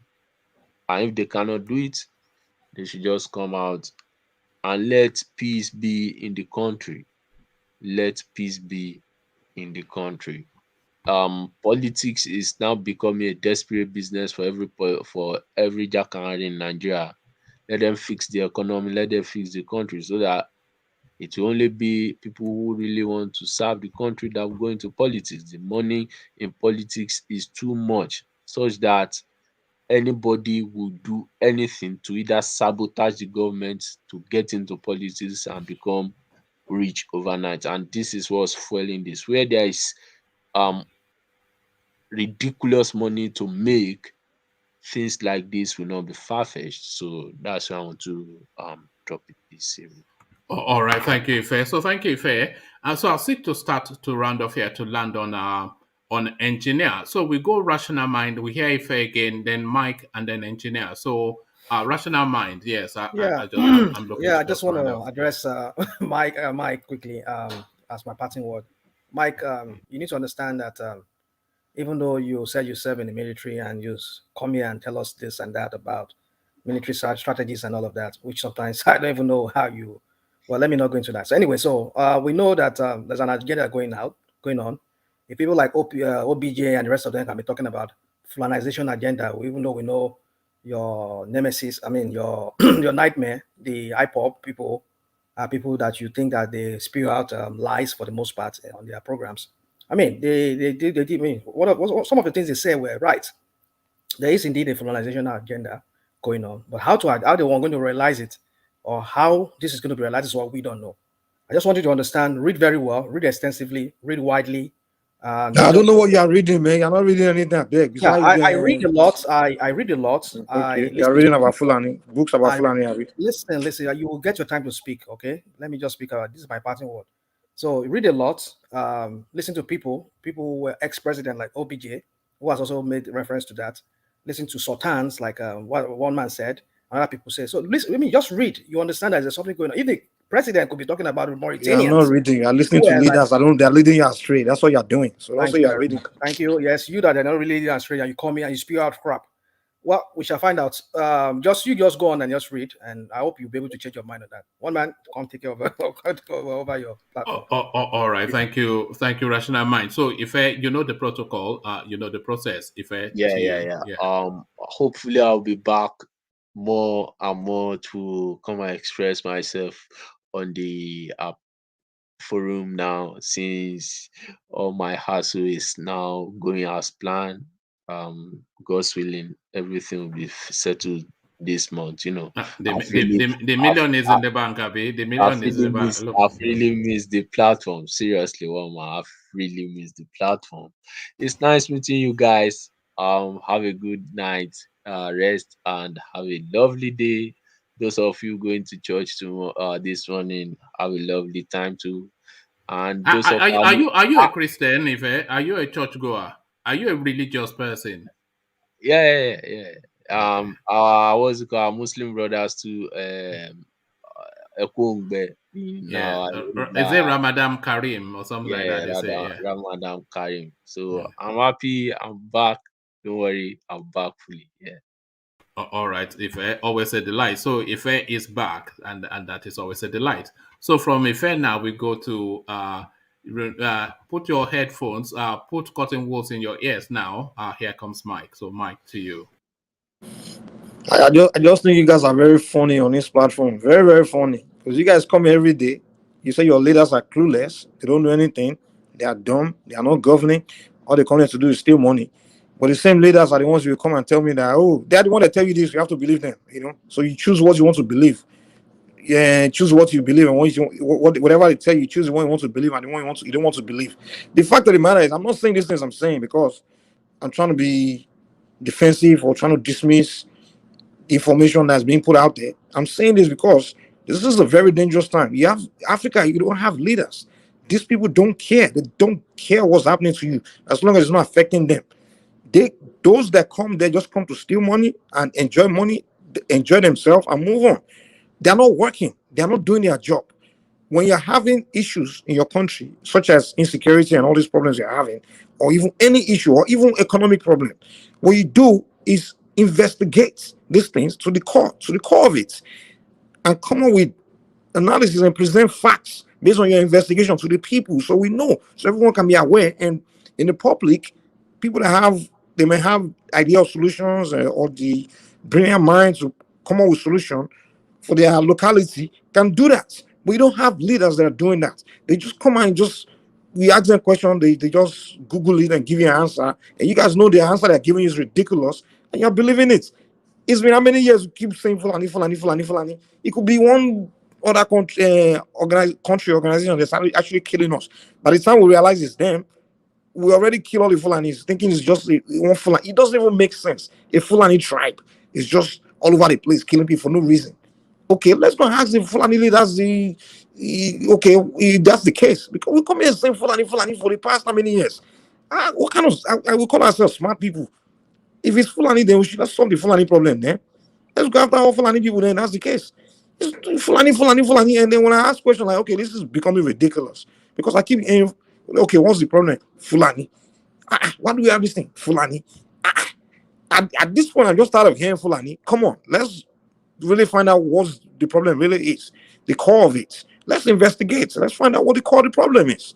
So I didn't come here to just, be rowdy. It's just, we have to be realistic, be rational in our discussions, So sorry, this tribalism needs to stop. If we want to solve our problem, let's start using tribes, this tribe, that tribe, this and this, somebody was asking, say, oh, I see a lot of Igbos in the comment section just insulting me. I don't care. You can type insult. I don't read your rubbish. I don't care. I don't care. I speak my mind. I don't care how somebody feel about it. And someone was telling me, I don't believe it's Fulani, but I believe IPOP is Igbo. Of course, Nnamdi Kanu came out and says he didn't have IPOP. So that one is clear. We know there's a clear evidence of that. He's a Fulani king coming out saying, I'm in charge of the bandit and it's all my tribe that's carrying out this thing. And then I can say, okay, it's very clear, it's very obvious to me. But we're having problem of banditry and just senseless attacks and just senseless killings and we ask, okay, what's going on here? Can we investigate? No investigation is being done. Okay, what's the problem? Oh, it's Fulani people, and you guys are so educated. Come on now, you guys are supposed to be finding it ridiculous by now. After how long they been saying that? Come on, man, come on, guys. Let's stop being emotional and just start to have real conversation if we really want to fix anything. Well, Yeah, that's my point. And thank you, woman. You know. Oh, all right, thank you, Mike. So that's Mike. You know him. He never changes. So you have to yield to his way. He's not going to yield to yours. So thank you, Mike. So as ever, engineer, the final word. I don't even know what just happened, but you explain it to us. So engineer, to you. Yeah, well, thank you, woman. You see, if you start your channel, some people they miss what has been said. They only come halfway through and start talking or confusing people or start this. I think the best thing, one man, you should do is anybody who comes your channel in the late time and don't know the topics of what you have been discussing or what has been said, if you see them trying to interject people and be talking flamboyant, you have the right to just take them off the stage. That's something you need to work on it, one man, because I can see today that a lot of people, they just came late and they don't know what is the main topic and they don't know what generates from issues to issues, and coming out and trying to, for them to start proving or this and this and that. Those are the things, one man, you need to work on it, to be honest. And something you need to realize here again, and I will give you credit, one man. You are the one man, the eagle of all eagles, because dealing with people like this tells you that some time ago they say women talk, but I think women don't talk now. Men have taken the talk from women's mouth into themselves, because this is completely unbelievable that some of us, we claim we live abroad. We don't know the history of our country called Nigeria, and it's sad because people who travel in Nigeria, every part of Nigeria, people like Rational Mind, Ajale Koko, they can testify, they can come out and give that talk. And those are the kind of people, if someone can listen to them and learn more. Because if we end up allowing people who don't know what they call Nigeria, who don't even travel, and they come out to be talking all this kind of thing, then we have a long way to go. This platform, like I said, one man, you made it for everybody to come out and discuss. We are here to make sure that we discuss way forward in Nigeria. What are the problems? What are the things we are facing? And it's quite unfortunate that some of us, we still don't know the history of our state. We don't know the background of our country. We all know, everybody knows who are savaging Nigerians. Those people, they are not Nigerians and they don't belong to Nigerians due to the leadership failure. And this is what we are facing. And the people, they still come out to said they want the Nigerian president to come out and speak.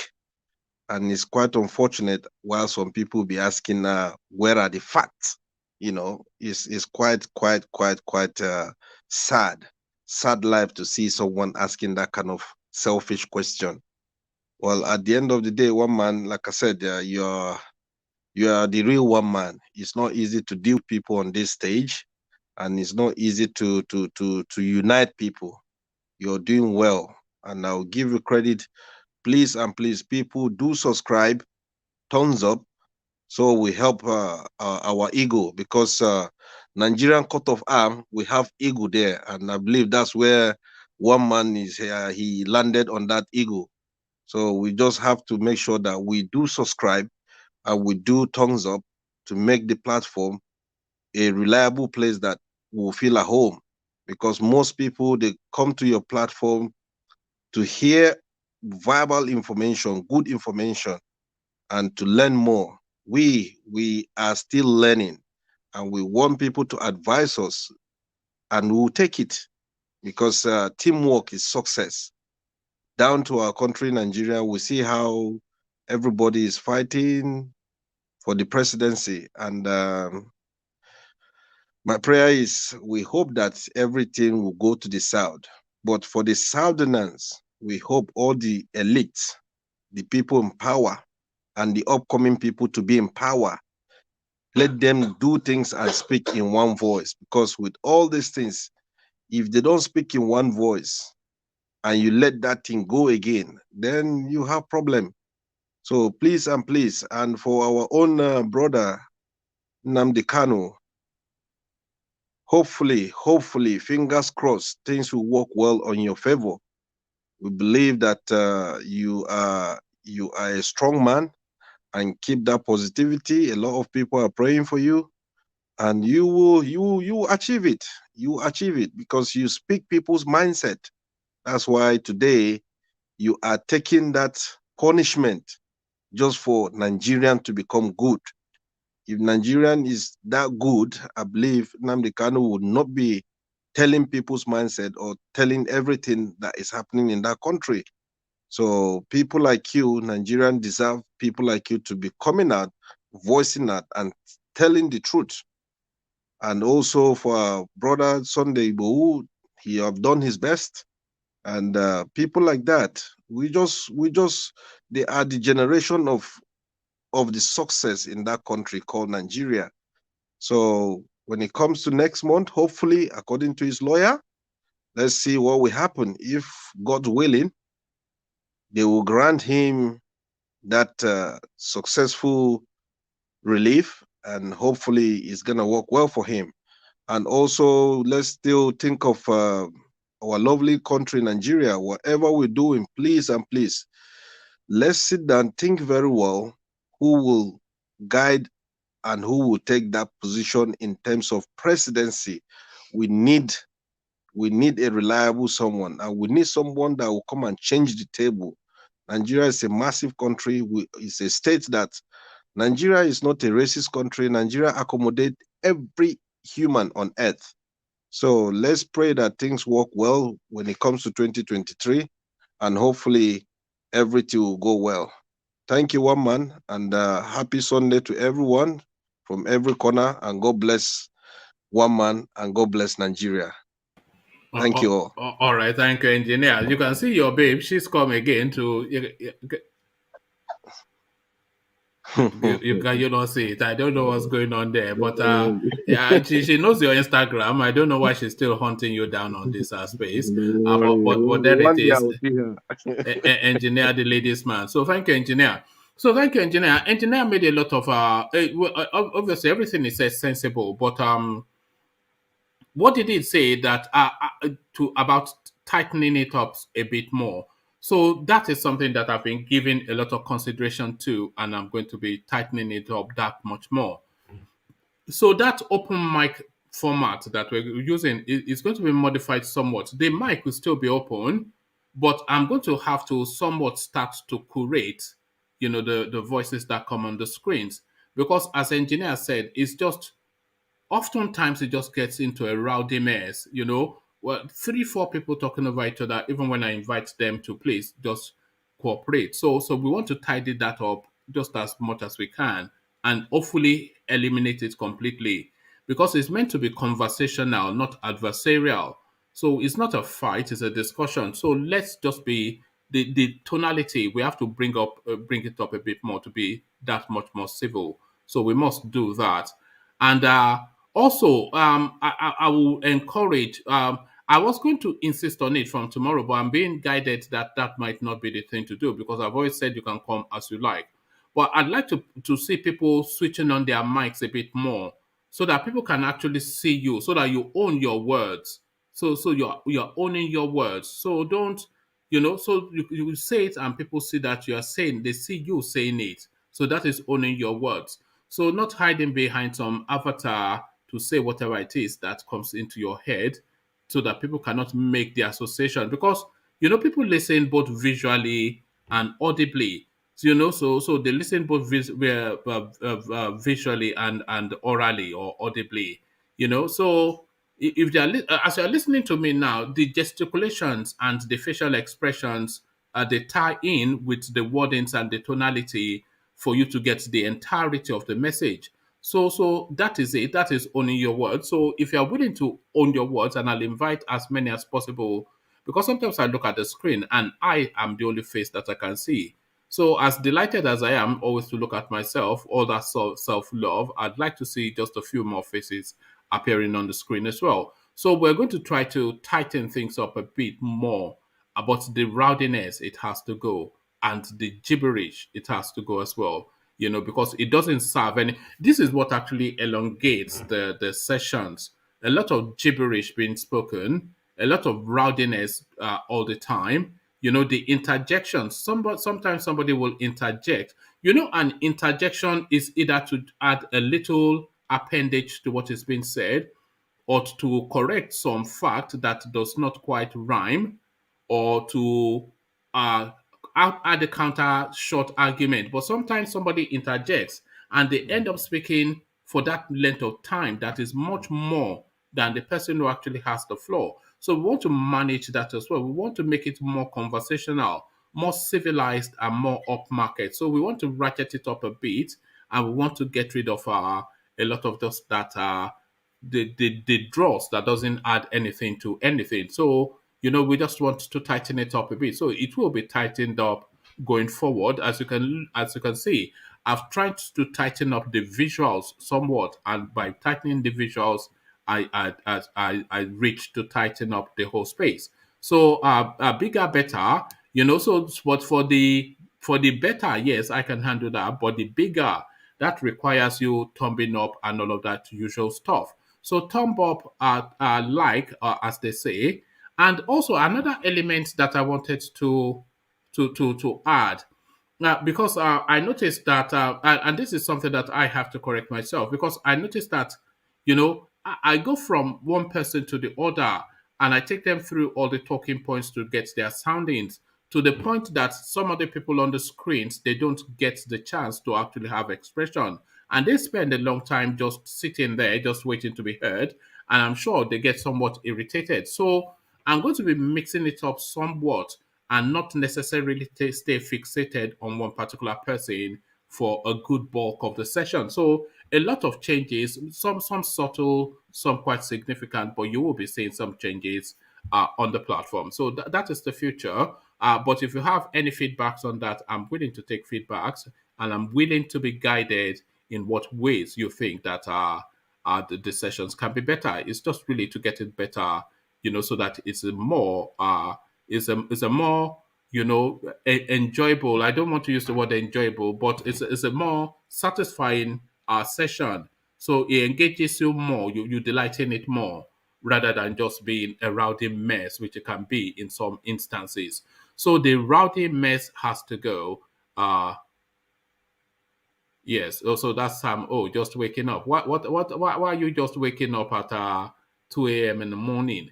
You should be fast asleep. You're not like me at night. Whatever it is, that metaphor. But yeah. So we're looking to ratchet it up, to remove the rowdiness, and to see more faces on the screen. So all of that in consideration. Your feedback on all of those. So I'll leave it there. Carry the conversation on within the comment section. But here, I say, peace.